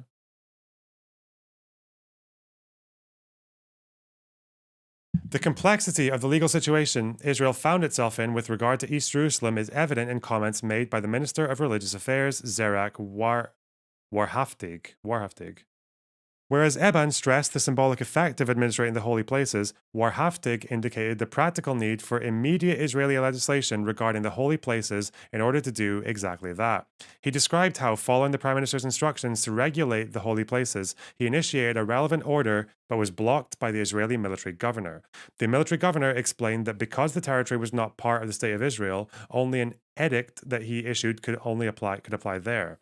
Thus, Warhaftig supported legislation seconding Eban's logic. He emphasized that allowing the military governor to issue an order regarding the holy places would also constitute fact creation, implying that Israel did not see them as part of its territory. Okay.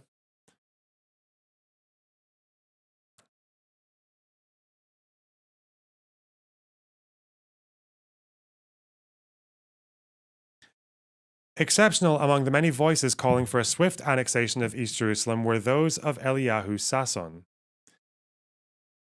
Minister of Police, and Mordecai Bentov, Minister of Housing. Sasson claimed that Israel should refrain from annexation and make do with attending to practical matters such as providing municipal services to the whole of Jerusalem, it being unwise to turn 500 million Christians with differing stands against Israel. Bentov referred also to the demographic aspect, noting that if legislation enlarging Jerusalem's territory was passed, all its inhabitants, meaning the Arabs living on the eastern side of the city, would become Israeli citizens.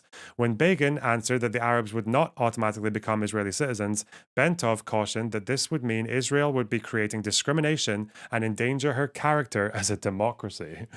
The Prime Minister's decision was clear. If nothing can be done without legislation, legislation is needed, and its guidelines will be drawn up by the best jurists and attorneys. Damn.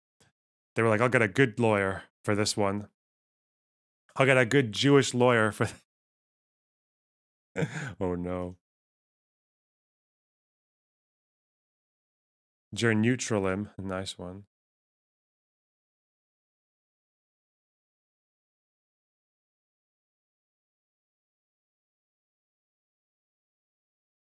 Okay.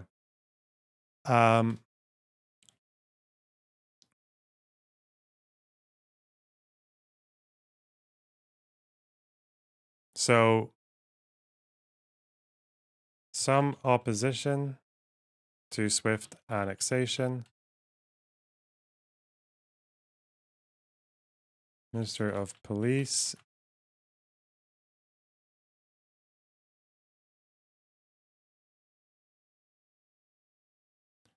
Didn't want to turn the world's Christians against Israel.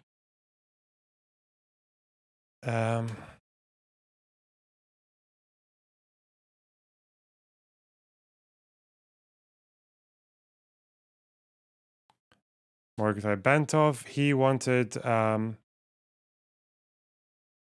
fear of granting citizenship to Arab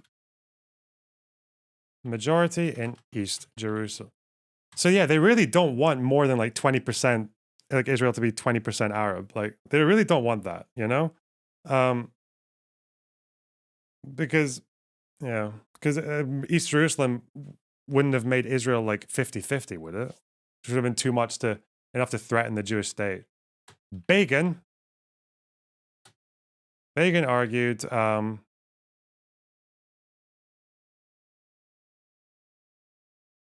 they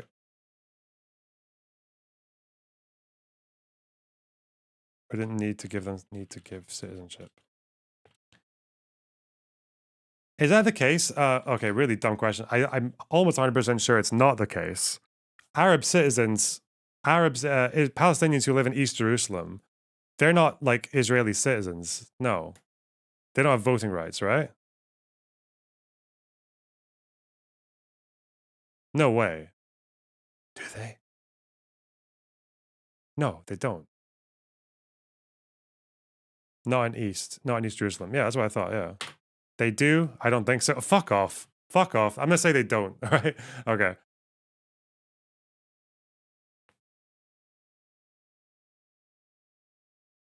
They can if they opt in. Like for the Israeli elections? If you live in East Jerusalem, can you roll into Israel and just chill there? Can you do that as a Palestinian?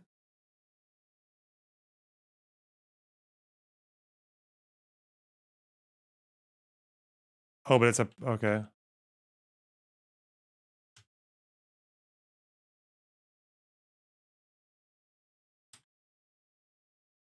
So is the idea that they can do it, but there's social pressure not to because it would normalize. Is that right? Like there's national pressure not to do it because it's normalizing and you have to renounce Palestinian identity. Okay. How many Palestinians do that?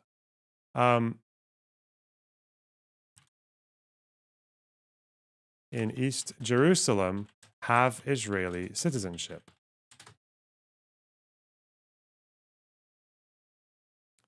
5% have obtained Israeli citizenship. Not social pressure, it's humiliating. Well, that, yeah, I mean, I kind of fold those two into the same thing. Okay.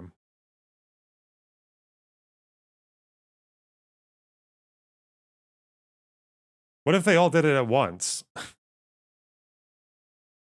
To get into the Knesset and fuck shit up. Wait, how many of them are there? Is there enough of them to do that? 362,000. It's not really enough to make waves, is it? Okay.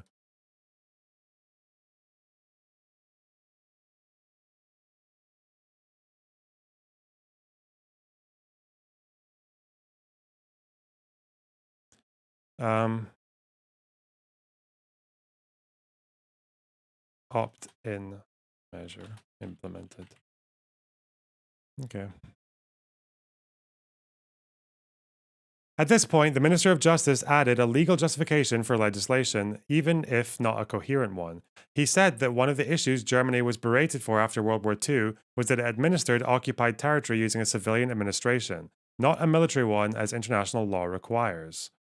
Under international law, he pointed out, Israel was occupying Jerusalem. If Israel did not want to be in violation of international law in dealing with occupied territory using a civilian administration, it should make a declaration to that effect.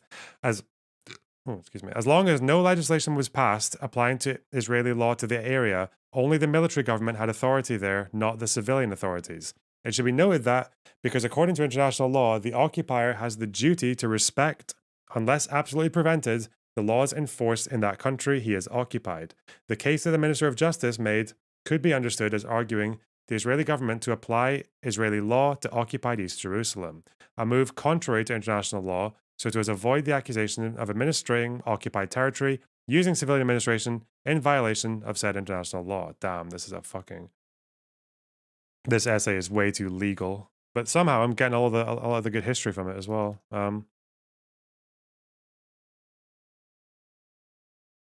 Are you going to buy a mansion or a supercar with your kick or keep winnings?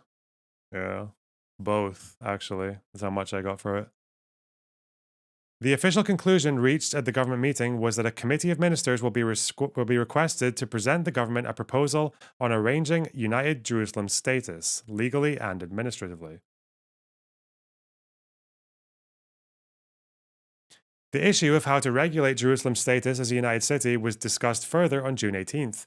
The Prime Minister's opening remarks revealed the tactics he was willing to adopt to ensure that, among others, information about the planned annexation would not become public and create pressure on Israel to refrain from such a move. Eshkol announced that the government would convene twice a day. One meeting would have a regular character and be followed by a press release. The other would be declared as having the status of a ministerial committee of security matters, a status exempting the government from issuing an announcement about the decisions reached. The defense minister added to the Prime Minister's explanation that some of the matters I want published, as they are good things, the not so good things are better left unpublished. We will decide later what to publish. As will be shown, the issue of legislation regarding Jerusalem, although not one of security character, would not be published. Wow. Wow. One item on the agenda addressed the possible negative consequences that an Israeli declaratory act regarding Jerusalem might have on Israeli interests in the United Nations special session that had convened the day before. Wow. What page are we on now? No, fuck, I'll just keep going. We're more than halfway. The emergency session was called following a request from the Soviet Union to consider the question of liquidating the consequences of Israel's aggression against the Arab states and the immediate withdrawal of Israel's troops behind the armistice lines. At this point, the legislation suggested for the annexation was out of general character. That is, legislation that would not name Jerusalem, but would be used for its annexation. Still, the Prime Minister, the Foreign Minister, and others raised concerns that the move would be understood as it was to cause difficulties and should therefore be postponed. Despite the concerns, the Defense Minister's opinion that the legislation should not be postponed was accepted. During the debate, Bentov asked the Minister of Justice for an explanation regarding the character of territory to which the legislation would apply. As the legislation's language was purposely left general and Jerusalem was not mentioned, he asked about the limits of usage that could be made, or in his words, according to this, he, the Minister of Interior, could annex Ramat Gan to Tel Aviv. The Minister of Justice's reply was that the legislation was applicable only to additional territory occupied by the military, if the government had decided on its annexation. This clarification by the Minister of Justice seems to leave no doubt that the legislation's purpose was annexation of occupied territory and that the Israeli government was fully aware of this. Whoa.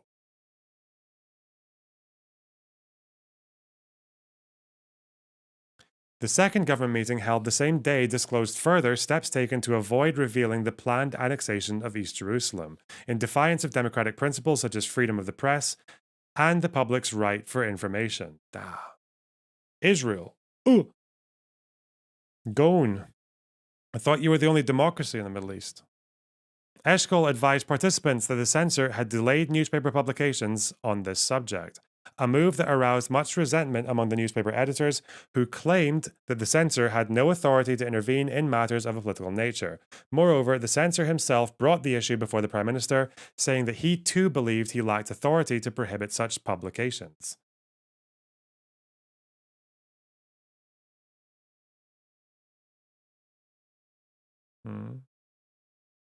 The decision reached was that a ministerial committee would negotiate an understanding with the newspaper editors regarding the manner in which certain issues under discussion by the government and its committees would be published. Wow.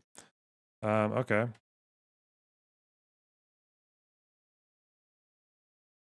Of plans to annex East in the press. This is quite funny, actually, like just the way they did this. You know, I have never read an article on JSTOR that I didn't enjoy, that I didn't feel like I gained something from. Do you guys notice that? We read a few on Jordan and 48. It's so interesting. All the civil rights ones I read as well, even the ones I didn't agree with that much, like there was always something total banger. Okay.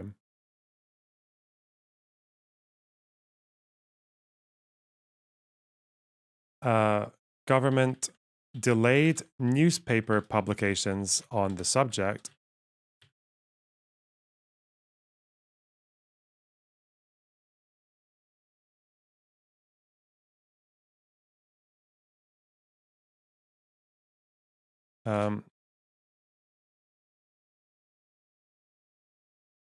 Complaints. Newspaper editors. The decision was reached that a ministerial committee would negotiate an understanding set up to negotiate an understanding.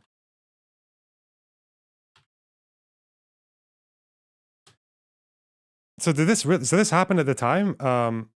Did they give papers out now, or if you make an account, you get a bunch of them, and you can always just sci-hub the other ones, yeah. So their plans to annex East Jerusalem were kept secret, and they did a bit of meddling with the press to make sure it didn't go public. And the press were annoyed. Okay. And they reached some mutual understanding. So was it actually...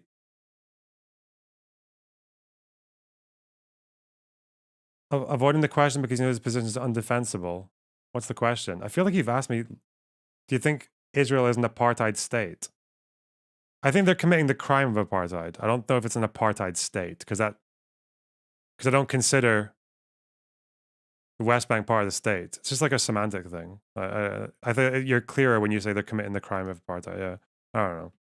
I don't really get hung up on those things really myself because I fucking pushed the apartheid point. I even asked Destiny. I was like, if all else equal and they annex the West Bank and Gaza, would it be apartheid then? He was like, yeah, probably, but it's not that now. I was like, okay, well, that's probably why it's fair to call it that, right? Because there's apartheid and everything apart from just that Because the law on apartheid doesn't need to happen in your own country for it to be apartheid. But calling it an apartheid state is like I don't know, that gives you the wrong impression, I think. Yeah. I don't know.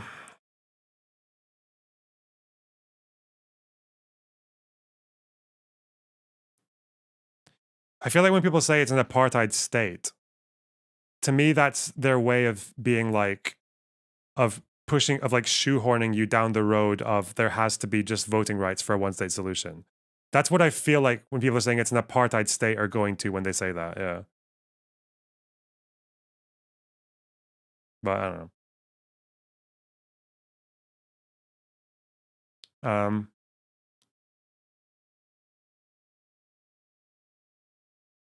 Okay, fuck, I'm supposed to be reading. Shit. Fuck you guys.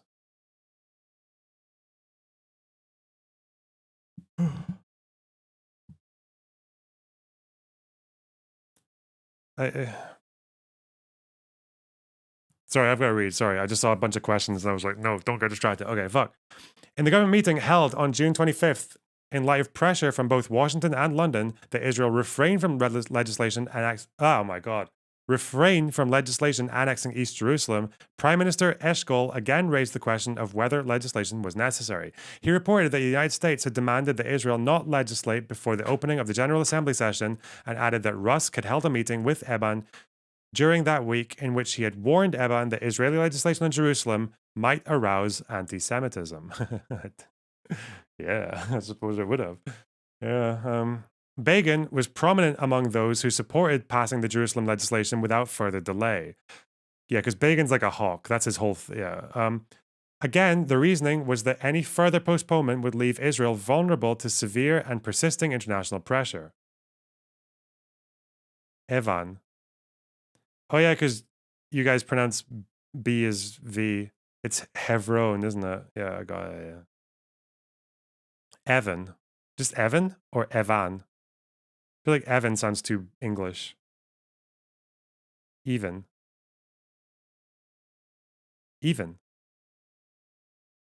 Okay.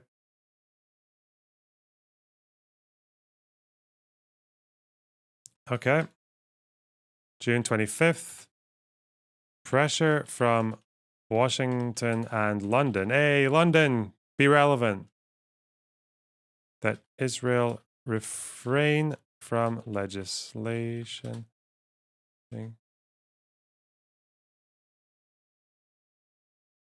If there's a dot in the middle of the it's a B. Okay. Yeah.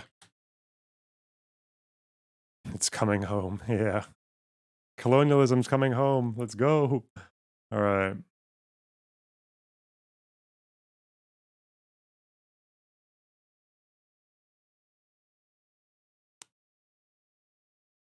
Again, the reasoning was that any further postponement would leave Israel vulnerable to severe and persisting international pressure. He mentioned that the Vatican and Latin American states had already sent telegrams to that effect. Once again, Begin wanted to annex right away. Vatican and Latin American states already sent telegrams speaking against annexation. Okay. Did you see Bolivia cut ties with Israel? Oh, did they? Yeah. They've become very close to Russia over this war, haven't they? Over the Ukraine war. I mean, Colombia and Chile recalled their ambassadors. Damn. Are we going to start to see Israel becoming a pariah state?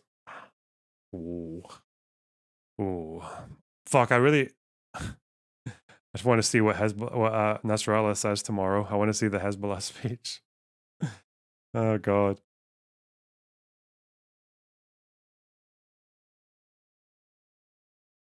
Florida joining the BRICS. Yeah. Who do you think won in the end of this, as we're reading this story? I feel like Begin won in the end, but I don't know. They do that all the time. It's no big deal. Yeah. Once again, Bentov was the main speaker for the dissenting opinion, arguing that Israel was facing a long and difficult political campaign in which international public opinion would determine a great deal and that this should be taken into account. Despite Bentov's warning, when the Prime Minister suggested that the legislation be brought before the Parliament, the Knesset, that very week, there was no opposition.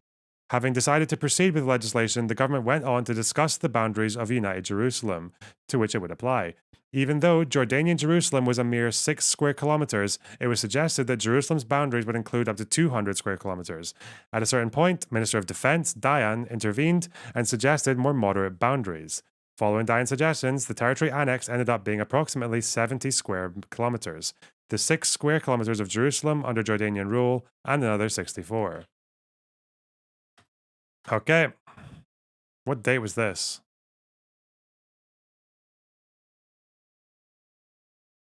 Same time, roughly. Same date. Oh, yeah.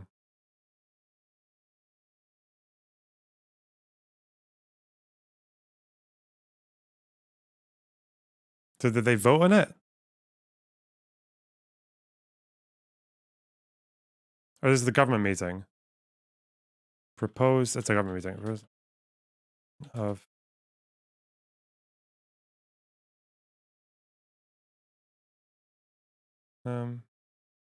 totaled 270 square.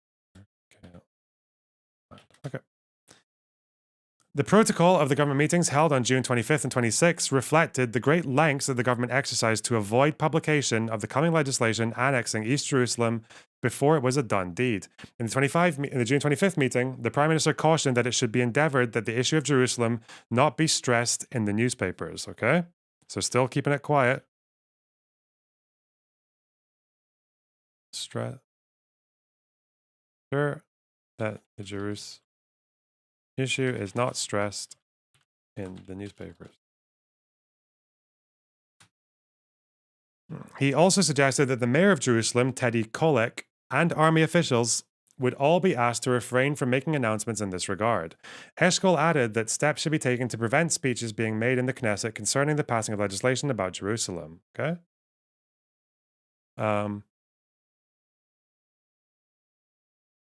Assurance that Knesset speeches would exclude Jerusalem.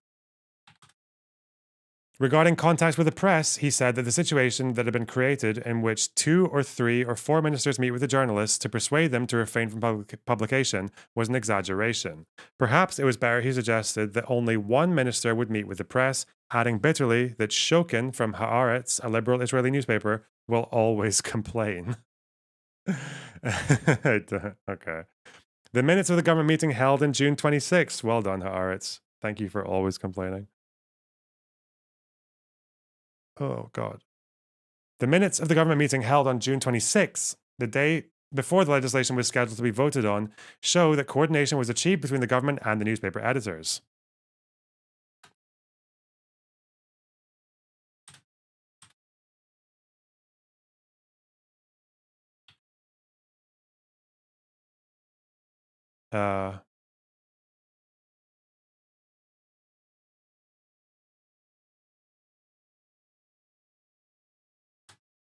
The Minister of Justice advised that he had met with the newspaper editors, and like always in these instances, all the journalists were very sympathetic. Apart from one editor who thinks it is more important that his readers know what was happening than keeping it secret, which he thinks is undemocratic. The Minister of Justice added that he had obtained the editor's consent not to make a big fuss around the issue. When ministers still voiced apprehension over the possibility of early exposure of the legislation initiative, the Prime Minister took another step to assure secrecy and awarded the meeting, which dealt mainly with legislation, the status of a ministerial committee on security matters. Alon clarified that the Prime Minister's move meant that no governmental announcement would be published following the meeting, and that therefore discussions about the forthcoming legislation would not be revealed. Having taken measures to limit the chances that the impending vote in the Knesset would become public, the ministers then discussed how to limit the tone and scope of the debate in the Knesset itself. The Minister of Justice clarified that the request was not that no debate be held in the Knesset, but that it was kept low-key. Okay? Kept low-key in the Knesset. Okay.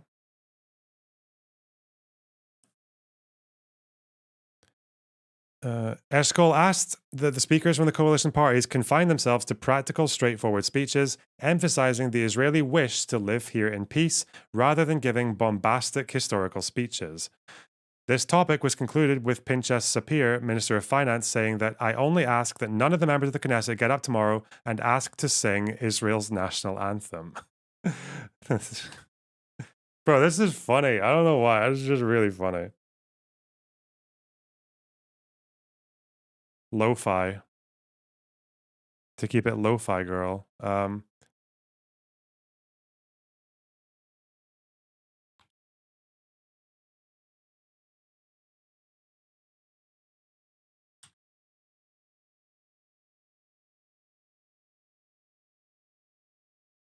And focus on Israeli wishes to live here in peace.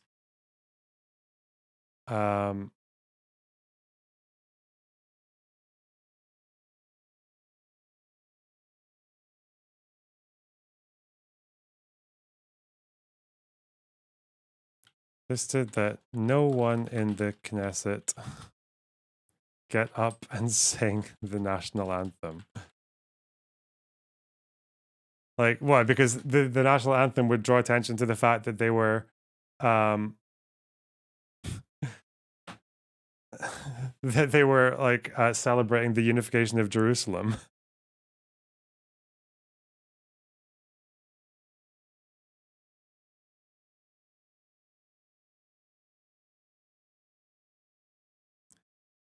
Like, they didn't want it to look like a victory speech. God damn it. On the day of the vote, June 27th, an urgent, unscheduled government session was called following a telegram from the Israeli delegation to the United Nations General Assembly special session. The delegation strongly advised postponing legislation on Jerusalem until after the conclusion of the special session. Oh.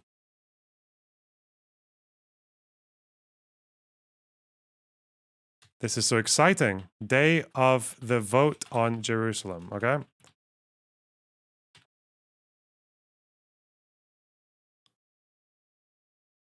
UN Assembly.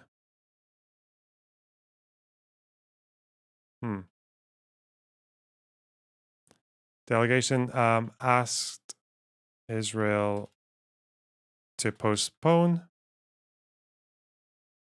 their decision on Jerusalem until after conclusion of a UN special session.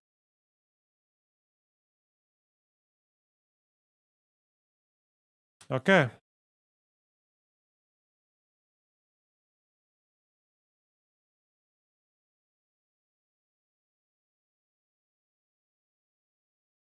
The national anthem equates not supporting Israel with supporting the Holocaust, and it also mentions Zion. I don't know about that Holocaust one. I've never heard that. I thought the Israeli national anthem is really sad, isn't it? Because wasn't it a song that was written by like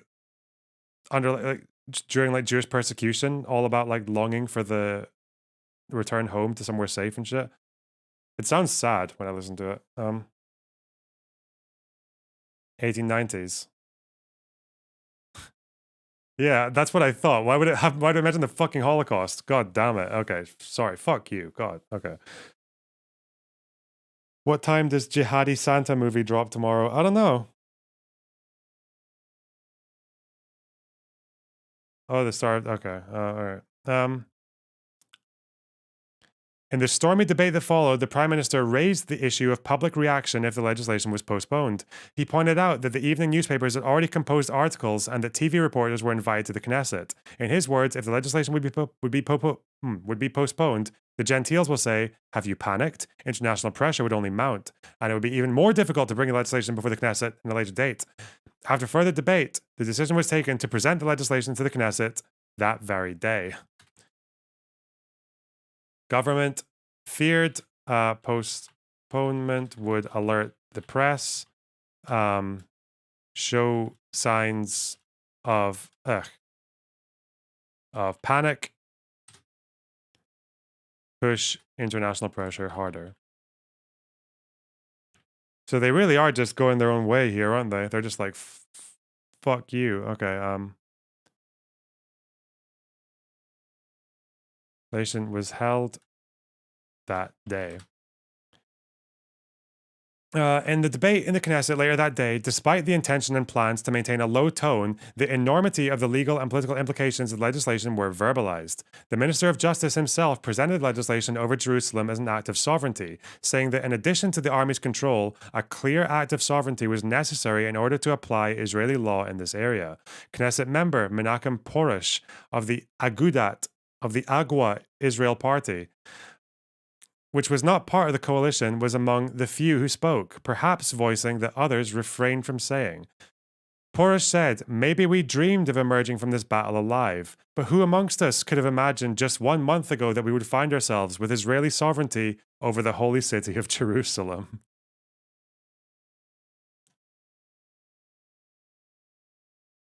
Knesset members louder on East annexation than expected.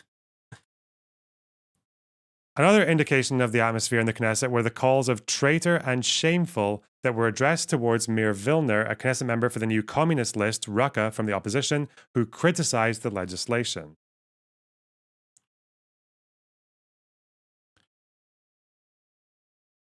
One Knesset member spoke about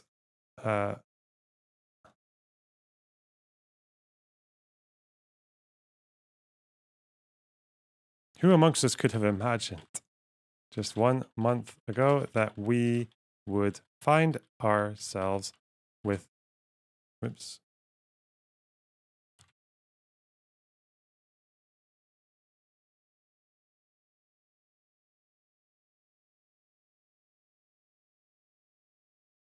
Wow. Huge. Who could have imagined? And then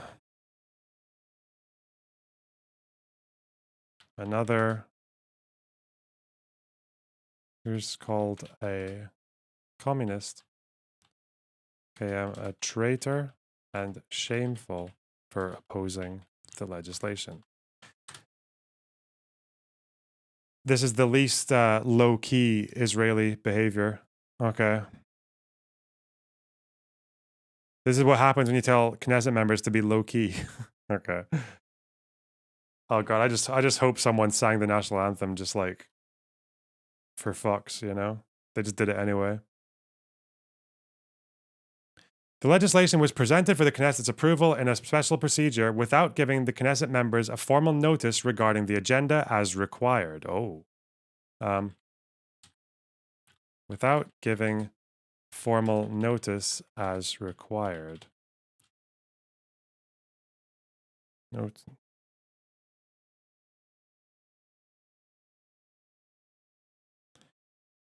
After a short debate, the legislation was passed over to the necessary parliamentary committees and hastily returned to the Assembly for the vote. 3 hours after the legislation was presented to the Parliament, it was approved by a vast majority. Okay? Yeah.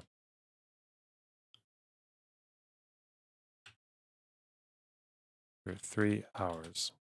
The application of Israeli law to East Jerusalem was completed on the following day through an executive act. Although in Jerusalem it was reported that those involved in passing legislation annexing East Jerusalem had wept in New York, Minister of Foreign Affairs Even claimed that the Prime Minister had misled him and Avraham Harman, Israel's ambassador to Washington, and called the move a disaster. Okay.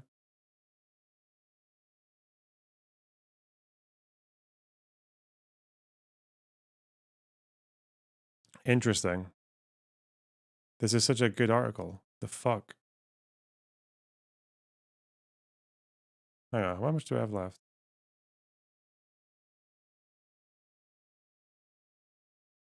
Maybe a little bit left. Israel-United States relations following the occupation of East Jerusalem and its annexation. Okay? This might be interesting.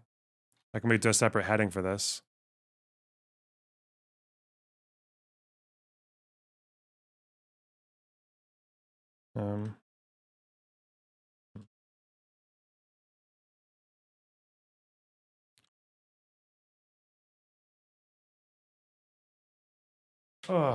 Israel-US relations following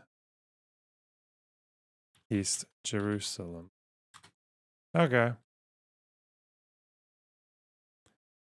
In a discussion held between United States Ambassador to the United Nations, Goldberg, and Israel's Foreign Minister, Even, on June 8, 1967, a day after Israel occupied Jerusalem's Old City, the future of the occupied territories was raised. Although Even was quoted as saying that Israel was not seeking territorial aggrandizement and had no colonial aspirations. Damn. He called it colonial. Wow.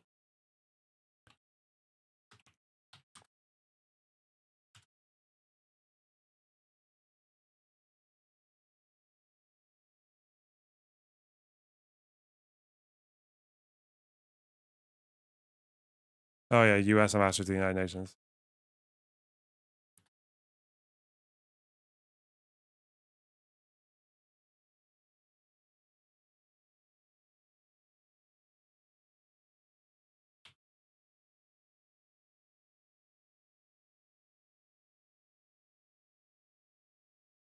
No, he said they weren't colonial, but he said the action of taking territory would be colonial. So they did. The thing that they did, he's described as colonial.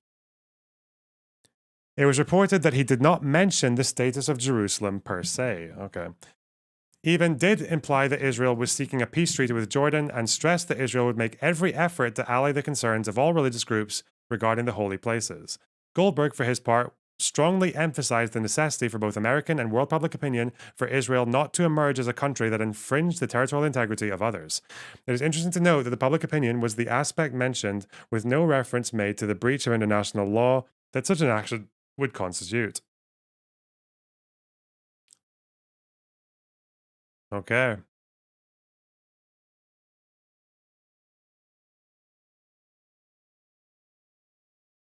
Hmm.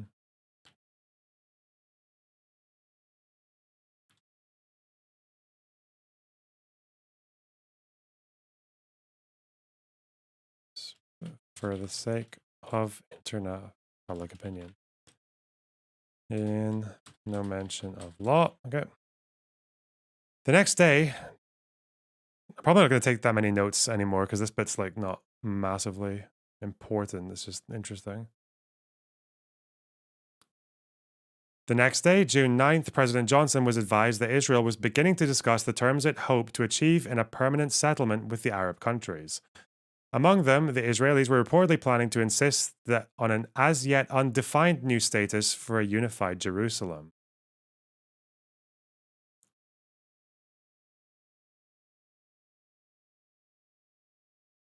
It was stipulated that such a status would guarantee adherents of all religions access to holy places.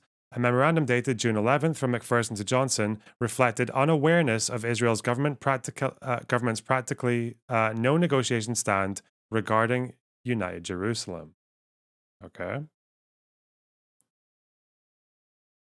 McPherson wrote that the feeling about the city's future was that Israel must either keep the old city or find a way to absolutely guarantee free access to it.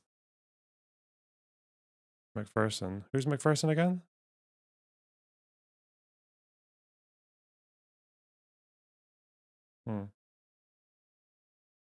I don't think I've seen that person's name before.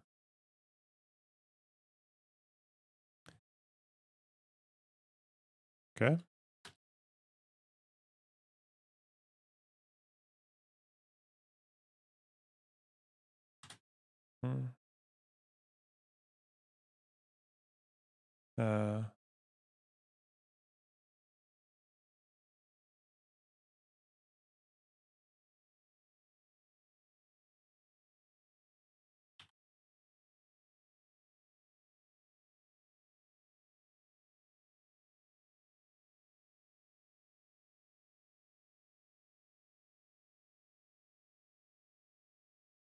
He keeps the old city or guarantees free access to it.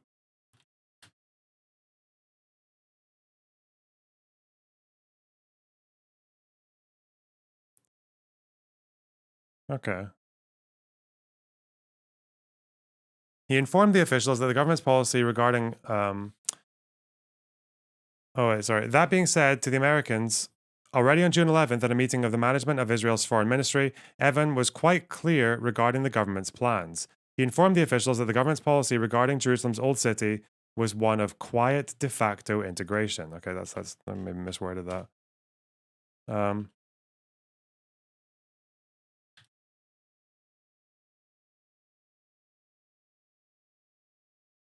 the plan is quiet de facto integration. Eban's comments at the Israeli government meeting held the same day reflected satisfaction with American support, but also awareness that it had its limits. Eban reported that in the 2 days he spent in New York, he received 5,000 telegrams, with the recurring theme of "don't get pushed around." He stipulated how important it was that Israel made use of the international attention in order to voice its demands, rights, and aspirations. On the other hand, after noting that there was absolute cooperation in tactical planning between the Israeli and United States delegations to the United Nations, which could hold back any Soviet or Arab resolution calling for a ceasefire and withdrawal, he remarked that although the United States was not suggesting that Israel return to the status quo, that did not mean that it supported Israel's historical claims. What's this for? Just so I have a better understanding of the whole thing as I talk about it, because most of my knowledge on Israel-Palestine has just been gathered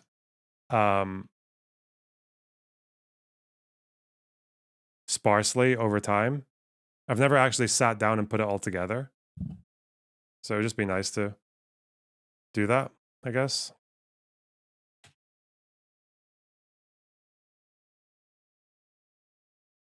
I guess also it would be so I can push back on pro-Israel Destiny if he ever emerges again. Yeah. Because I think he said he wanted to talk to me properly after he's done all his reading. So I was like, it'd be good to know everything for that. And also because I feel like it's going to be spoken about by people for a long time, you know? I feel like I could probably make a lot of videos about it as well. Just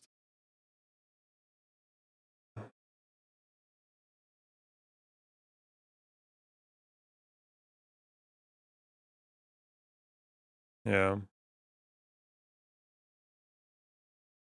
Feel like a lot of people are researching. Yeah, it's good because I don't like you never want to be one of those streamers or creators. You never want to be one of those creators who fucking fires in after learning about it for like 2 hours and just soying the fuck out. I don't want to be that person. Like even people are like somehow like in this whole thing I became like the go-to person for knowledge and shit. And even I feel like massive imposter syndrome over that because I've never really sat down and just compiled like all the knowledge on it, you know? Or at least all the basics. I actually left a lot of basics out. I didn't know that much about the Suez Canal crisis until like a few months ago. I didn't know that much about what else did I know about until recently? About mandatory Palestine. I didn't know much about that either. So yeah, we can't fuck about. We gotta flesh things properly, you know? We gotta put some meat in the bones. Because if I don't do it, other people will. Like Destiny. Oh no.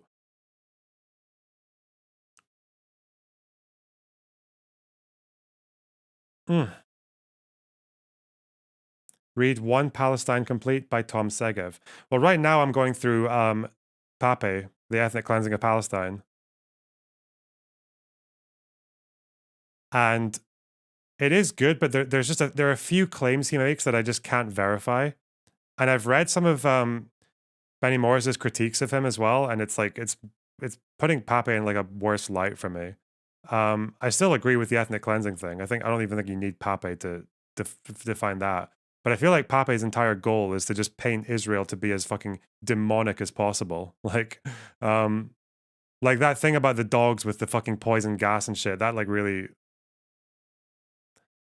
it reminded me of like the way tankies are on YouTube with fucking clip chimping. Pape's instincts are stronger. Morris is wrong about Tantura. Yeah, I've seen the back and forth about that as well. Fuck, I need to look at. Yeah, I'd be interested to see the back and forth on that because I've seen like Morris's problems with the claim, but the birth is just too long. It's 600 pages.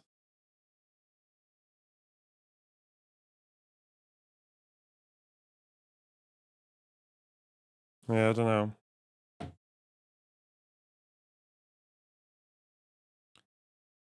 Pape opted to believe the testimony of the victims and the soldiers, but Morris didn't for some reason. That's what I'm not sure about, because Benny Morris was the thing I saw from Benny Morris was there's an article about it. Maybe I'll tell you what. Maybe I'll look at it all again later and maybe speak to you about it. But I thought that Morris was saying witness testimonies from the time. He'd looked through witness statements and found lots of people who were there saying that they saw rapes and abuses, but like a lack of people saying that there was a massacre. So I don't know about. Yeah, I think that was almost exactly what he said, that the massacre stuff kind of came later. I don't know. I'd have to look back at it because I'm just like, I would only read it as part of an article about something else. Isn't also the problem that they can't excavate that area because of fucking the car park or some shit?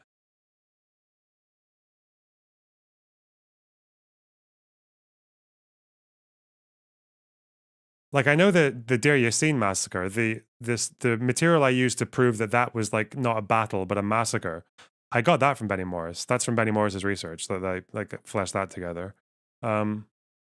Because there are still some old schoolers who think Deir Yassin was justified or like understandable.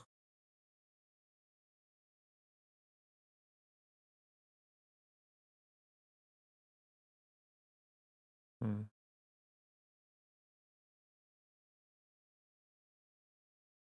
He's not entirely dismissible, but neither is Pape. Yeah, I don't want to dismiss Pape either. Like, I haven't yet. Like, no. I didn't, like, I learned about the British plans for the fucking one state thing in the 20s. I got that from Pape. I need to look more into that as well. Okay, fuck, where are we? As mentioned, a memorandum dated on June 12th from the NSC warned that American silence could lead to its losing Jordan to the Soviets. Segev is good too, yeah. It suggested that the president strive to influence Israel's prime minister to settle for guarantees for certain Israeli rights, such as access to international waterways and to the Holy City, as well as the right to defensible borders, but should not expect territorial changes apart from a few small exceptions. The memorandum also warned that although the president might be hesitant to get involved, non-action would lead to less moderate Israeli forces taking the political lead unless we weigh in on Tel Aviv, Dayan, rather than Eshkol will call the tune.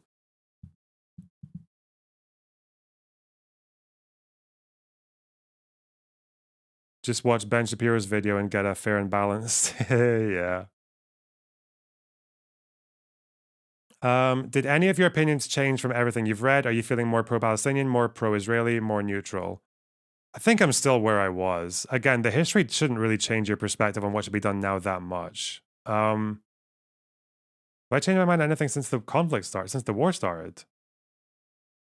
Or are you asking me just like from everything I've read ever?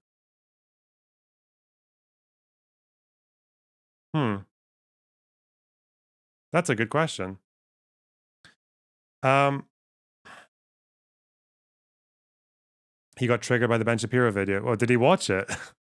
Did he watch it? Oh shit. Yeah, it's really, it is triggering because it's just propaganda. Yeah, and lies. Yeah, it's lies and propaganda. Change my mind on I know I haven't changed my mind, but I know I need to look up the Camp David Accords again. The Camp David Summit of 2000. I need to look that up again.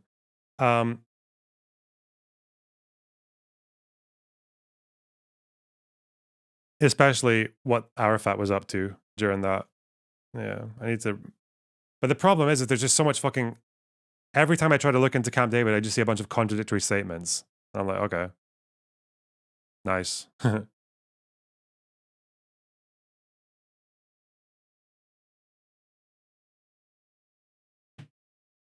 Okay.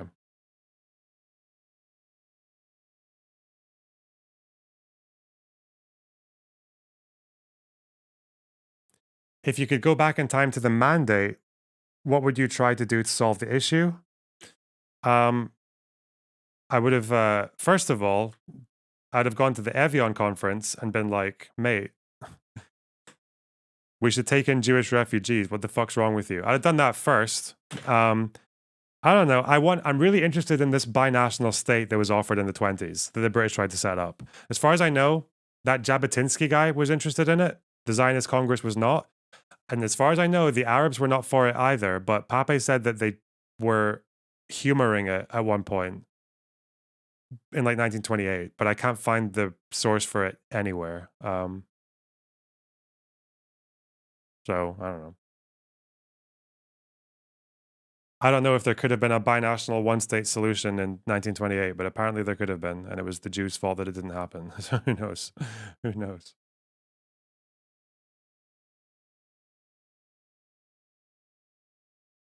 Okay.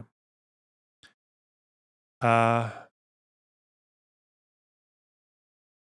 June 16th, Rusk attempted to convince Israeli ambassador Harman of the overriding necessity of making long-term calculations pertaining to Israel's need to live in peace with its neighbors.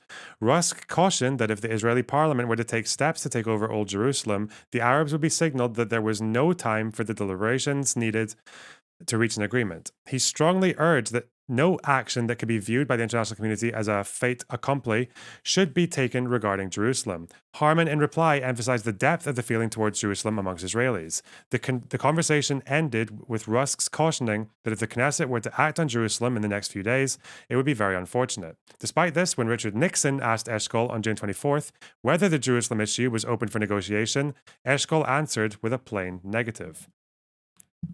What's the name of the negotiation from 1928? I don't even know the name of it. Let me show you. Hang on. Let me show you where I got it from.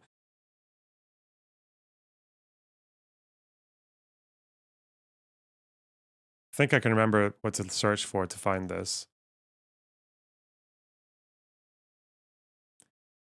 In 1928, until 28, the British government had treated Palestine as a state within the British sphere of influence, not as a colony. A state in which, under British tutelage, the promise to the Jews and the aspirations of the Palestinians could both be fulfilled. They tried to put in place a political structure that would represent both communities on an equal footing in the state's parliament as well as in government. In practice, when the offer was made, it was less equitable. It advantaged the Zionist colonies and discriminated against the Palestinian majority.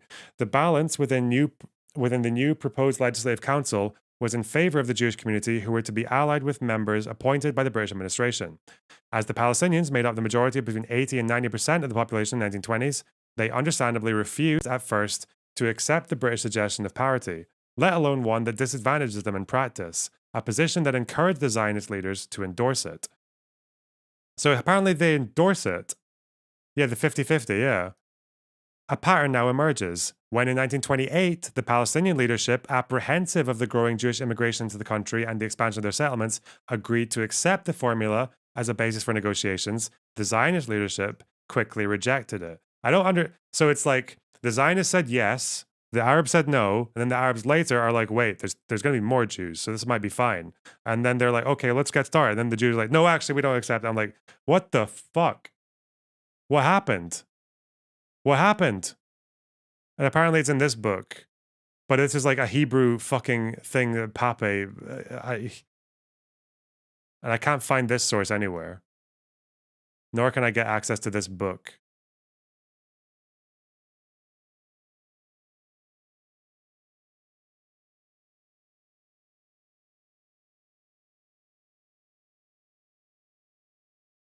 I don't know.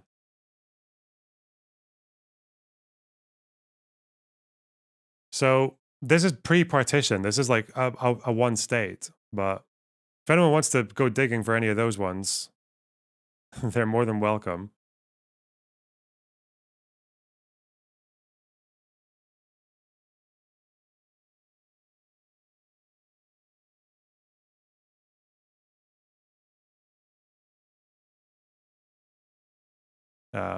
Yeah.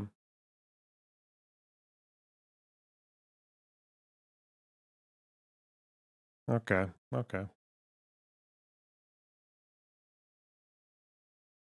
Okay. Let me go back. Actually, tell you what. I'll put it in the...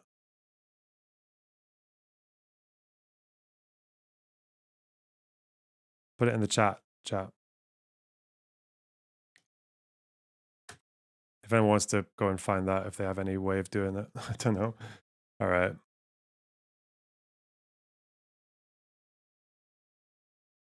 The minutes of the June 29th Israeli government meeting, held after the application of Israeli law to East Jerusalem was approved by the Knesset and completed with an executive order, reflect how negative the American reaction to this move was. In an urgent telegram sent from Evan in New York and brought before the ministers, he wrote that apparently no attempt had been made to inform Walworth Barber, United States ambassador to Israel, that the legislation's postponement had terminated and that the President, Johnson, sees himself cheated and taken by surprise. Wow.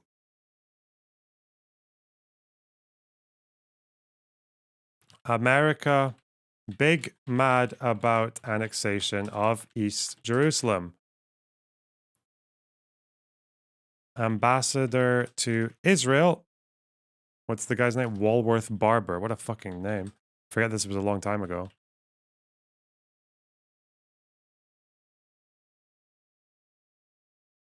The president feels cheated and taken by surprise. Evan added that this, together with other points of friction, such as the USS Liberty incident, and claims regarding deportations of civilians from the West Bank, were causing a decline in the United States' ability and perhaps so willingness to stand by Israel, while the Soviet peril was steadily increasing. Wow. A report by Israel's head of diplomatic mission in Washington, Ephraim Evron, added that Rusk was furious because of the timing of the Israeli move regarding Jerusalem. Evron wrote that Rusk had voiced the accusation that while Israel asked the United States to apply the utmost pressure in the United Nations, including President Johnson's personally approaching Latin American head of states, and while he himself was personally struggling in New York to get the needed voices, Israel's moves had pulled the carpet from under the Americans' feet. Rusk said that the Yugoslavs and the Indians were rejoicing, estimating that the Israeli move had shifted at least 20 votes over to their side. Wow, an influx, a surge. Mr. Queeb, thanks for the tier 1 sub. Sophia Sill with a tier 1 sub and for the 10 gifted subs. Thank you so much. I really appreciate that. Holy shit. Out of heckin' nowhere. God damn. Whoop. Oof. Damn, it's almost 3 in the morning, guys. Holy shit. This day has been a bit weird.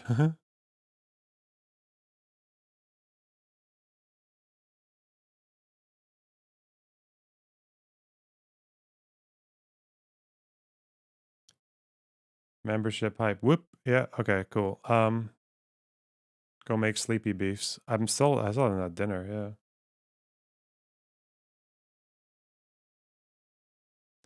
It seems to me occupation always causes radicalization of groups being occupied as well as often radicalizing the occupiers. Is this something you agree with? Yes.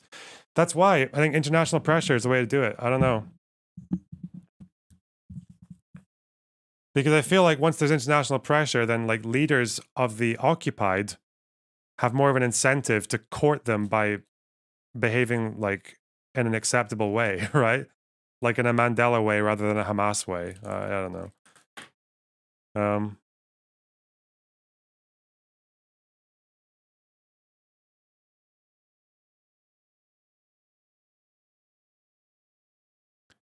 Okay. Yeah, they deported like 300,000 people from the West Bank at this point. They absolutely smashed them.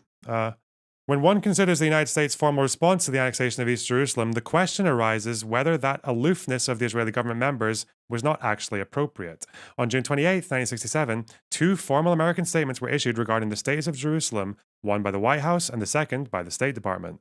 The White House statement said, among others, that the United States president assumes that before any unilateral action is taken on the basis of Jerusalem, there will be appropriate consultation with religious leaders and others who are deeply concerned. In other words, it simply disregarded the unilateral action that Israel had taken the previous day.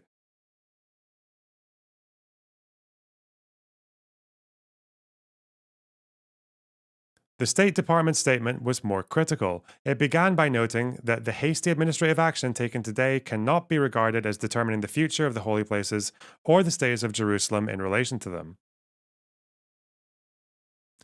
In other words, it acknowledged, as opposed to the White House statement, that a unilateral act had already been made. On the other hand, it referred to the annexing of Jerusalem by legislation as a mere administrative action, thus diminishing it to a practical means of regulation, as opposed to the act of sovereignty that it was, according to its nature, as primary legislation, and the statement made of Israel's Minister of Justice in the Knesset. The statement stressed that the United States has never recognized such unilateral actions by any of the states in the area as governing the international status of Jerusalem. That being said, it also made clear that the United States policy would be governed by the President's statement on June 19th, and the White House statement issued the same morning.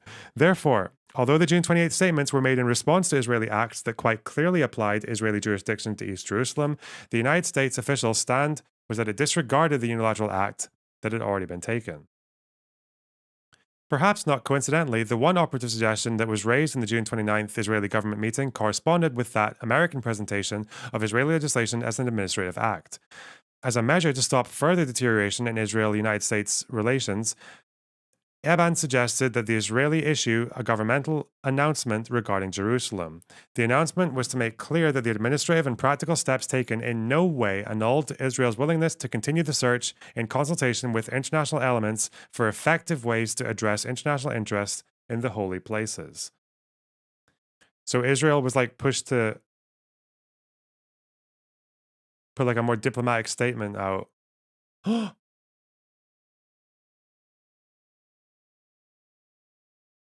Someone got me the book.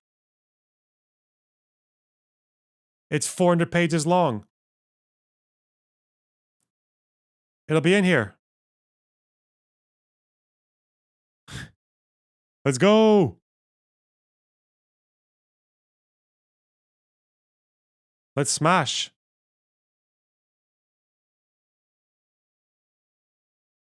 Wait.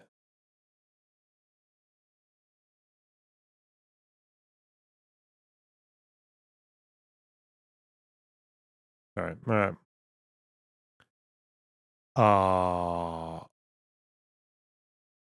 Where would it be? Anti-Zionist awakening? Let's just read all of it. Fuck.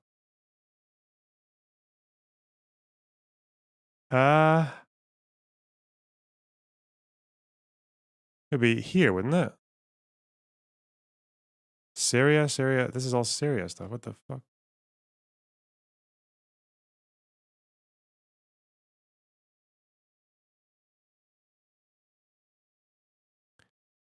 Reality of anti-Zionist ideology. Okay.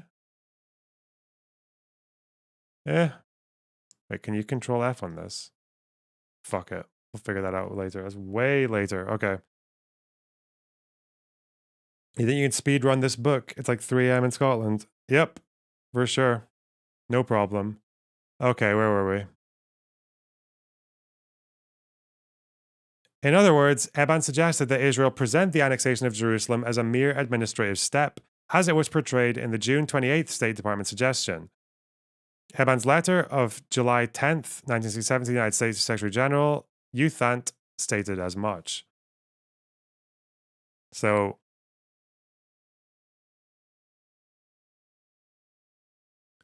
requests Israel to present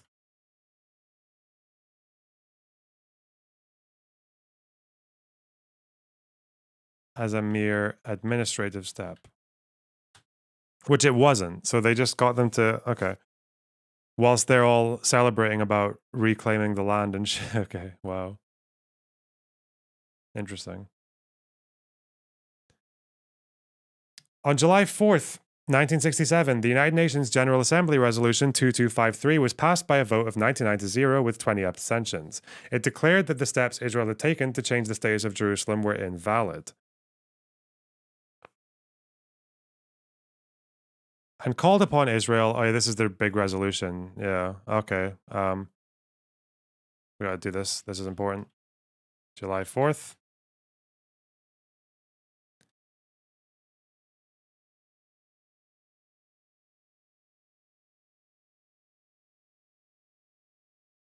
$99 to 0 with 20 abstentions.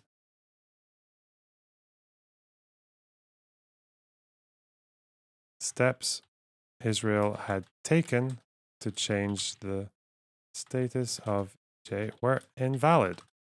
Called upon Israel to rescind all measures already taken and to desist forthwith from taking any action which would alter the status of Jerusalem. The United States chose to abstain rather than join the denunciation of Israel's unilateral acts in Jerusalem, the only one of the 5 permanent members of the Security Council to do so. Accordingly, the meeting of Bundy, Eben, and Harman on July 5th conveyed a feeling that the Rubicon had been crossed. The United States refrained from joining the General Assembly's harsh recrimination of Israel for its actions in Jerusalem and thus publicly took sides. The issue negotiated in this meeting was according to which parameters would that relationship proceed. So does this mean that if Israel had listened to the international community, would East Jerusalem become international or would all of Jerusalem have become international? Would they really have just made East Jerusalem an international zone? Because West Jerusalem was already controlled by Israel in the armistice lines, no? Or was it not? No, it is. It's not annexed, no.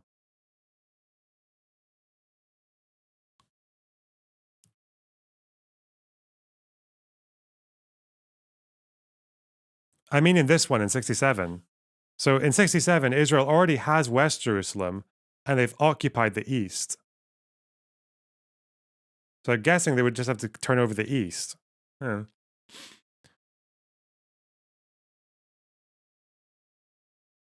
During the meeting, Bundy described the bond between the United States and does anyone know that? Does anyone, when people say Jerusalem is an international city in these like one-state solution proposals, do they mean like for today? Do they mean all of it or just the old city?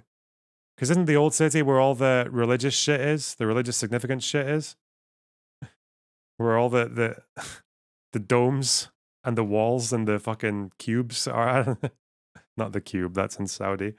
Is it? I don't know. Fuck.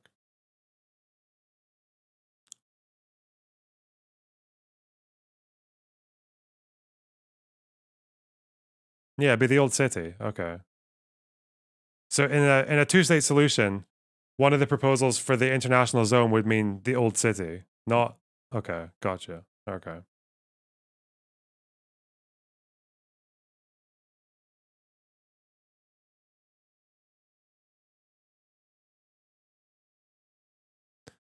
Okay. During the meeting, Bundy described the bond between the United States and Israel by saying that the American interest in Israel's self-defense was even greater than before the crisis, whereas Israel's ability to rely on others has lessened. Okay.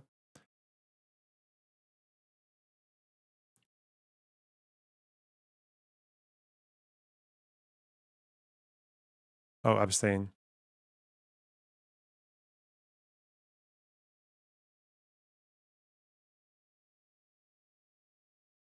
And what are they saying here?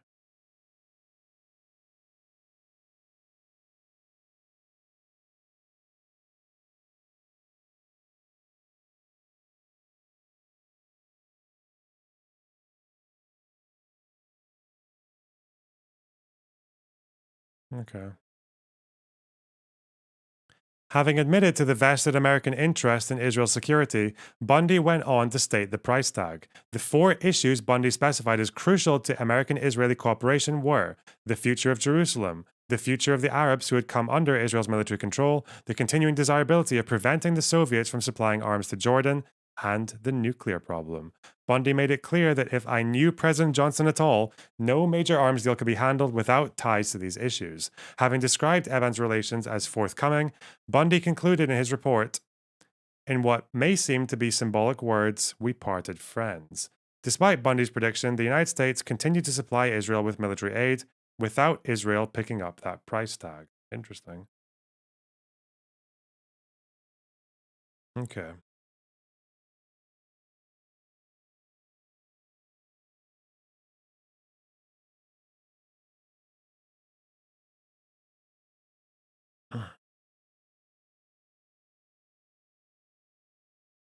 Although opinions vary as to the legality under international law of Israel's June 67 annexation of East Jerusalem, the sources analyzed previously leave little doubt as to the annexation being an act performed in defiance of the expressed wishes of Israel's newly found closest ally, the United States. Despite this, the protocols of Israeli government meetings... Wait. In defiance, okay. Despite this, the protocols of Israeli government meetings at which the annexation was debated show that both the question of a possible breach of international law and the United States' opposition to this move were overshadowed by Israel's deep desire to be sovereign in united Jerusalem. The Israeli government took the decision to annex East Jerusalem almost unanimously and executed it swiftly. The governmental debate quickly turned into practical steps aimed at disguising the intention to annex and thus ruling out international and American pressure, as well as domestic opposition liable to threaten the move. Wow. Following the years of Jordanian rule over Jerusalem's Old City and the prohibition of Israeli access to places holy to Judaism, once occupying it, the Israeli government took matters into its own hands, fearing a new initiative to internationalize the Old City. Was someone asking what's wrong with East Jerusalem being part of Israel? Is that Sheer asking that? Maybe the evictions is one thing. They shouldn't be doing that, and they're doing it anyway.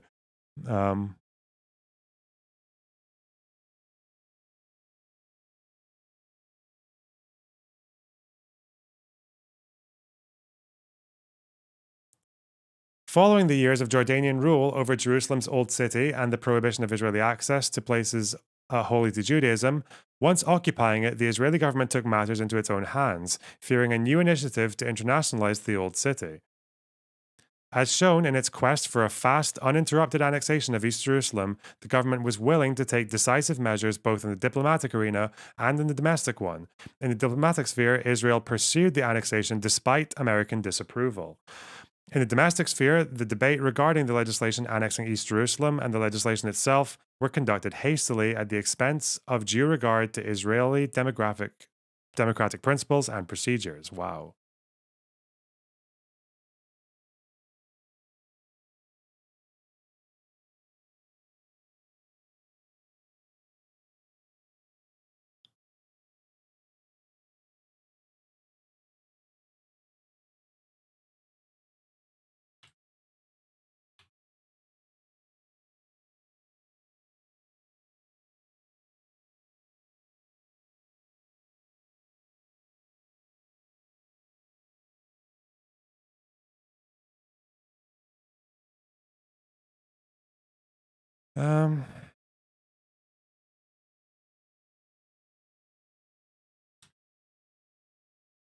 Clear motivation to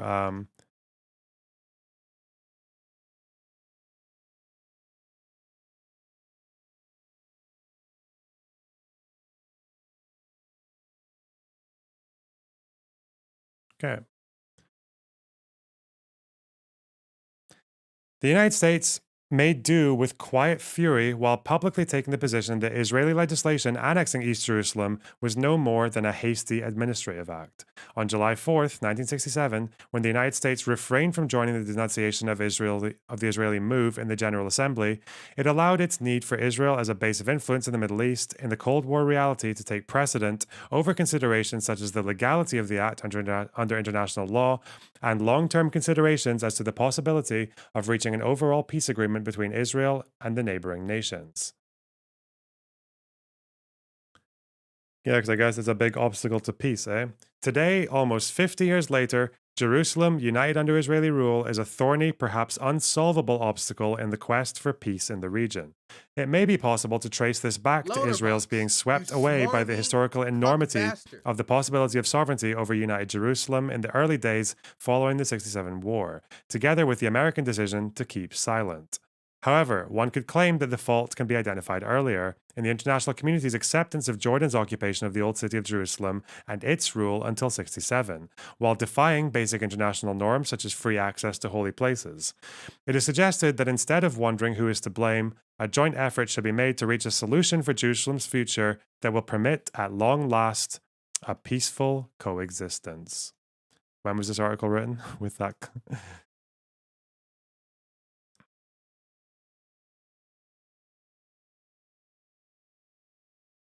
We did it, guys. Well done. Well done, everyone. We read a chunker of an article and gained like 1 or 2 things from it. Wow. Wow. Say well done, Lonerbox, chat. Say well done, LB. Say good job, Lonerbox. Finna with a $5. Like the stream. Oh, yeah, that's a good idea. You guys should like the stream. God damn it. Jesus Christ, that took forever. Fuck off then. Leave. I don't like you. Get out of my life. Ooh, I have a book for you. I don't want any fucking books. Fuck off. It's probably something you haven't read either. Leave me alone.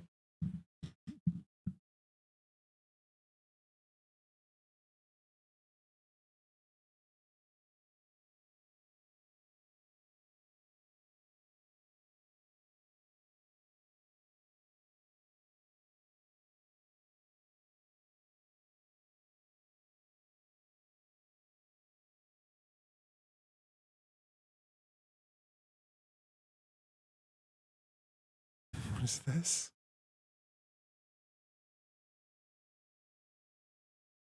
Egghead with the $1.99. Well done, Mr. Box. Oh, I really appreciate that. Wow. Thank you so much for the spontaneous dono.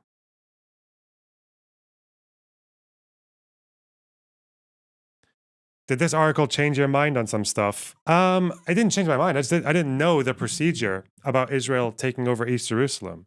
I didn't know that they did it in such a in such a snaky dickhead way. Like, and that they were all soying out about like reuniting the homeland or whatever. Like, wow.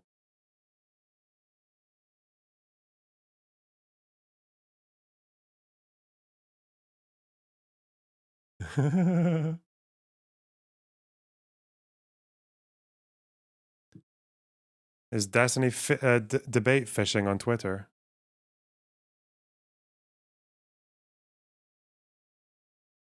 Yeah, why is Hassan describing his what he's doing is on the ground journalism?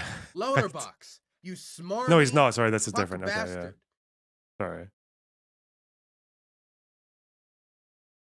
So I guess he learned about the Ramallah shit today and he's like going crazy. Yeah, okay, nice.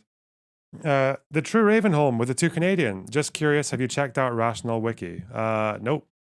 I probably bumped across it every now and then. Don't really care for it though. Not interested.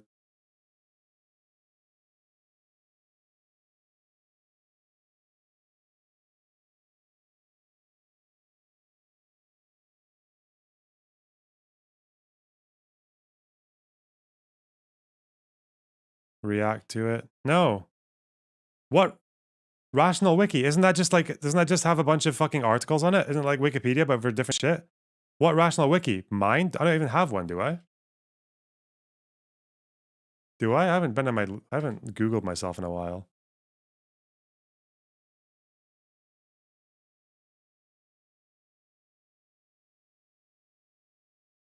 Ethnicity, girlfriend, real name, age. Wow. Okay. Top clips. Crystal Kyle and Friends. Manifold Markets. Atlas VPN. Okay, wow. Okay, what the fuck are we doing now? You smarmy cuck bastard. What are we doing now? Tomorrow, I want to read about Camp David. I want to know everything about Camp David. So if you guys have any good sources on Camp David that aren't like dog shit, just, I might read the wiki off stream. And you guys just send me like anything that's like digestible, not like a book. If it's a book, tell me what pages to look at, otherwise I'll ignore you, okay? So my DMs on Discord are open. You want to own Destiny. I just want to be right. Like, I don't know if I'm right, so.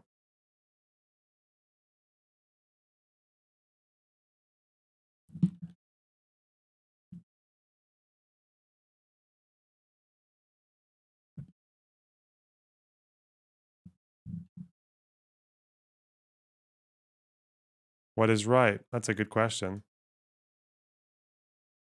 Huge.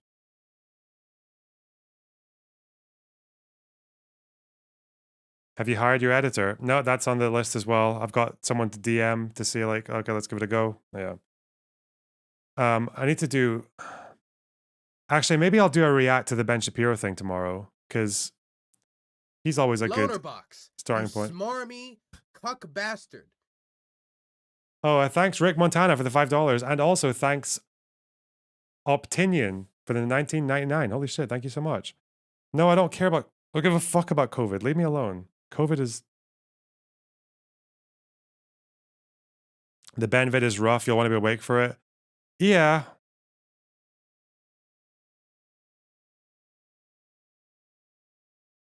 Yeah. Do I want to watch the Ukrainians reacting to Hassan? That's quite long. Let me see news.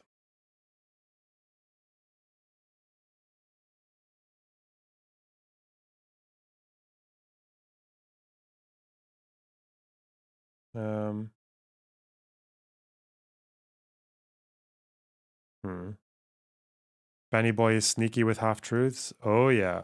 Yeah, he is. He's a bad dude. What can I say?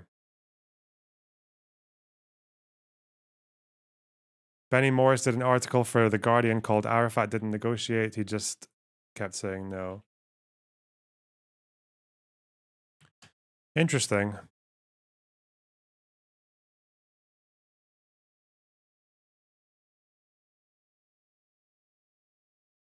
Benny Morris.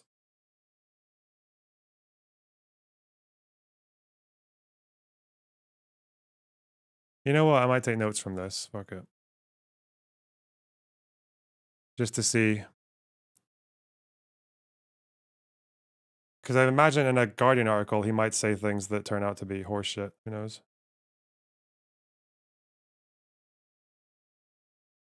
It's also more than 21 years old. That doesn't matter. It's him talking about the... Yeah, I know he's biased. Mate,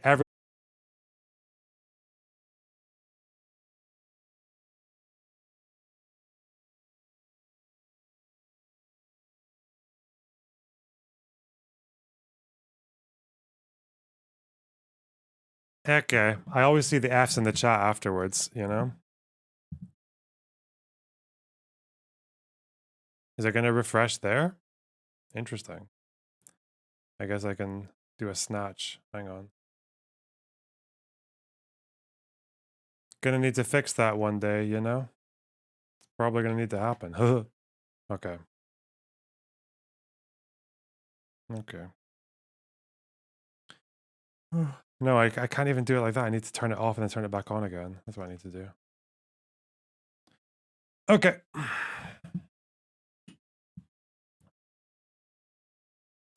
Let's see. Camp David.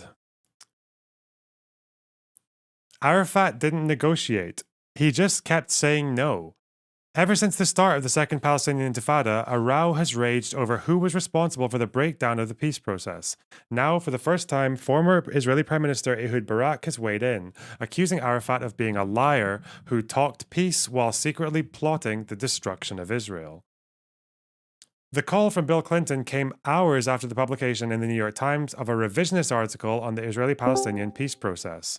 On holiday, Ehud Barak, Israel's former prime minister, was swimming in a cove in Sardinia. According to Barak, Clinton said, "What the hell is this? Why is she turning the mistakes we made into the essence?" The true story of Camp David was that, for the first time in the history of the conflict, the American president put on the table a proposal based on UN Security Council resolutions 242 and 338, very close to the Palestinian demands, and Arafat refused even to accept it as a basis for negotiations, walked out of the room, and deliberately turned to terrorism. Ooh. Strong claims. Let's go. Clinton was speaking of the 2-week-long Camp David conference in July 2000, which he had organized and mediated, and its failure, and the eruption at the end of September of the Palestinian Intifada, which has continued since. Halfway through the conference, apparently on July 18th, Clinton had slowly, to avoid misunderstanding, read out to Arafat a document endorsed in advance by Barak, outlining the main points of a future settlement. The proposal included the establishment of a demilitarized Palestinian state on some 92% of the West Bank, and 100% of the Gaza Strip, with some territorial compensation for the Palestinians from pre-67 territory.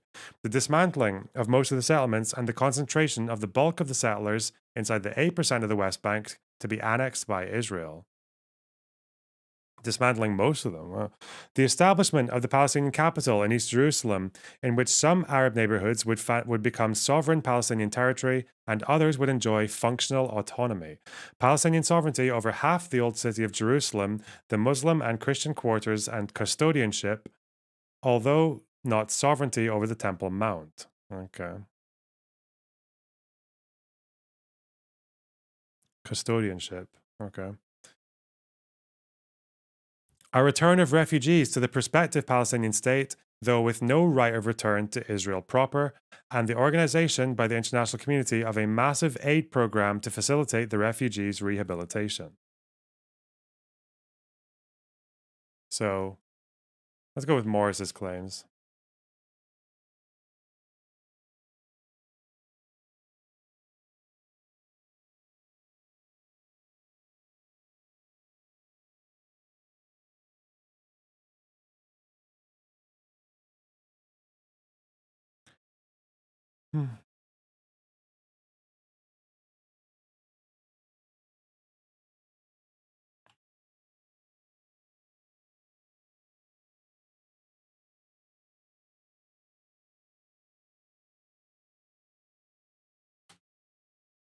Okay. Most settlements,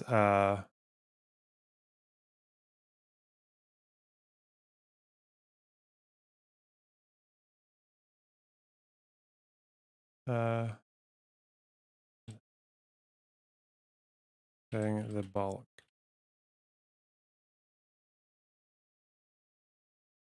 In the 8%.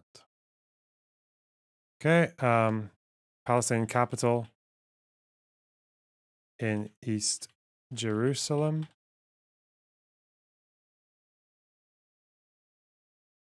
In which some Arab neighborhoods would become sovereign Palestinian territory, others would enjoy some.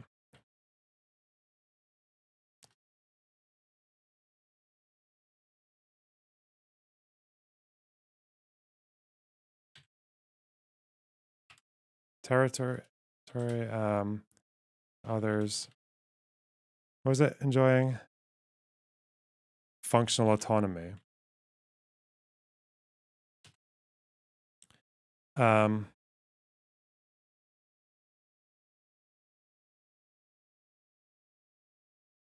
Sovereignty,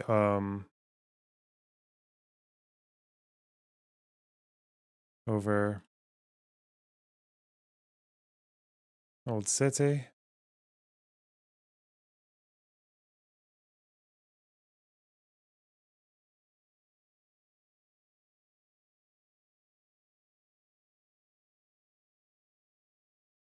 Not sovereignty.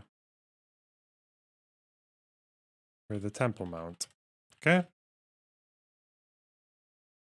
It was limited right of return was the big thing, wasn't it? And not to Israel proper. Sure.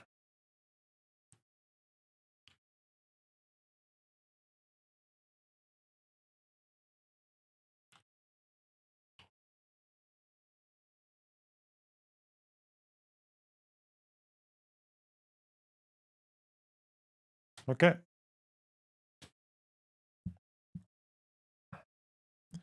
Arafat said no. Enraged, Clinton banged on the table and said, "You are leading your people and the region to a catastrophe." A formal Palestinian rejection of the proposals reached the Americans the next day. The summit sputtered on for a few days more, but to all intents and purposes, it was over.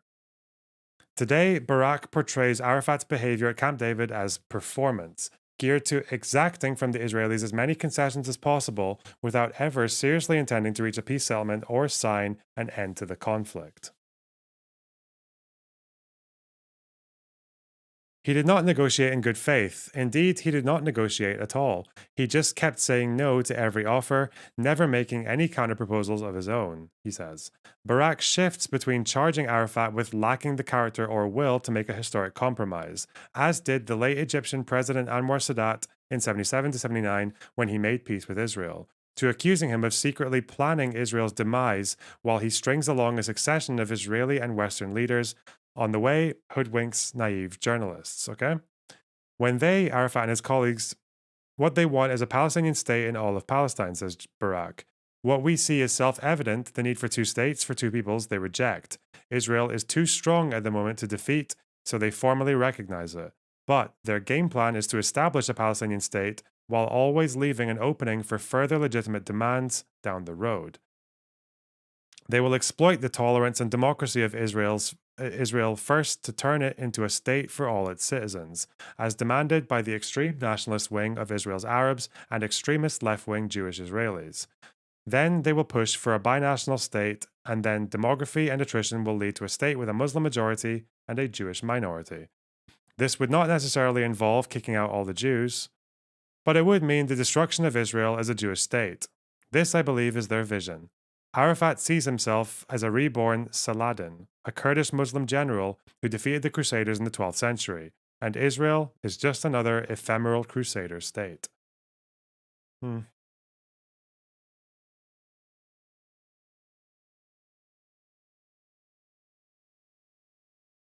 Barak believes that Arafat sees the Palestinian refugees of 48 and their descendants, numbering close to 4 million, as the main demographic, political tool for subverting the Jewish state. Arafat says Barak believes that Israel has no right to exist. Arafat says Barak believes that Israel has no right to exist, and he seeks its demise. Barak buttresses this by arguing that Arafat does not recognize the existence of a Jewish people or nation, only a Jewish religion, because it is mentioned in the Quran and because he remembers seeing as a kid Jews praying at the Wailing Wall.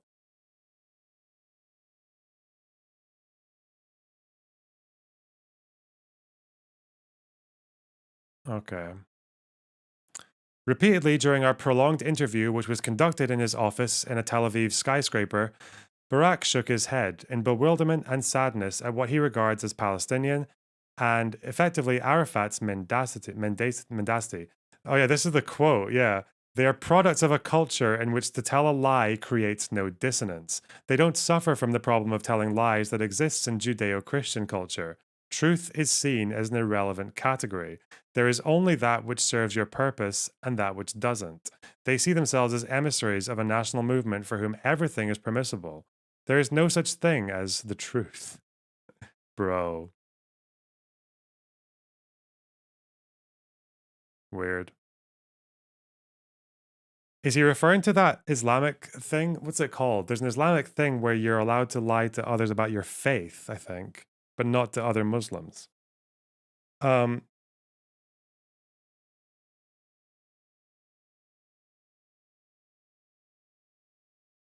Taqiyya. Yeah. But I don't think that applies to like political negotiations, does it? Which when you're under duress, yeah.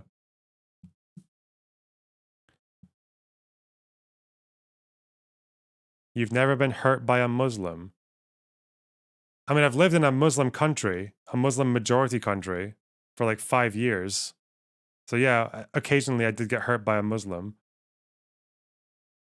Just didn't turn me into a fucking anti-Arab. Okay, whatever.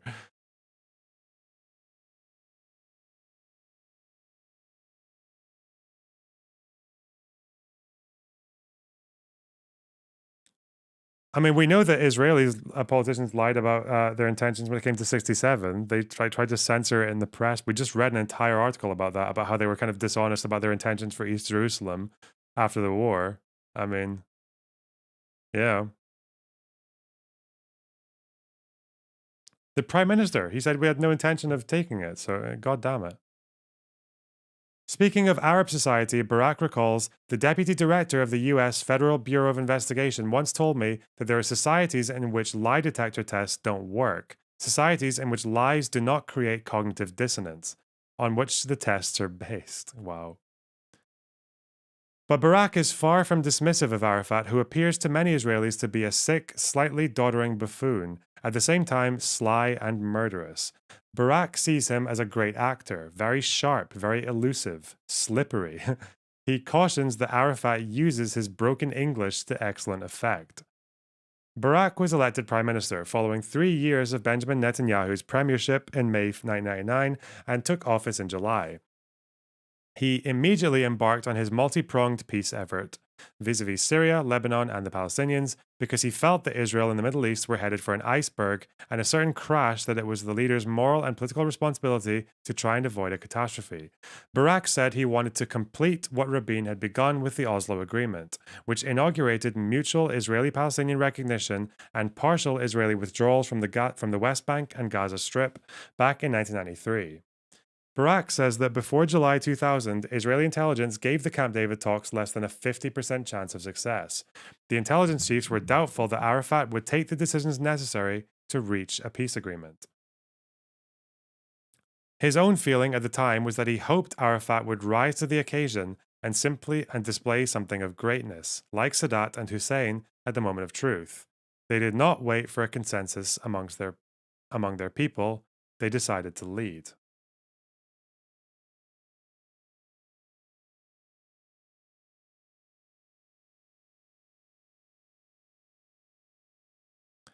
Barak dismisses the charges leveled by the Camp David revisionists as Palestinian propaganda. The visit to the Temple Mount by the then Likud leader Ariel Sharon in September 2000 was not what caused the Intifada, he says. Sharon's visit, which was coordinated with the West Bank security chief of the Palestinian Authority, Jibril Rajoub, was directed against me, not the Palestinians, to show that the Likud cared more about Jerusalem than I did. We know from hard intelligence that Arafat, after Camp David, intended to unleash a violent confrontation. Terrorism. Sharon's visit and the riots that followed fell into his hands like an excellent excuse. A pretext. Oh. I would love to see something that's actually substantial about this, though. The one bit of evidence I find a hard way getting around is Arafat's widow saying that he was planning the Intifada. If I can find proof of that, I'd probably find it quite hard to dismiss.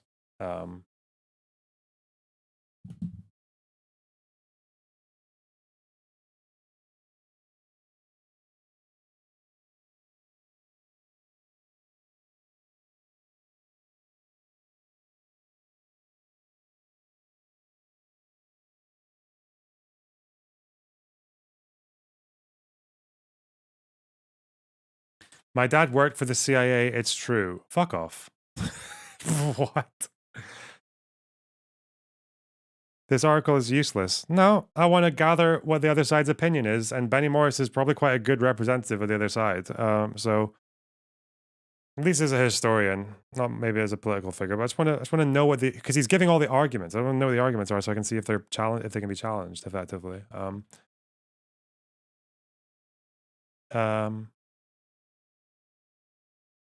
Hey, Dylan Burns TV, how's it going?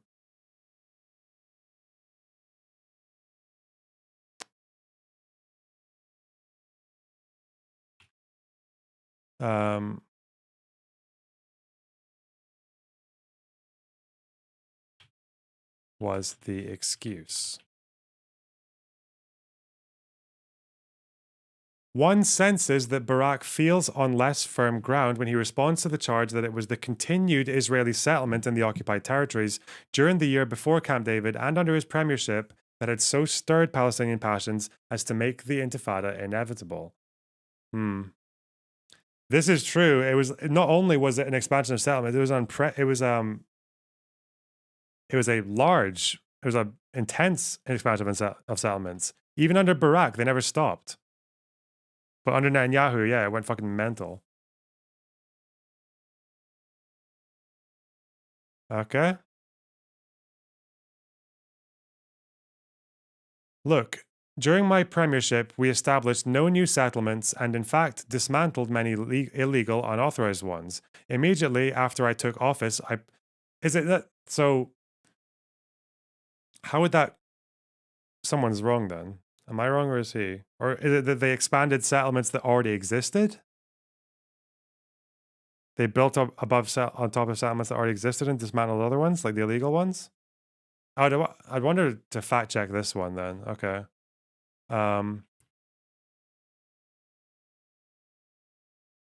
We established no, and did Netanyahu though? Settlements and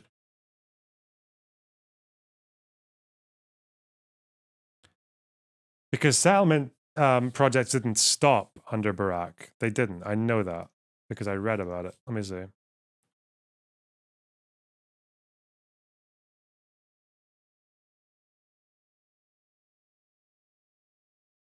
Let me see.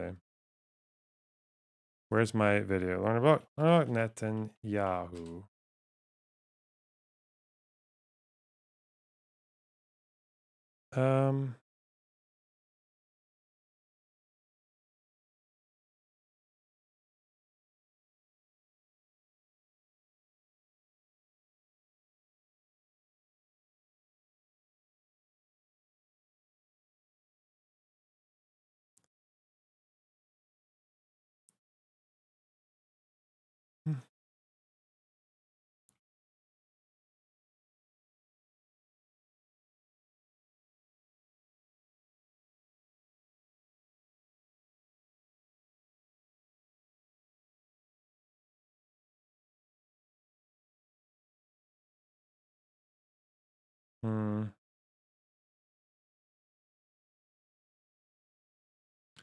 Where is it?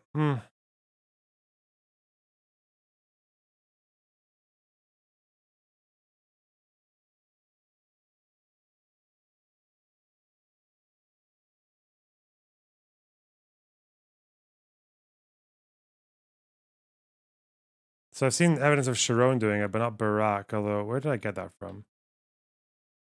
Let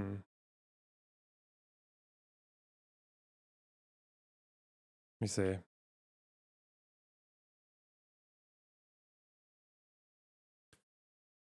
Uh, 1990s.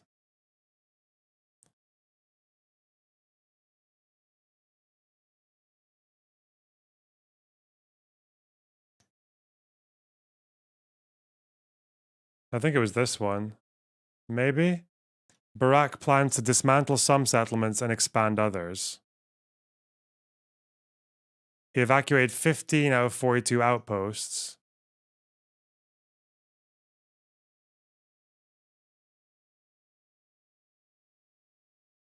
So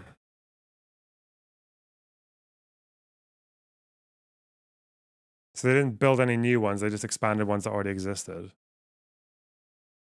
2,600 new homes. Okay. Okay.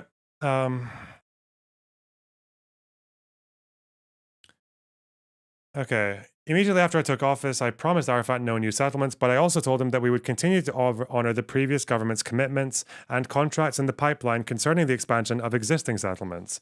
Yeah, this is the Netanyahu policy. But I also offered a substantive argument. I wanted to reach peace during the next 16 months. What was now being built would either remain within territory that you, the Palestinians, agree should remain ours, and therefore it shouldn't matter to you, or would be in territory that would soon come under Palestinian sovereignty, and therefore add to the housing available for returning refugees. But you can't lose. But Barak concedes that whilst this sounded logical, there was a psychological dimension that could not be neutralized by argument. The Palestinians simply saw on a daily basis that more and more of their land was being plundered and becoming Israeli. Regarding the core of the Israeli-American proposals, the revisionists have charged that Israel offered the Palestinians not a continuous state, but a collection of Bantustans or cantons. Oh. This is one of the most embarrassing lies to have emerged from Camp David, says Barak. I ask myself, why is he lying to Arafat? To put it simply, any proposal that offers 92% of the West Bank cannot, almost by definition, break up the territory into non-contiguous cantons. The West Bank and the Gaza Strip are separate, but that cannot be helped. In a peace agreement, they would be joined by a bridge. What, not a tunnel? Not a tunnel. But in the West Bank, Barak says, the Palestinians were promised a continuous piece of sovereign territory except for a razor-thin Israeli wedge running from Jerusalem through the Mali Adumim to the Jordan River. Here, Palestinian territorial continuity would have been assured by a tunnel or a bridge. Okay. Oh, is this? I know where this is. Hang on.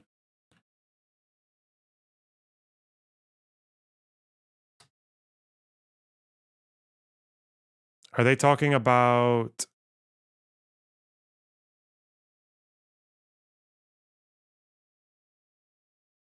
this?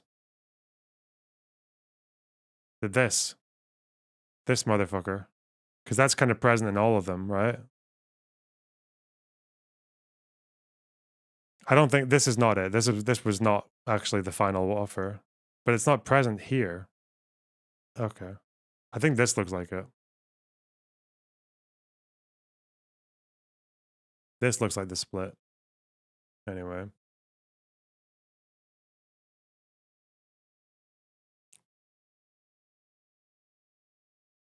That Hebrew image is the one that's referenced in Wikipedia. It makes sense to what Barak's talking about here, yeah.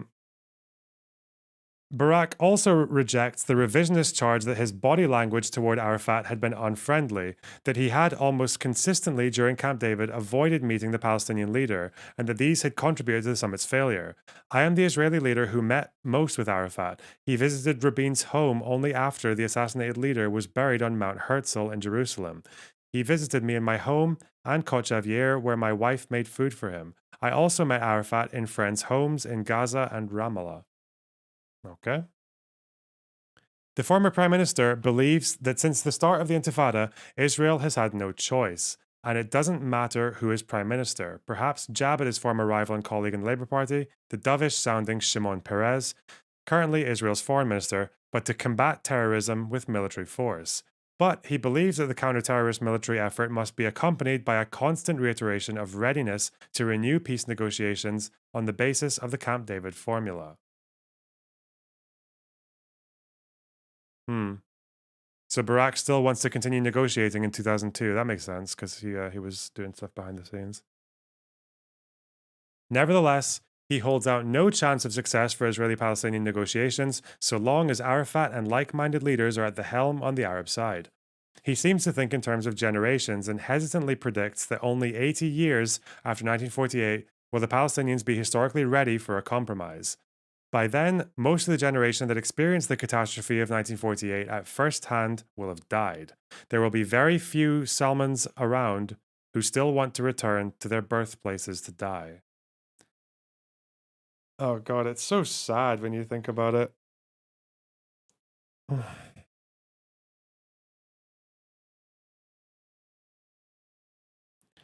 He points to the model of the Soviet Union, which collapsed after roughly 80 years, after the generation that had lived through the revolution had died. In absence of real negotiations, Barak believes that Israel should begin to prepare unilaterally for a pullout from some 75% of the West Bank, and he implies all or almost all of the Gaza Strip, back to defensible borders, while allowing a Palestinian state to emerge there. Really?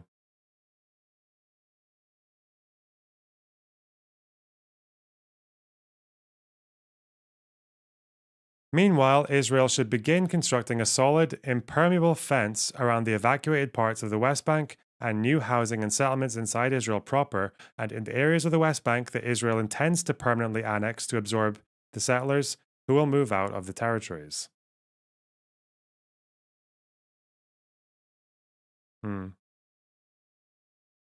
He says that when the Palestinians will be ready for peace, the fate of the remaining 25% of the West Bank can be negotiated.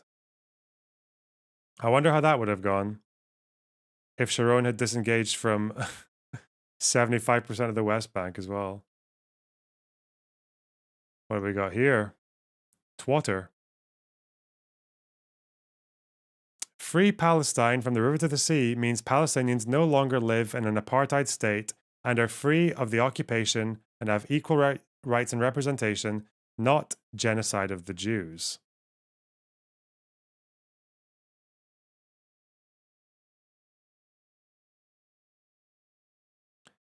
I think people are just It might mean that to white leftists. It doesn't mean that to a lot of people, okay? Um,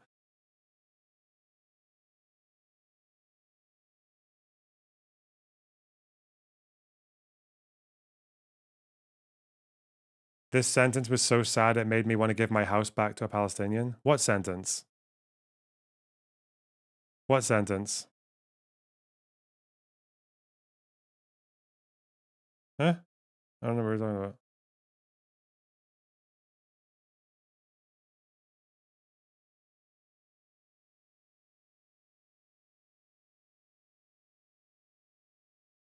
You just sent me the same thing twice.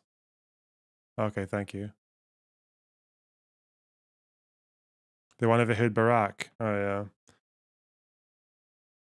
At one point in the interview, Barak pointed to the settlement campaign in heavily populated Palestinian areas inaugurated by Menachem Begin's Likud-led government in 1997, as the point at which Israel took a major historical wrong turn.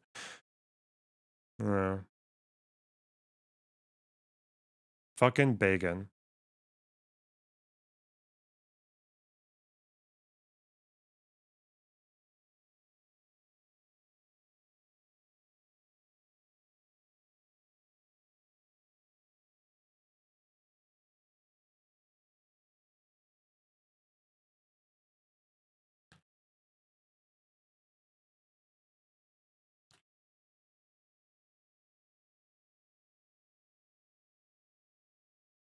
Before 1977, so I know that settlers started going into the West Bank ever since 1967. As soon as the occupation started, settlers started moving in. But it wasn't government policy. I think it was just independent actors kind of wandering in there, and then the IDF having to protect them. Did it start to become government policy in 1977? Is that when it actually became government policy? Before then, for 10 years, it was just wankers walking in and doing it themselves. Labor approved the first settlement in 1968. So is he just talking about it doing it in heavily populated areas? Okay. But at other times, he pointed to 67 as the crucial mistake, when Israel occupied the West Bank and Gaza and Sinai and the Golan Heights, and instead of agreeing to immediate withdrawal from all the territories, save East Jerusalem in exchange for peace, began to settle them. Interesting. So he wants to Barak. Okay, so also believes the 67 war was a mistake.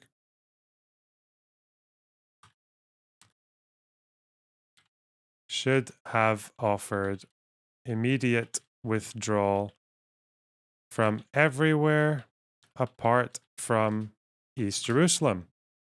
So he was okay with the annexation of East Jerusalem. Barak recalled seeing David Ben-Gurion, Israel's founder and first prime minister, on television on June 1967 arguing for the immediate withdrawal from all the territories occupied in the Six-Day War in exchange for peace, save for East Jerusalem. Okay. Argument made by David Ben-Gurion.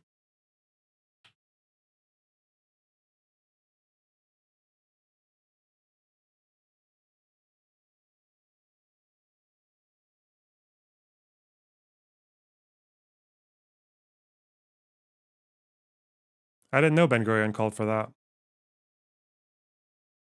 Didn't know. But they never offered that formally. They didn't offer that. When they offered land for peace, they offered Golan and fucking... They never tried to establish a Palestinian state. They never tried to withdraw. Yeah. Many of us, me included, thought that he was suffering from mental weakness or perhaps a subconscious jealousy of his successor, Levi Eshkol, who had presided over the unprecedented victory and conquests. Today, one understands that he simply saw more clearly and farther than the leadership at the time. That's a really good quote. Okay, so this isn't actually Benny Morris's opinion at all. It's just an interview with Ehud Barak. Yeah?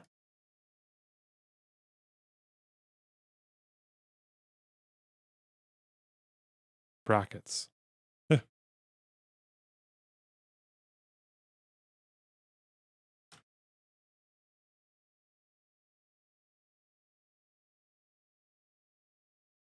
Okay, so these are the foundational claims.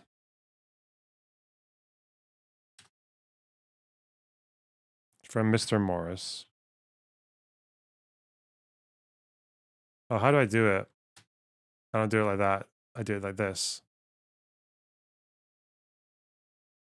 Then it's brackets. Okay, gotcha.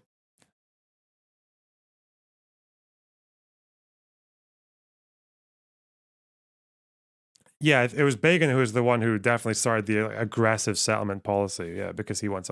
So I didn't know that Ben Gurion tried to give, but I don't know what was Israel's. Because I know Israel made like a formal land for peace offer, but it wasn't. It didn't.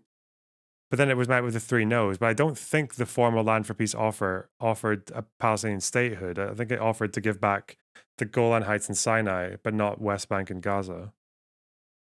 Is that not right? I need to look into that as well. I think for 67, maybe tomorrow we'll look at the land for peace thing, I guess.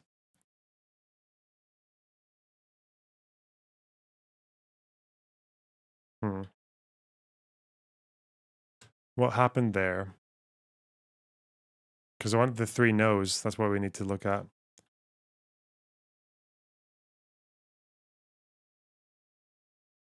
Oh, it's the Security Council that adopted it, 242. Maybe the build up to this?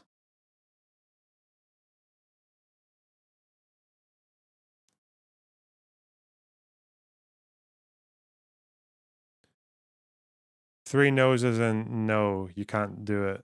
No, I don't like you. That's the no. Oh yeah, Jews got attacked in other countries because of the 6-Day War. And anti-Semitic purges in communist countries. Wow. Poland. Oof.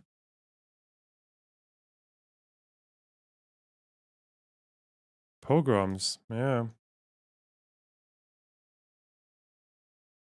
Let's look at this bit. Gotcha. Okay, peace and diplomacy.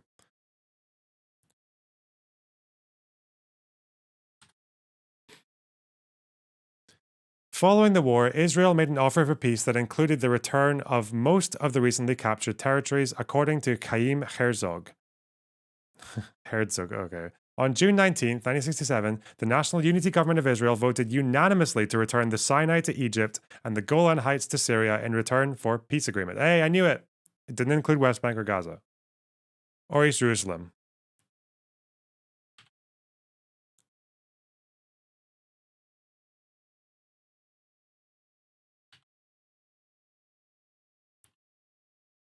We're back.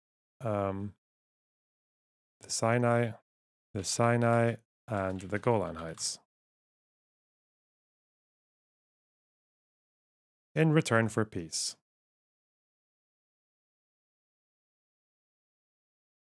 Chaim. That's what I said. Fucking idiot. All right. Maybe I didn't. Sorry. All right. The Golans would have to be demilitarized and special arrangement would be negotiated for the Straits of Tiran. The government also resolved to open negotiations with King Hussein of Jordan regarding the eastern border. The 19th of June Israeli cabinet decision did not include the Gaza Strip and left open the possibility of Israel permanently acquiring parts of the West Bank. On June 25th to 27th, Israel incorporated East Jerusalem together with areas of the West Bank to the north and south into Jerusalem's new municipal boundaries. We already know that, but I'll put it in again for a refresher. June 25th. 7th, annexation of East Jerusalem and surrounding area. The Israeli decision was to be conveyed to the Arab nations by the United States. The US was informed of the decision, but not that it was to transmit it. There is no evidence of receipt from Egypt or Syria, and some historians claim that they may never have received the offer. In September, the Khartoum Arab Summit resolved that there would be no peace, no recognition, and no negotiation with Israel. However, as Avraham Sela notes, the Khartoum Conference effectively marked a shift in the perception of the conflict of the Arab states away from one-centered on the question of Israel's legitimacy toward one focusing on territories and boundaries. Okay. Interesting.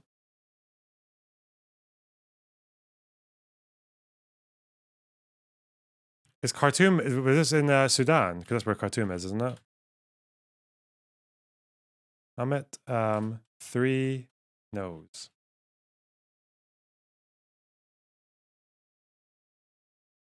No peace, no recognition, no negotiation with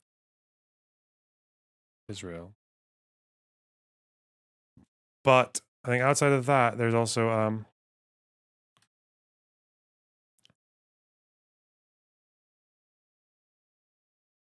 marked a shift from questioning Israel's legitimacy to one focusing on borders and boundaries. I didn't know that. This was shown on November 22nd when Egypt and Jordan accepted the UN Security Council Resolution 242. Oh, so this means, yeah, okay.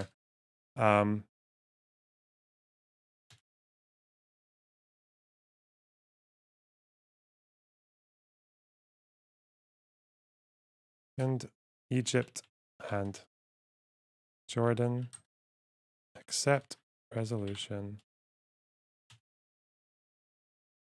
242. Nasser forestalled any movement toward direct negotiations with Israel. In dozens of speeches and statements, Nasser posited the equation that any direct peace talks with Israel were tantamount to surrender. He's such a big boy, wasn't he? After the war, the entire Soviet bloc of Eastern Europe, with the exception of Romania, broke off diplomatic relations with Israel. The 1967 war laid the foundation for future discord in the region as the Arab states resented Israel's victory and did not want to give up territory. On 22nd of November 1967, the United Nations Security Council adopted Resolution 242, the Land for Peace formula, which called for Israeli withdrawal from territories occupied in 1967 and the termination of all claims or states of belligerency. 242 recognized the right of every state in the area to live in peace within secure and recognized boundaries, free from threats or acts of force.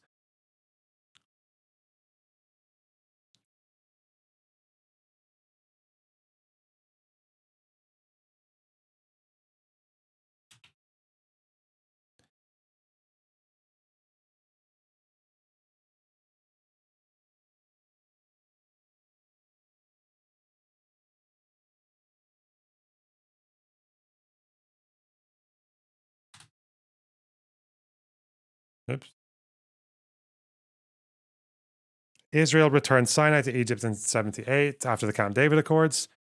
In the summer of 2005, Israel withdrew all military forces and evacuated all civilians from the Gaza Strip.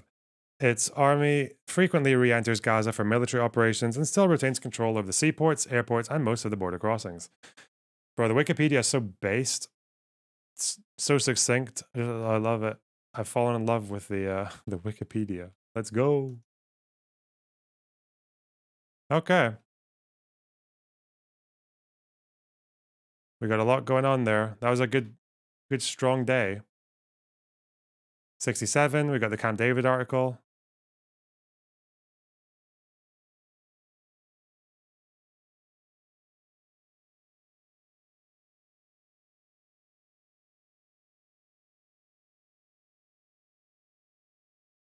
Jordan and Egypt withdrew their claims over the West Bank and Gaza. When did they actually do that?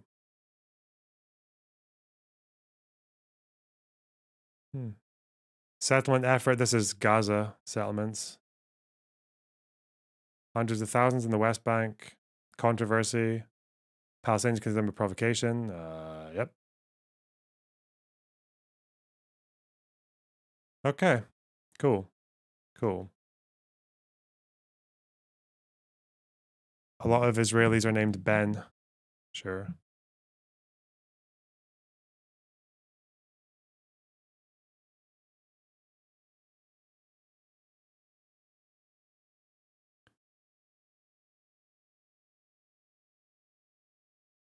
What is this? Oh, I saw this person in my chat earlier. Someone sent a video about me talking about Hassan. I have fallen in love with this man since he posted this. I feel ignorant for my not knowing him before now. He has all my stances in this video, all my beliefs, all my logic eloquently stated, and it's beautiful.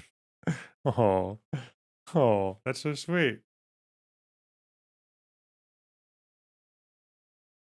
Ugh. I don't know though, you guys.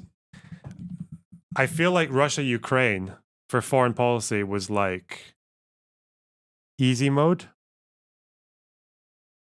Think it was easy mode. The question over Ukraine taking Crimea back, that was like maybe medium mode, maybe, whether they should actually take it back, because you have to look at nuclear doctrine and shit and learn about the history of Tatars and all that. But Israel-Palestine is like final boss on the hardest mode. Like, even though I've done like maybe about 100 times more work on Israel Palestine than I have on Ukraine, like research and learning and shit. But it's just so difficult. Like, it's so yeah.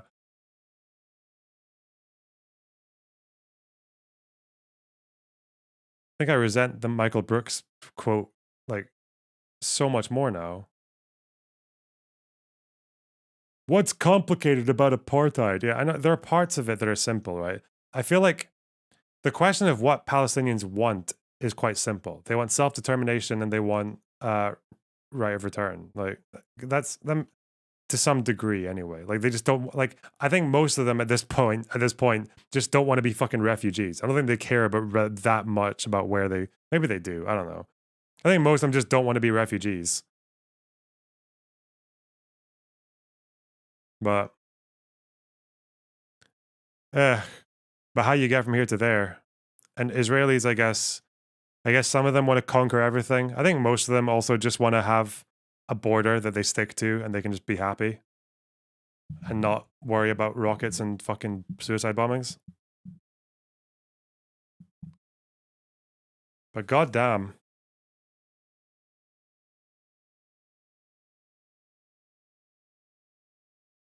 What counts as a Palestinian refugee? The ones who don't have citizenship of a sovereign state. Not necessarily just that.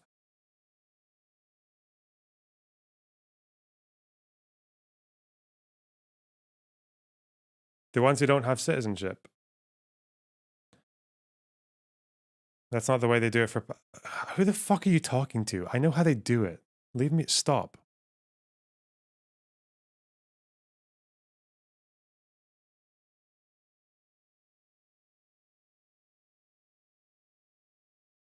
A lot of Gazans are foreign nationals. Yeah, I know. And a lot of them are refugees. Yeah. Okay. I didn't say you're making something up. You're acting as if I need to learn something about. Maybe I do. I know they're considered differently by UNRWA. I know that they have generational right of return because which other refugees typically don't have. And one of the big reasons for that is that Palestinian refugee crisis has never been solved. They don't have, like, most refugees find a place to go and they fucking chill in a camp for a while or they go up to a place and become a citizen. That's like their goal. The goal of Palestinian refugees is to, like, or it seems to be, not even the goal. What am I saying? Just like what happens to them is that they sit in camps and hope they can go back to where they came from, you know? Ugh. God damn it. Most refugees don't get kicked out of every country they went to. Yeah, no, yeah. That is a factor. It's a variable. If I ever saw one, there's no getting around it. There's nowhere to run.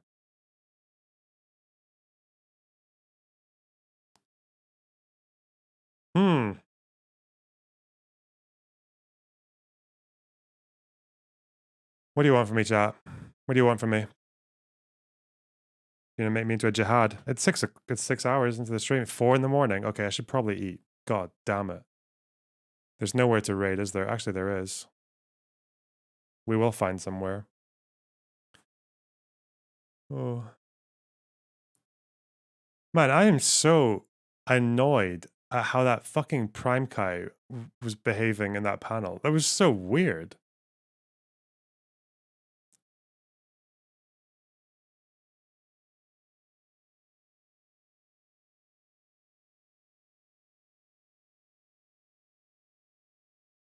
I didn't necessarily feel like I needed to call it out because like he was doing it to himself. Like it didn't need like called out because like the whole community was doing it. But god damn it. Where shall we raid? Ico, Shark Zero, Prime Kai, no. Robe Man.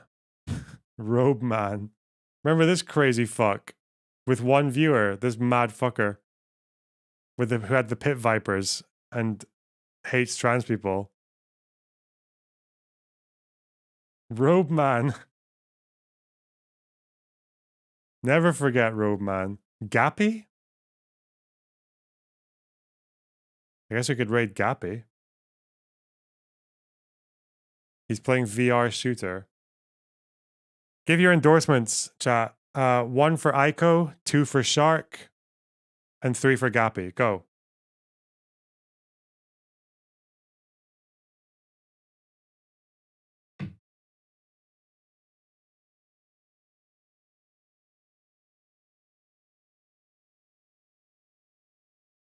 I'm not going to count you if you say Shark. It needs to be a number, you fucking moron.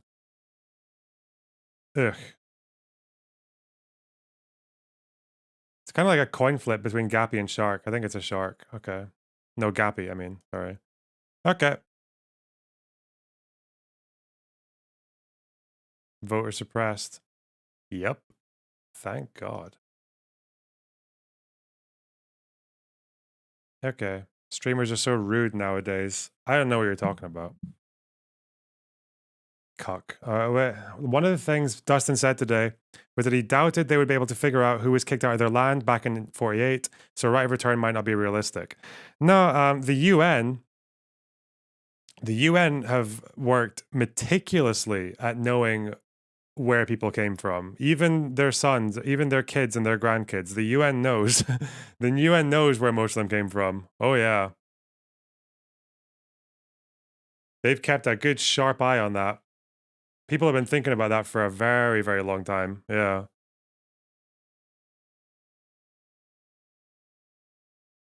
All right, let's go. Get in. Take him down, boys. Get him, boys. Okay. Is he even gonna know? All right. Take care, guys. Have a good one. Good stream. Good stream. I'll sleep well. I will. But yeah. Bye bye. Bye bye. Bye bye.